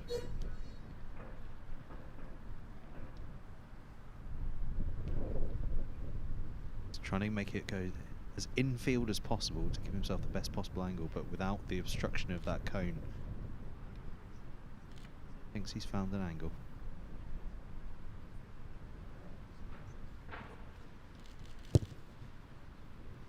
And he Great has found strike. an angle.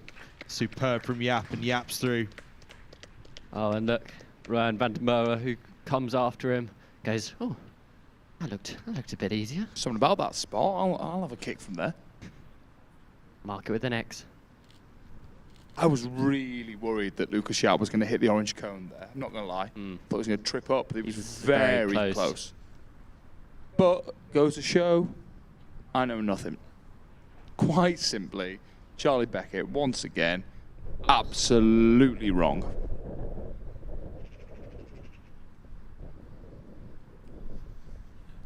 I really hope a left footer wins this thing. That'd be my career done. Before it even started as well.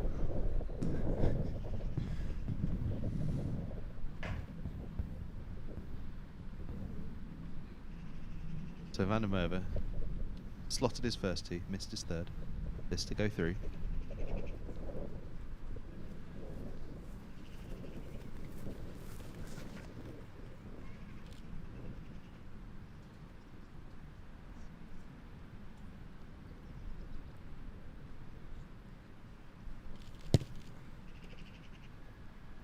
Just goes left. Once again, another man there who that competition win earlier in the day could come in very handy now, because if he does miss his next kick, he gets that bonus kick. And I'll have to be corrected if wrong, but I believe the kicker has the choice of where that bonus kick is taken. Aston Lever then, the last man in this round to go. Missed his first and then has confidently stroked home his next two.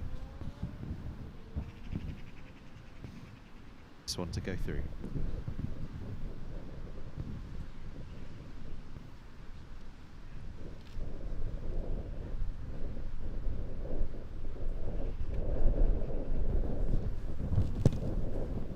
Gives it an almighty hoof, but it just drifts left as the wind picked up.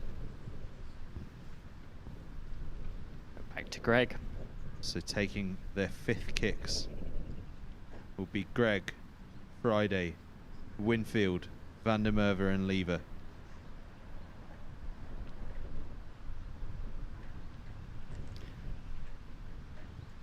Probably the most key statistic is that only 2 of those actually have a bonus life.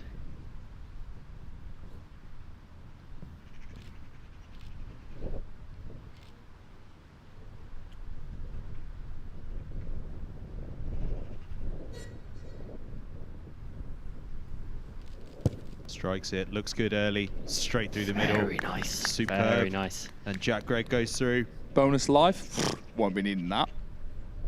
Thank you, but no thank you. I bet Lucas Friday wished that Jack Gregg could probably give him his bonus life at this point. But this is all or nothing. Birthday just 2 weeks ago. Must be a nice late present.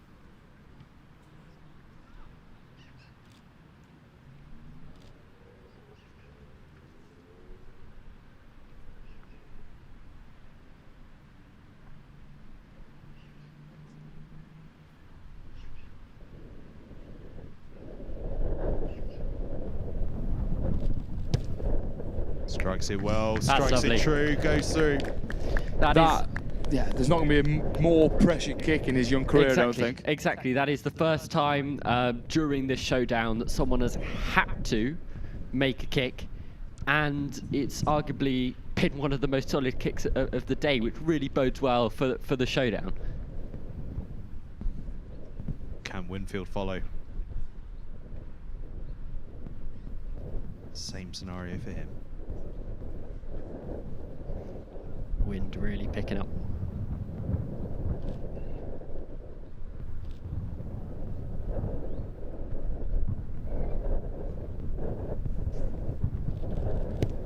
Strikes it high, hanging off the post. Off the post. And Jack Winfield is the first person to fall. So, have a huge round of applause, please, for Jack Winfield.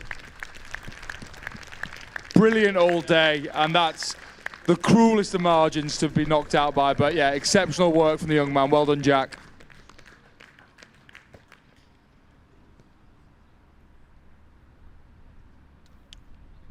Van der Merwe then has got a bonus kick if this goes wrong. It's a tough kick.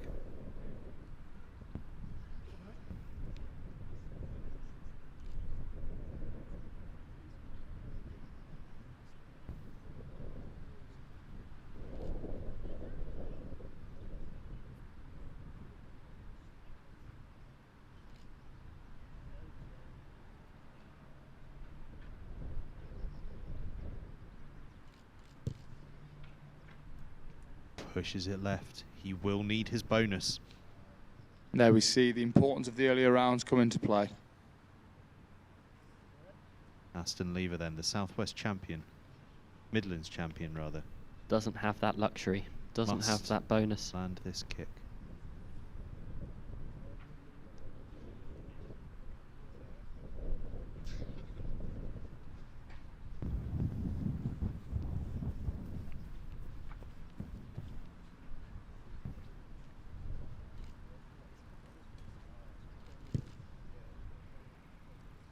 Pushes it left. Lever drops out. Again, another huge round of applause. Aston Lever, brilliant all day, Aston. Well done. And so, the last kick of the round will go to Rohan van der Merwe with his bonus kick. Now, you'd imagine he'd take it from straight in front, wouldn't you? You got to think. You got to think. He's got to do the long walk round though. Pick up his tee, which is which tee, please, Mr. Roberts? I can't see from this distance either the Prince or the Duke. Looks like the smaller version. Either way, he'll hope, whether it's the Prince or the Duke, that he gets the job done here. Takes the crown, some would say. Oh, see, I was trying to think of a pun there, and I here all couldn't. week. And then boom, there he is. Van der Merwe then does choose the middle. He's missed his last 3, but he did nail his first 2, including the first one that was from this very spot.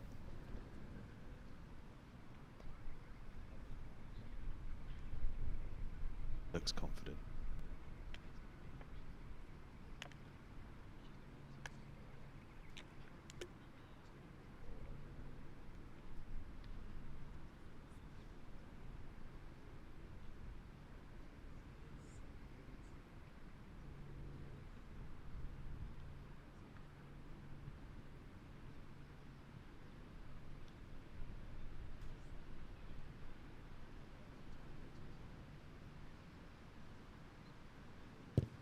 Strikes it. It's in the air. It's through. Van der Merwe's early work pays dividends as he uses his bonus kick to progress through.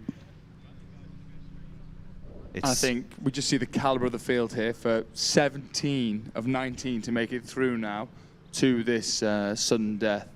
That's a huge number, a huge percentage, and it'll be interesting to see. I think they start getting out the white cone. What should be the easiest kick. Now, it doesn't get more pressure than this. This is missing, you're done. Missing, you are out. Your day's over.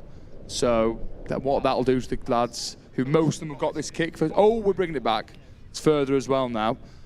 Yeah, this is big pressure. And arguably, this is probably mentally one of the toughest ones to take. This, as you said, Charlie, should be the easiest kick. Kicking from orange to win or to stay alive, you can understand a miss, or any shot would be very tricky, but from the white, it almost becomes an expectation, and then that's when the mind games really begin. And just as we await Jack Gregg to take this first sudden death shot, just worth a couple of moments to just pay tribute to Jack Winfield and to Aston Lever.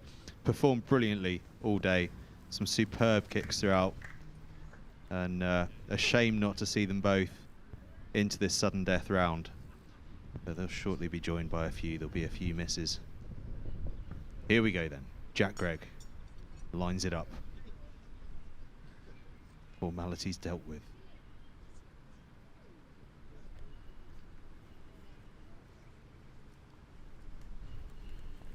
Gregg steps back.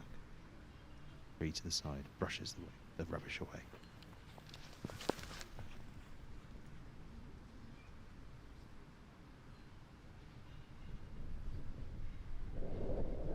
Strikes it hard, strikes it firm, it's through. Jack Gregg. That's a great strike. We talk about the pressure. Didn't look like he felt any of it there. That's almost a painful wait for Gray, has to watch everyone else take their kicks. His work is done, but only for now. Walsh, 3 from 3. It's not kicked for a while now. Rusty left peg.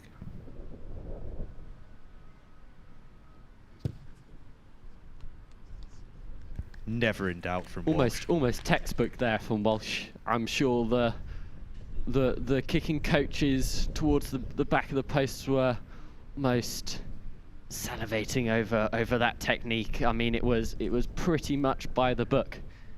Be very pleased with that result. Friday up next. Already proven that he can deal with the pressure. Huge kick in the last round to make him take himself through.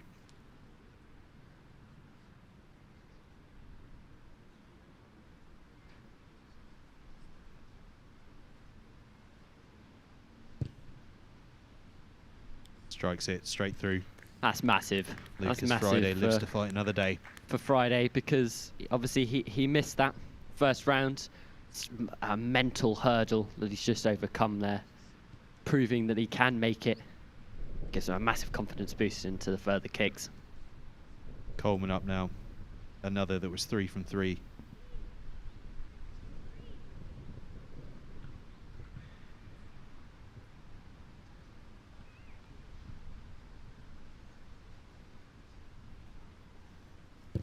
Good sound. Rises high, but just drifts left.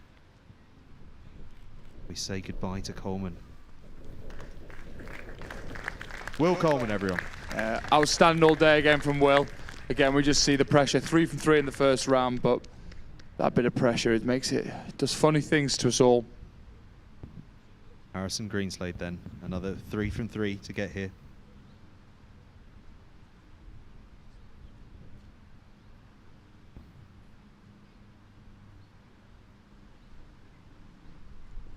Strikes it hard, strikes it straight through the middle. Harrison Greenslade progresses. There's no messing around with these kicks. They may be fairly in front of the post, but the ambition and the technique is still evident. These boys want to make sure that this gets over. Lucas Yap now, Yappy.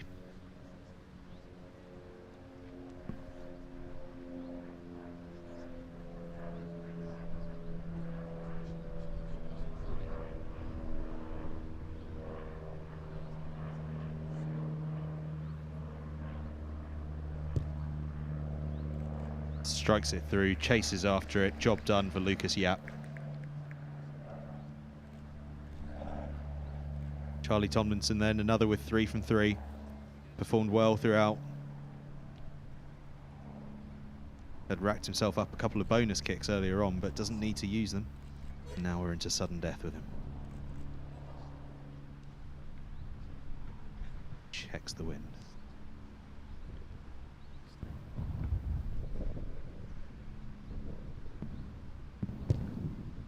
High, handsome, through. Very clean strike. I'm getting really nervous here, lads. This is affecting me. I think I'm feeling the pressure more than anyone else. I panicked that as some sort of joke someone's going to make me do one. At the business end now, no joking now. Tristan Clark certainly not joking. 3 from 3 to get here. Calm as you like.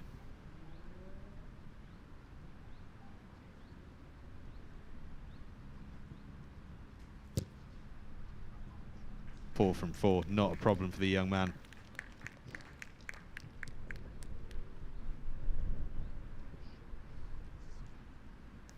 North Leamington's finest. Theo Edwards then, 3 from 3.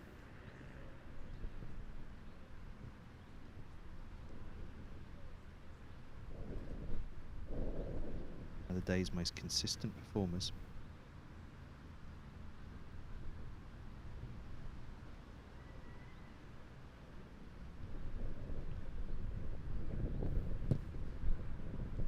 Strikes it beautifully and he's through. Flags up early there was never in doubt that one, straight off the tee.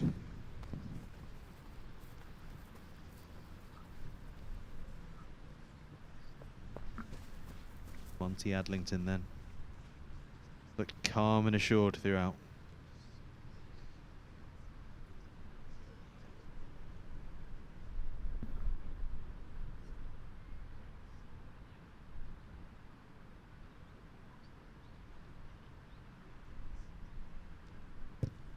Clean strike, straight through.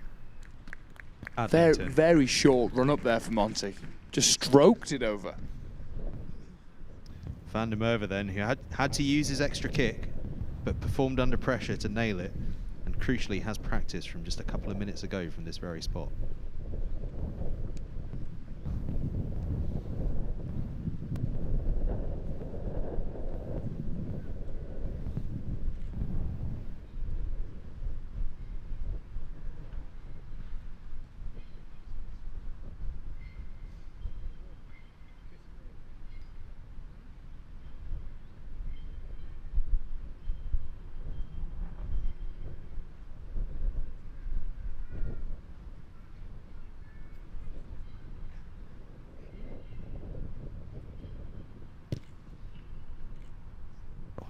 Flags are up before it's barely left his boot. Van der Merwe, under pressure, delivers once again as up steps Adam Hanna. Final 3 kickers to go here, all landed 3 from 3 in the opening gambit.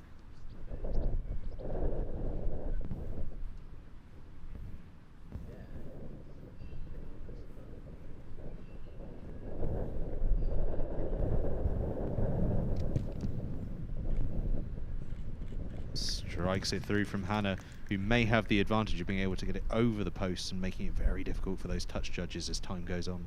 Give them the benefit of the doubt. Absolutely.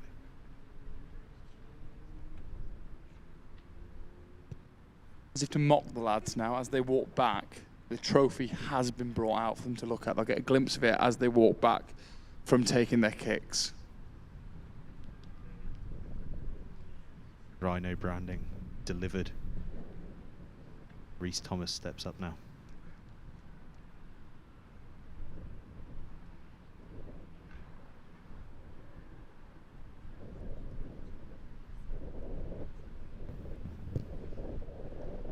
Never in doubt. Flags have been up for years.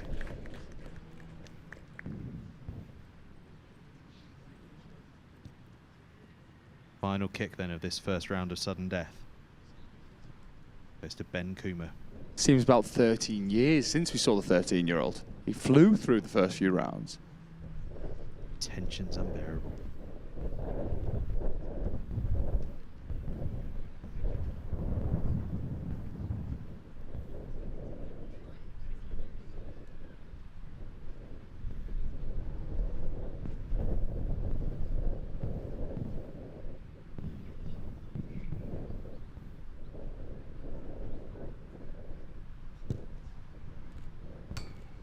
Oh, Coomer.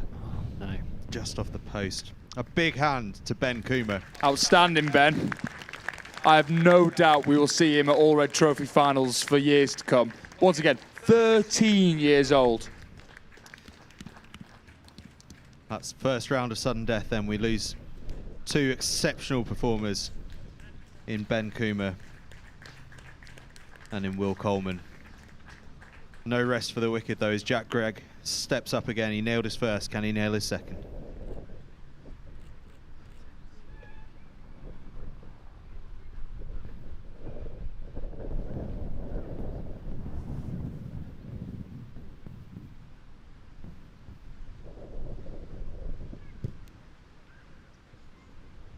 Yes, he can. That could have gone over a second pair of posts. That was an assured kick. That was a man who means business. You'll be glad to hear in the stands and at home that Angus Savage is taking this seriously and carb loading on the job with his fries. It's important to stay energized.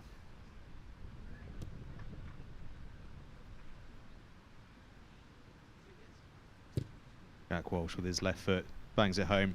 Really clean. Trusty left foot. Here's another one. Lucas Friday.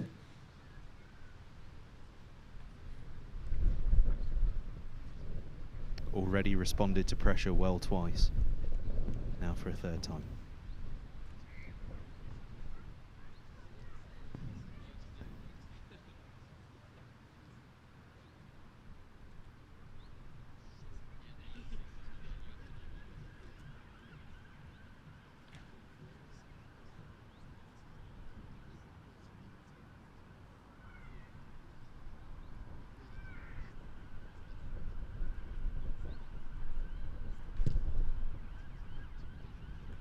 Strikes it home effortlessly.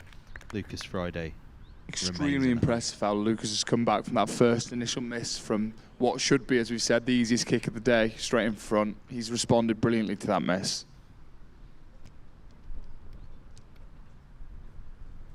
Harrison Greenslade up next. Southwest champion. Way back when in Taunton.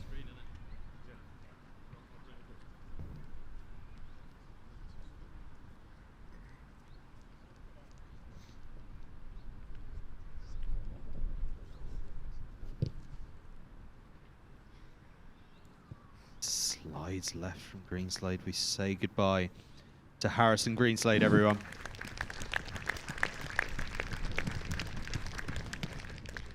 Just shows fine margins.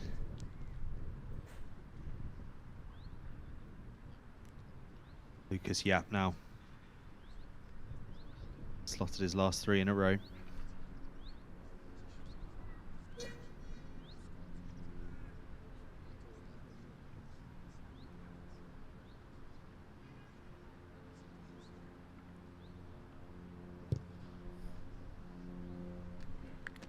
That's good. Make that 4 in a row from Lucas Yap.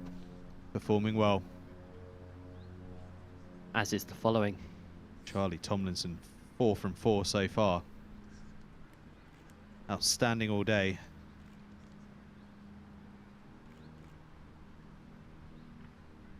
Little hip wiggle at the end of his run up, you'll notice in a minute.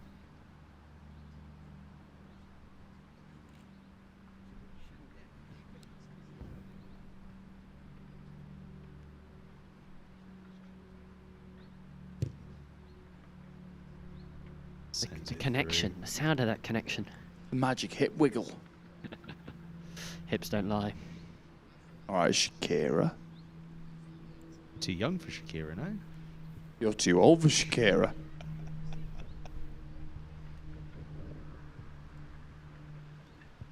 Tristan Clark, as we said, kind of flown under the radar, but incredibly consistent performer today.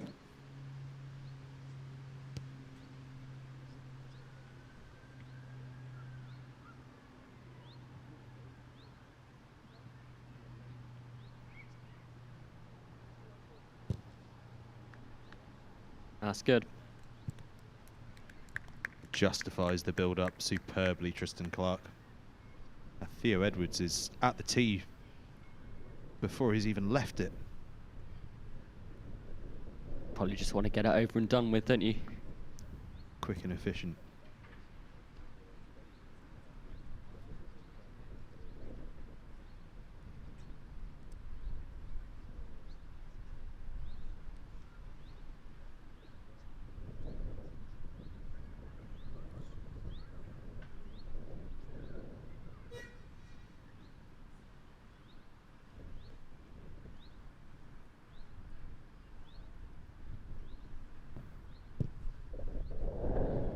Straight through, flags up nice and early. 5 out of 5 for Edwards.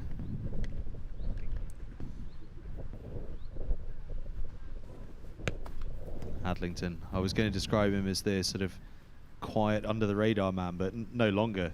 He's a front runner. Exactly. I don't know if we have many underdogs left. I think they've all proved their worth, and now it's just whoever slips up first.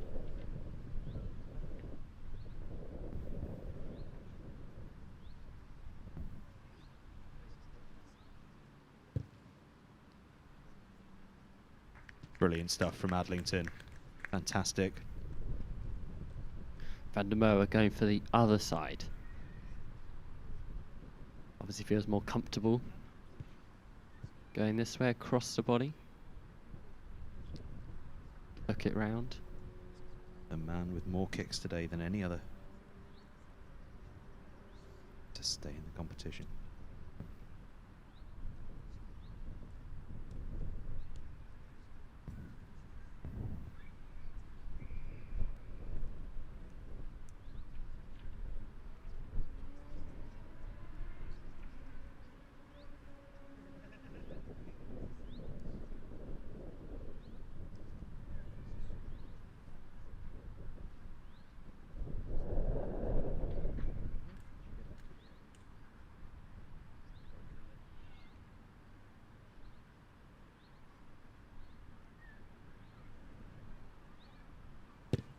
Strikes it high, but it's not going to make it. We say goodbye to Rohan van der Merwe. What a journey he's had. Incredible day. Probably been one of the top performers all day, so huge well done to Rohan. That's the brutal thing now. It really doesn't matter what you've done the rest of the day. That is gone. It is nothing. It's all about this kick, and then if you get the chance, the next one, as soon as you've kicked it, it's done.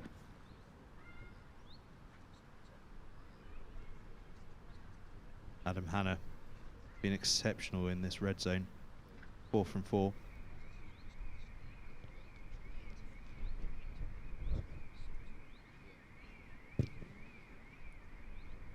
Five from 5.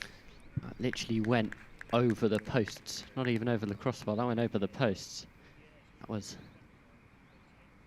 really impressive. Reece Thomas brings it to the near side to take his kick. Last kicker in this round.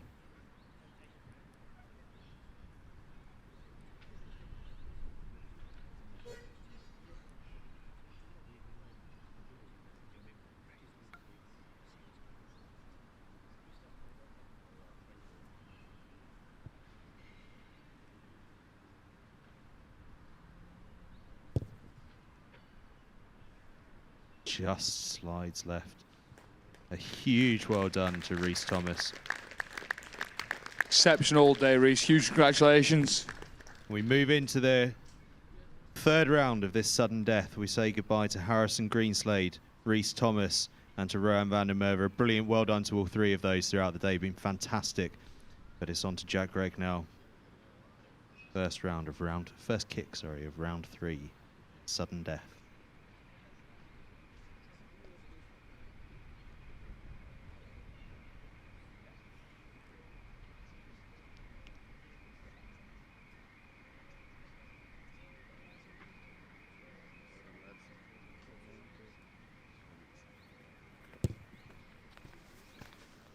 What a pure strike. Not a single sign of pressure there, was there? Superb. Walsh now from what you might say is his wrong side, I suppose. I don't think Walsh has a wrong side. No, well, evidence so far suggests he certainly doesn't.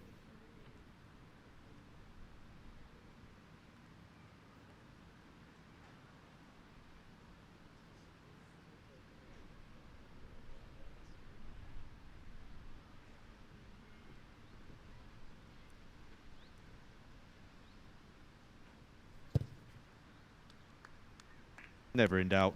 Jack Walsh. Joe Walsh, sorry. Is Joe Walsh coming into form just at the perfect time today? He might well be. It's been impressive. Always liked a lefty. Always liked a left footer. So if there's one thing that I know about you, it's that you like a left footer. Absolutely. Our second left footer is up next. Lucas Friday.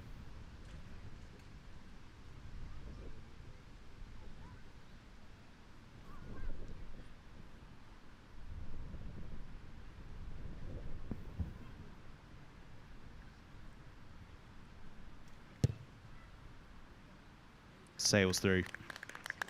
Really nice connection there. Direct on that sort of 45-degree angle. Wasn't high up in the wind, wasn't taking any chances, because the higher up your ball goes, the more likely the wind can play tricks on it. Yappy up next. Lucas Yapp.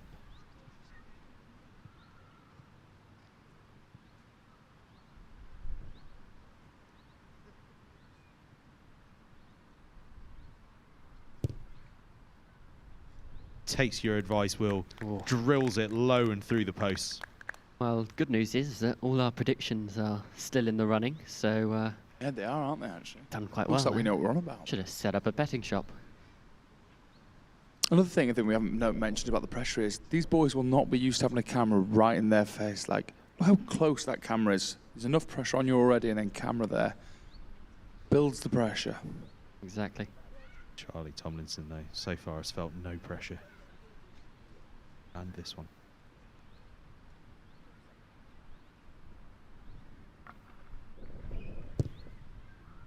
High, it's hanging, it's just drifted right. We say goodbye to Charlie Tomlinson. Big hand for Charlie. Outstanding, Charlie, well done.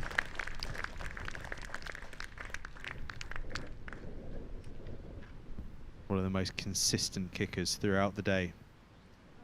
We lose Charlie Tomlinson. And we're on to Tristan Clark, another in that category of consistent kickers all day.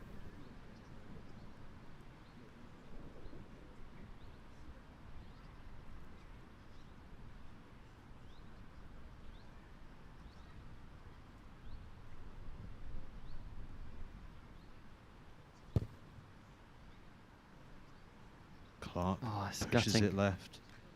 Big hand for Tristan Clark. Well done, Tristan. Great job from Tristan. Really impressive. Obviously, bit of a niggle on the calf. Having that taped up must have caused a few issues, but he's fought through, and you could hardly tell the difference, and just unfortunate. This is the way the game's played. It's just cutthroat. I say goodbye to Tristan. Theo Edwards up now, moving into his upper sixth next year.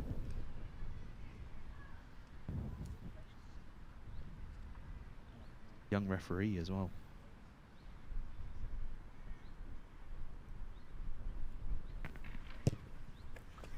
Strikes it well, moves through to the next round. Theo Edwards on fine form.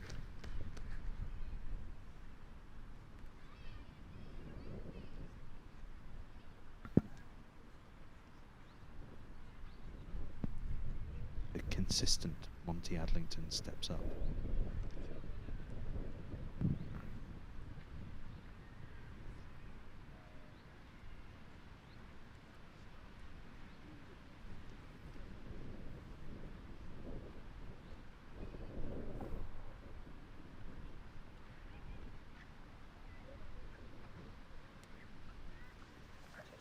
Change rooms.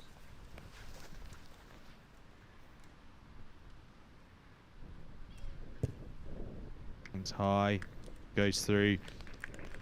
Monty Adlington continues his fine form.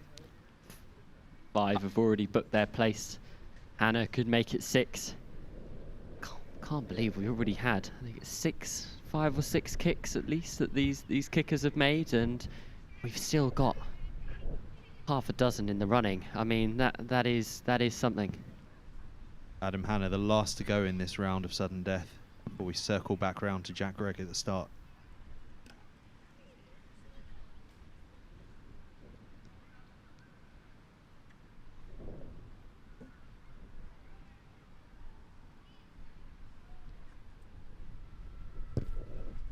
High, handsome, through. Almost too high there. It got, after talking all day about the length Adam Hannah kicks, that almost got caught up at the wind and brought it back the wrong side almost there. The spin on it, I've never seen so much spin on a ball. It was twizzling round and turning like nobody's business.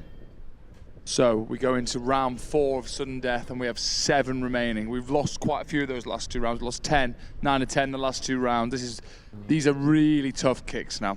Our remaining kickers are Jack Gregg, Joe Walsh, Lucas Friday, Lucas Yap, Theo Edwards, Monty Adlington and Adam Hannah. And in that last round we say goodbye to Charlie Tomlinson, Tristan Clark. Another big kick for Greg.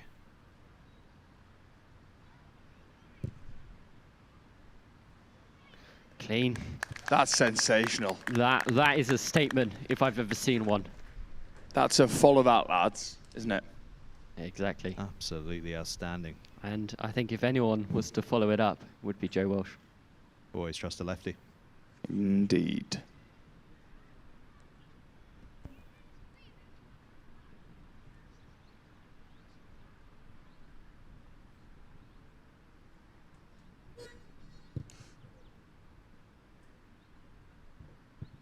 The ill-timed horn perhaps cost him, and Joe Walsh departs.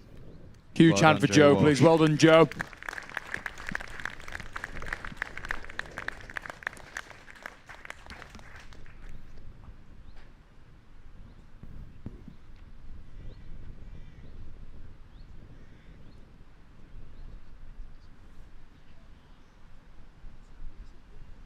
Lucas Friday up now.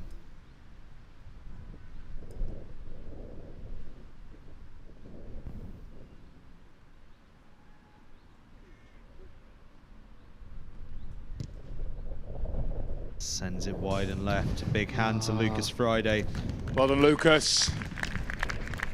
Hit some big pressure kicks there to get himself through in that early round. And it's his namesake, Lucas Yap, stepping up. Both the left-footed kickers departing back to back. I've always said I know a man that doesn't like a lefty. Never trust a lefty.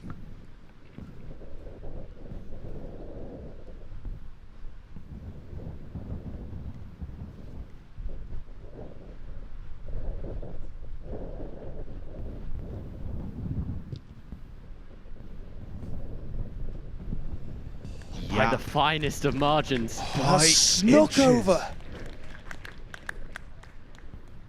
That's huge. That means we will have another round. Whatever happens, we will have another round now. Well, there's no part of this competition that says you've got to clear them by a long way. You just got to get it over the crossbar. Theo Edwards now, Mr. Consistent.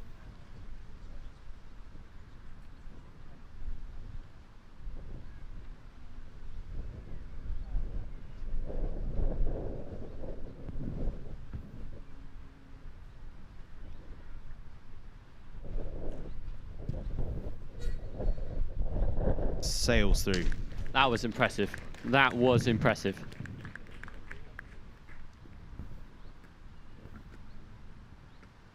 Monty Adlington now.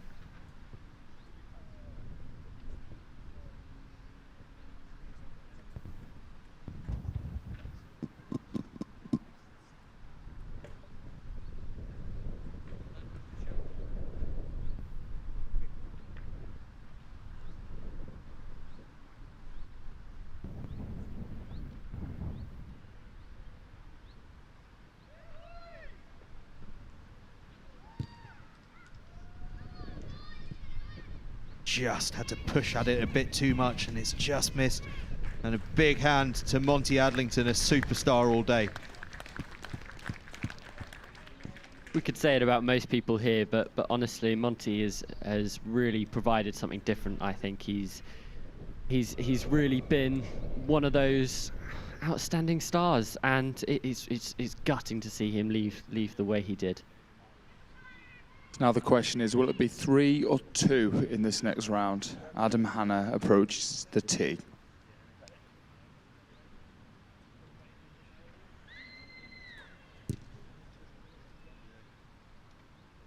It'll be Hanna. 3. No doubt. No doubt at all. No, sorry, 4. 4. Yeah. Sorry, I can't get that maths GCSEs escaped me again. So we move through. We say goodbye to Monty Adlington, to Lucas Friday and to Joe Walsh as we move into the next round of sudden death. And I believe we're going to be at this near side wide kick.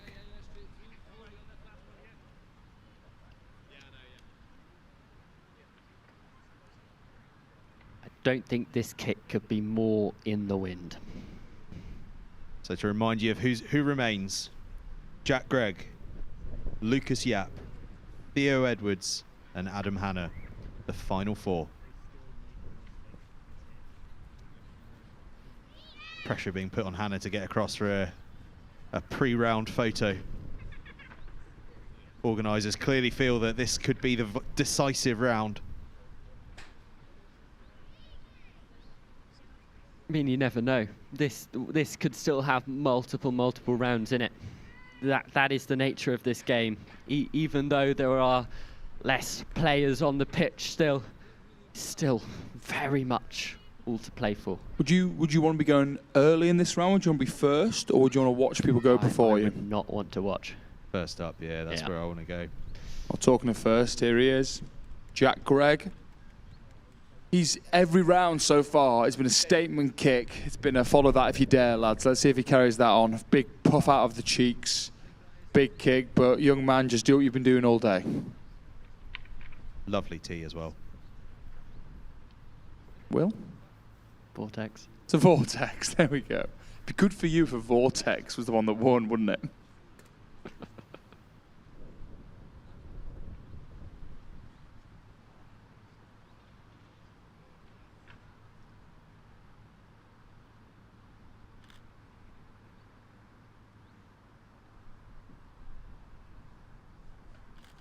Strikes it hard. Wow. Clips the post and through. Great, you heard a little ding as it grazed the post there, but doesn't matter. Through is through. He almost did it for fun, just to keep us on our toes. Struck it so hard. Real power there to drive it through the wind. Lucas Yap up next.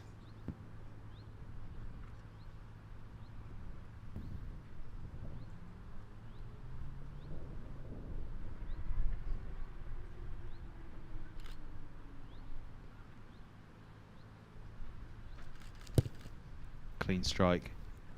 Wow. So, looks like our 2 predictions have gone through. And Lucas Yap says, have that, organisers. We will have another round. If anyone in the crowd does want their lottery ticket numbers being chosen, we are always available. Theo Edwards now. 3 cameras and a video camera surrounding him.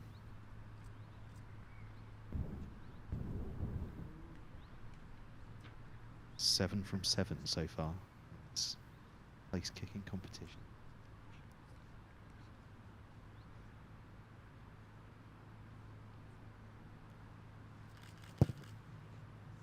8 from 8, no problem.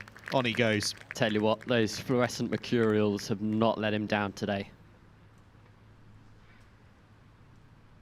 Adam Hanna will finish this round off, and then I suspect we'll see the cones getting dragged back ever further, and we'll restart from the middle. You'd expect so, but it looks like Tony Yap has got them straight over to the other orange. No messing about for the next round.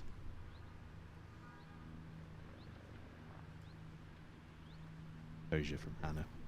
Doesn't like the way the ball's set. Steps back.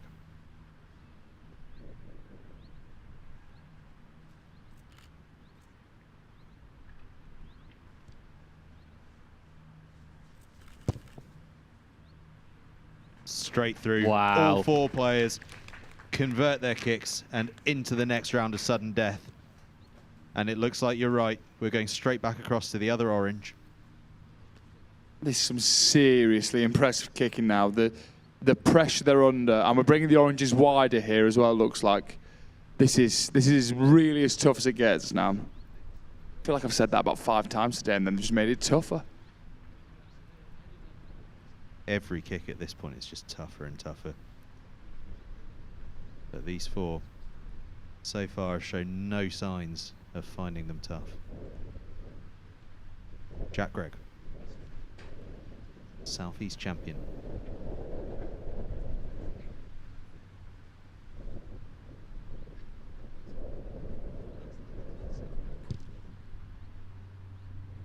Nails it again. The flags fly up. Could that be the winning kick? We'll find out. Yoda in the corner. We will Find out, we will.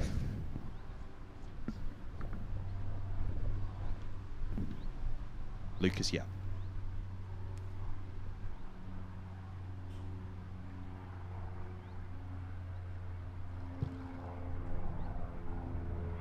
Solid strike straight through. The nervelessness that on won't these be the kickers. winning kick. Our very own Jedi Master, Tony Yap, looks on, his young Padawan. I'm going to keep this Star Wars metaphor going as long as I possibly can.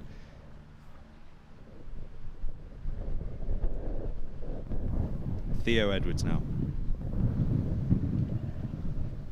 Yellow boots, yellow tee. Glances. Just brushes wide. And a Well big done, hand to Theo Edwards. Great showing.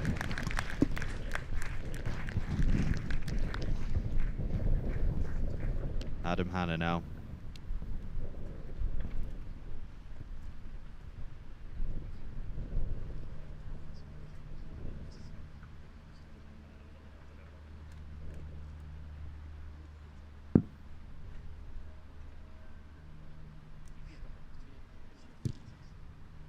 High, but drifts left, and 4 becomes 2. As we say, Big hand for Adam Hanna. Brilliant all them. Been a lot of fun to watch him today. Definitely one of the fan favourites. He really did give it his all. The people's champ. and so this sudden death competition becomes a 1v1. Jack Gregg versus Lucas Yap. A tough kick, wide on this near side. Both of them right footers. Gregg with the advantage of going first, but Yap with the advantage of knowing what he has to do. I really don't know which I prefer here, because it's huge pressure. If man going first gets it and you go second, you have to get it to stay in. But if he misses, it's almost like a free shot winning, isn't it? So I honestly don't know which I prefer. The two lads showing no signs of pressure though, smiling and chatting to each other. Quick snap for the gram as well. Surrounded by photographers.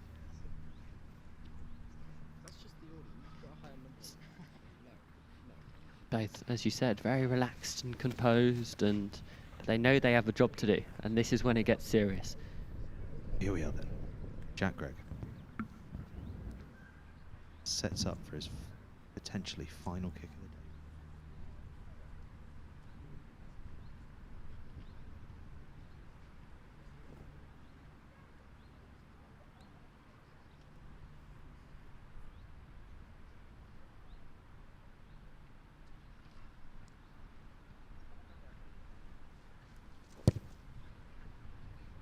cool as you like. Jack Gregg slots it through the middle. This man doesn't miss. Lucas Yapp now. This time operating from the left-hand side of the cone rather than giving himself the tricky little run around the cone. Can he follow that kick up?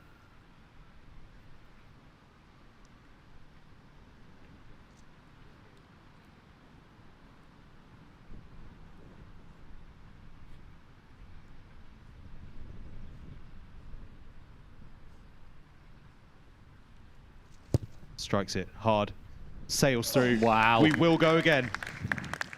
I can't take this. If I had any hair, it would all be gone. The stress of this is too much. My beard's going to start falling out in a minute. I was going to say, that's about to happen to me. I'm going to start looking like you. My hair's coming out in clumps. So here we go. We go back across to the far side. Same situation. Will they switch the order? They're moving the cones out. They could be in the stand soon.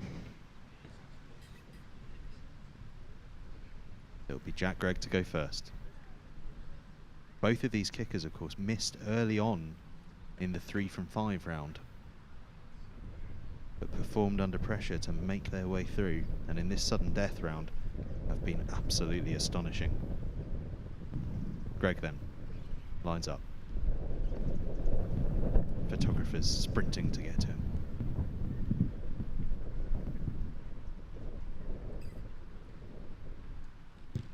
High, handsome, through. Amazing, absolutely amazing. Absolutely astonishing work from the young man. Eastbourne College's finest.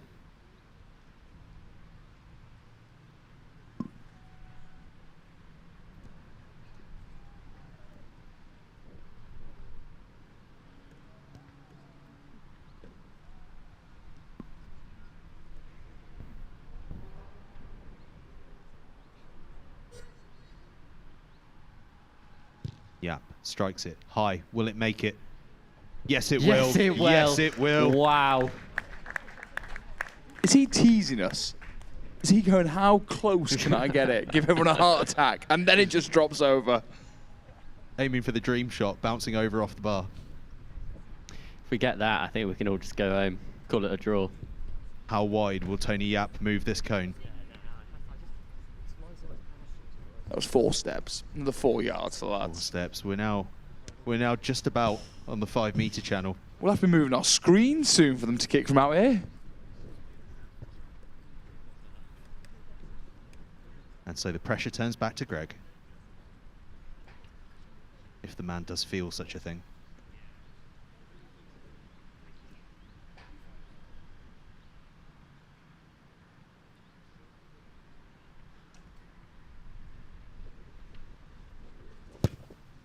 It's high. It's straight through. Wow. Jack Gregg, under pressure, simply cannot miss. In this whole shootout, neither of these kickers has blinked. Neither one's given the other a chance. Lucas Yapp, happy with his ball placement. Here he comes.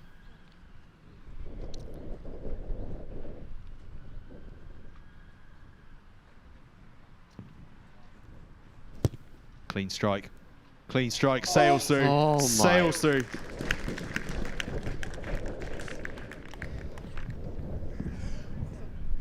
We go again. A shout of someone do something from one of our cameramen. No one knows how these guys can miss.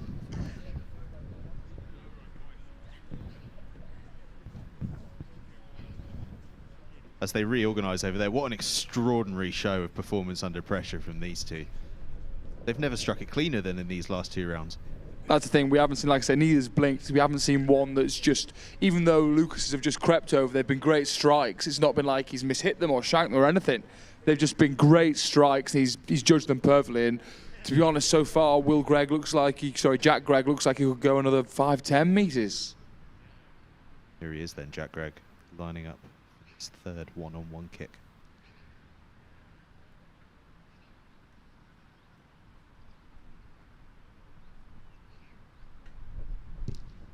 It's a clean strike. Will it drift left? It does. It does. Jack Gregg.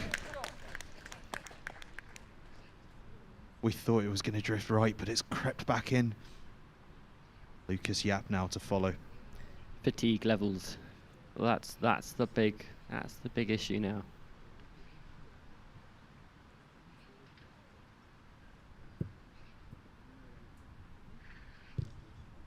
Will it come round? Will it come round? It does come round. Lucas Yapp. I can't believe what I'm seeing. I've never been more tense in my life. Was there some penalty shootout a couple of weeks ago? That was nothing. We're now kicking from the 5-metre channel on either side. These are kicks you'll consistently see Premiership and international goal kickers missing. These are the ones you score this wide out and you expect it probably only to be 5 points. This is actually now as well, we're at an angle where a professional kicker would be moving the ball backwards to open up the post to himself. This is a really tough kick that professional kickers don't even want to take on. Still smiles though. Jack Gregg then. This fourth one-on-one kick.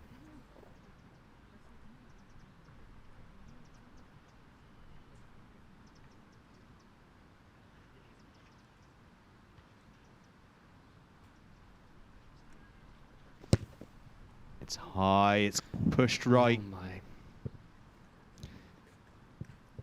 Lucas Yapp then. Okay, so for the first time today, if a kicker gets his kick, if Lucas Yapp gets this kick, he will be the 2021 Boys Alred Trophy champion.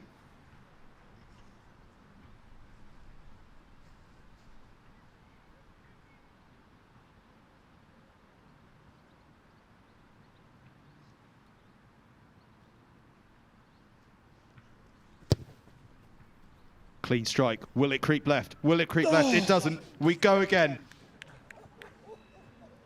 Of course we go again. It wasn't going to be that easy, was it? It wasn't going to end that simply. Tell me now then, boys. How about the heads now? You've missed one each. Do you reset? How do you reset? What do we do? That would have shaken them, definitely, especially Jack, because at that point, fate was out of his hands. There was no sort of, he couldn't have done anything more. But he's been given a second chance, and these two, they know how to take second chances. So it would be interesting to see. They moved slightly closer in. We've moved about a metre in. I'm not sure how much difference that's really going to make. We stay crowd side though. Greg first, as ever.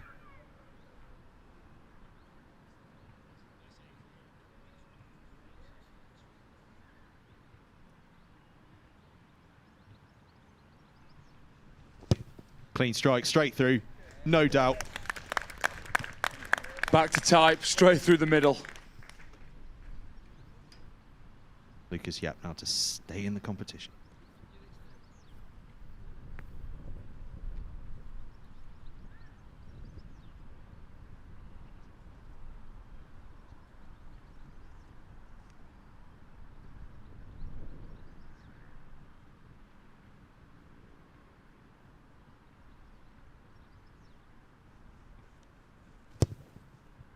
Going to drift right. We say goodbye to Lucas Yapp, and your 2021 Alred Trophy champion is Jack Gregg from Eastbourne College. A superb display of kicking from everyone today, but these two finalists, Lucas Yapp and Jack Gregg, under pressure, I think we can all agree, utterly astonishing. Yeah, that was just for performance under pressure, let alone just kicking, but just any sort of sport performance under pressure. That was some of the most exceptional performance I've ever seen. Both those lads. As soon as we went to one-on-one, I thought we were done pretty much. This would be a one-shot done. But to go 5-6 rounds like they did, absolutely incredible. We've had a huge round of applause for Will. But I tell you, hear it for Lucas Yapp, finishing second. Outstanding, Lucas. And a lovely array of prizes await Jack. You've got more foam rollers than a paint decorator there, I think, and lots of balls of all different shapes and sizes, and of course, the coveted Dave Alred Trophy. Big congratulations, high fives, handshakes for Jack. He deserves it, to be fair, doesn't he? He deserves it, and it is so good again to see the camaraderie between all these boys who have gone at each other viciously on the pitch, but off the pitch have displayed maturity and confidence and really shown what this game is all about. I think it's worth noting as well, just to sort of look back through Jack's red zone performance. Nailed his first 2 kicks, missed 2 in a row. He had his bonus kick in his back pocket if he needed it, but that was his first pressure kick, was that 5th kick in that opening round. He nailed that. We then had the weight to get round. Nails 5 kicks in a row in sudden death, and then on one, nails his first 3. They both miss. But I'll tell you what, have you seen a cleaner strike than that last one? That was I thought after missing the first one of those last 2, I thought maybe being in his head, because it was probably a poorer strike than he'd done all day. But then that last one, as you say, probably his best kick of the day, really. And yeah, a kick worthy of winning the title of the best under-18 kicker in the country. Yeah, it's been a thoroughly impressive day, and we spoke at the start of the red zone competition about that was really what these guys were here to do. They're experts off the tee, and I think we were left in no doubt as to that fact from the moment they started kicking.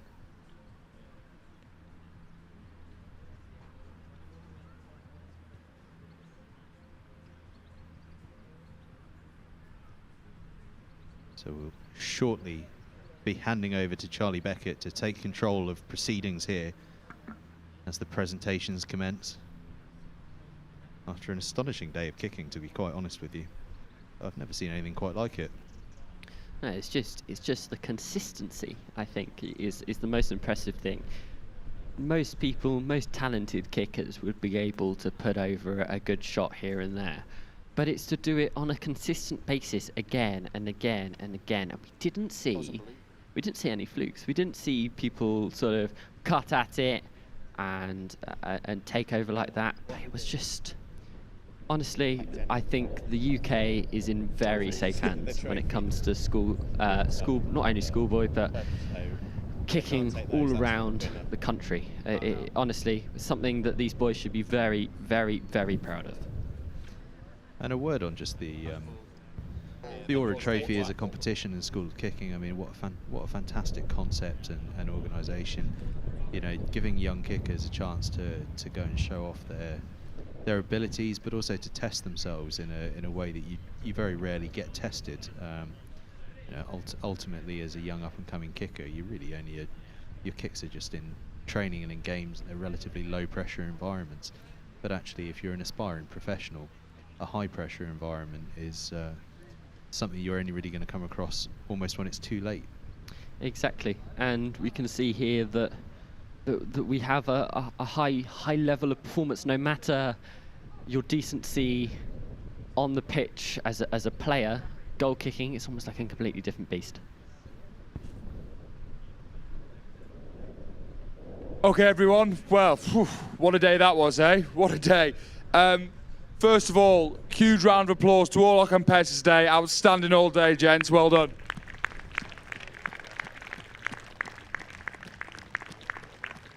Secondly, I think it's very important, especially from you lads, a huge round of applause for your parents who've brought you from all over the country today. So thank you very much, guys.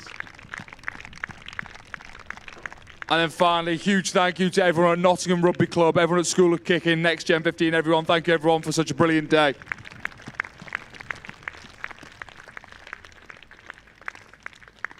But as we said at the start of the day, it is a competition today. And as well as the overall winner, we will be presenting prizes for the individual event winners. So when I call you up, lads, you choose whatever prize you want, except the balls, the prov-up stuff, the blue Epsom salts, and the trophy, because there goes the winner.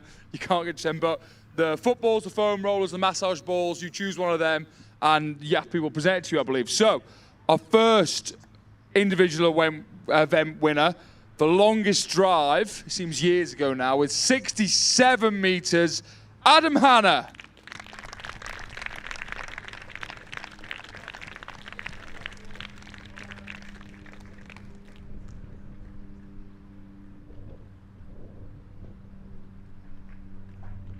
And also on that one was the average, and the highest average and the youngest man here today, Ben Coomer.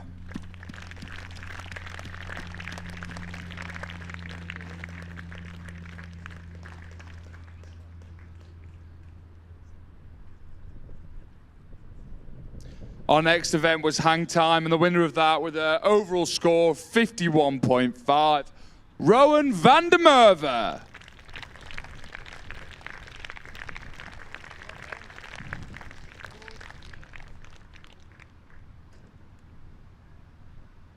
Foam rollers seem very popular.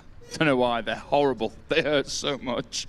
Okay, our next winner on the restart competition, Jack Gregg.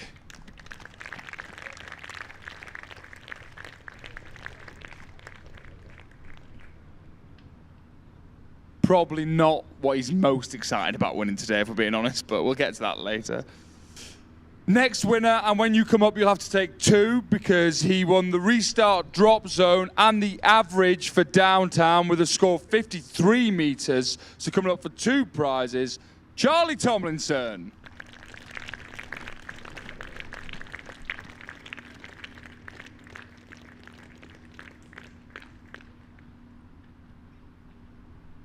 And finally, our longest shot on downtown, and again, he'll come up for this, but probably more excited about something else later, with 58 meters, Jack Gregg. I hope the Greggs have a big car for all the stuff they'll be taking home. Big boot. Okay, and as we said, there was all the individual awards, but they were mainly building up to the main event, that red zone kicking, and what an unbelievable event it was.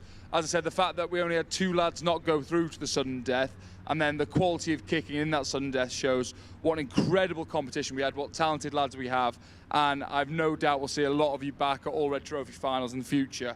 But it came down to 2, Lucas Yap and Jack Gregg, and I won't lie, I just said off air, I thought once it went down to 2, we'd be there for 1 or 2 rounds max and the pressure would get to them, but I was very, very wrong in one of the most incredible shootouts I think I've ever seen. But unfortunately, there can only be 1 winner, so your winner and 2021 Boys Alred Trophy champion, Jack Gregg.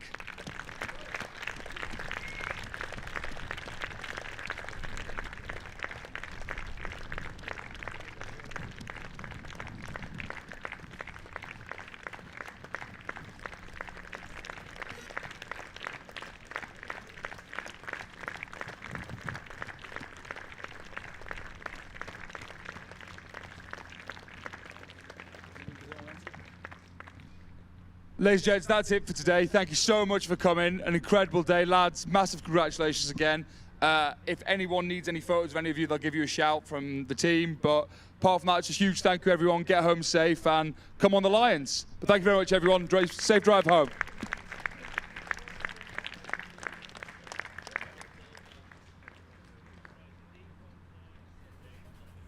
Well, ladies and gentlemen, thank you so much for watching and getting involved today. An absolutely fantastic day. Huge thank you to everyone for watching and to everyone for getting involved. On the commentary, to Will Roberts from Young Rugby, to Charlie Beckett from Amptill. Absolutely superb from them. And all that remains is to say thank you very much to the Alred Trophy and School of Kicking for a wonderful day. We'll hope to see you all very soon for another live stream, when hopefully we'll have some rugby allowed as we move towards September. Thank you very much. Thank you for watching. Goodbye.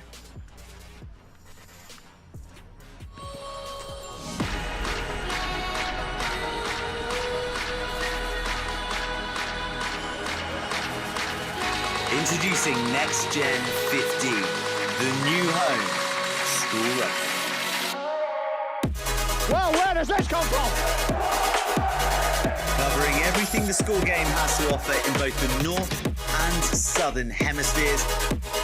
Oh, the great tackle! It's not good enough. 1-2, skip a few and with the wheels.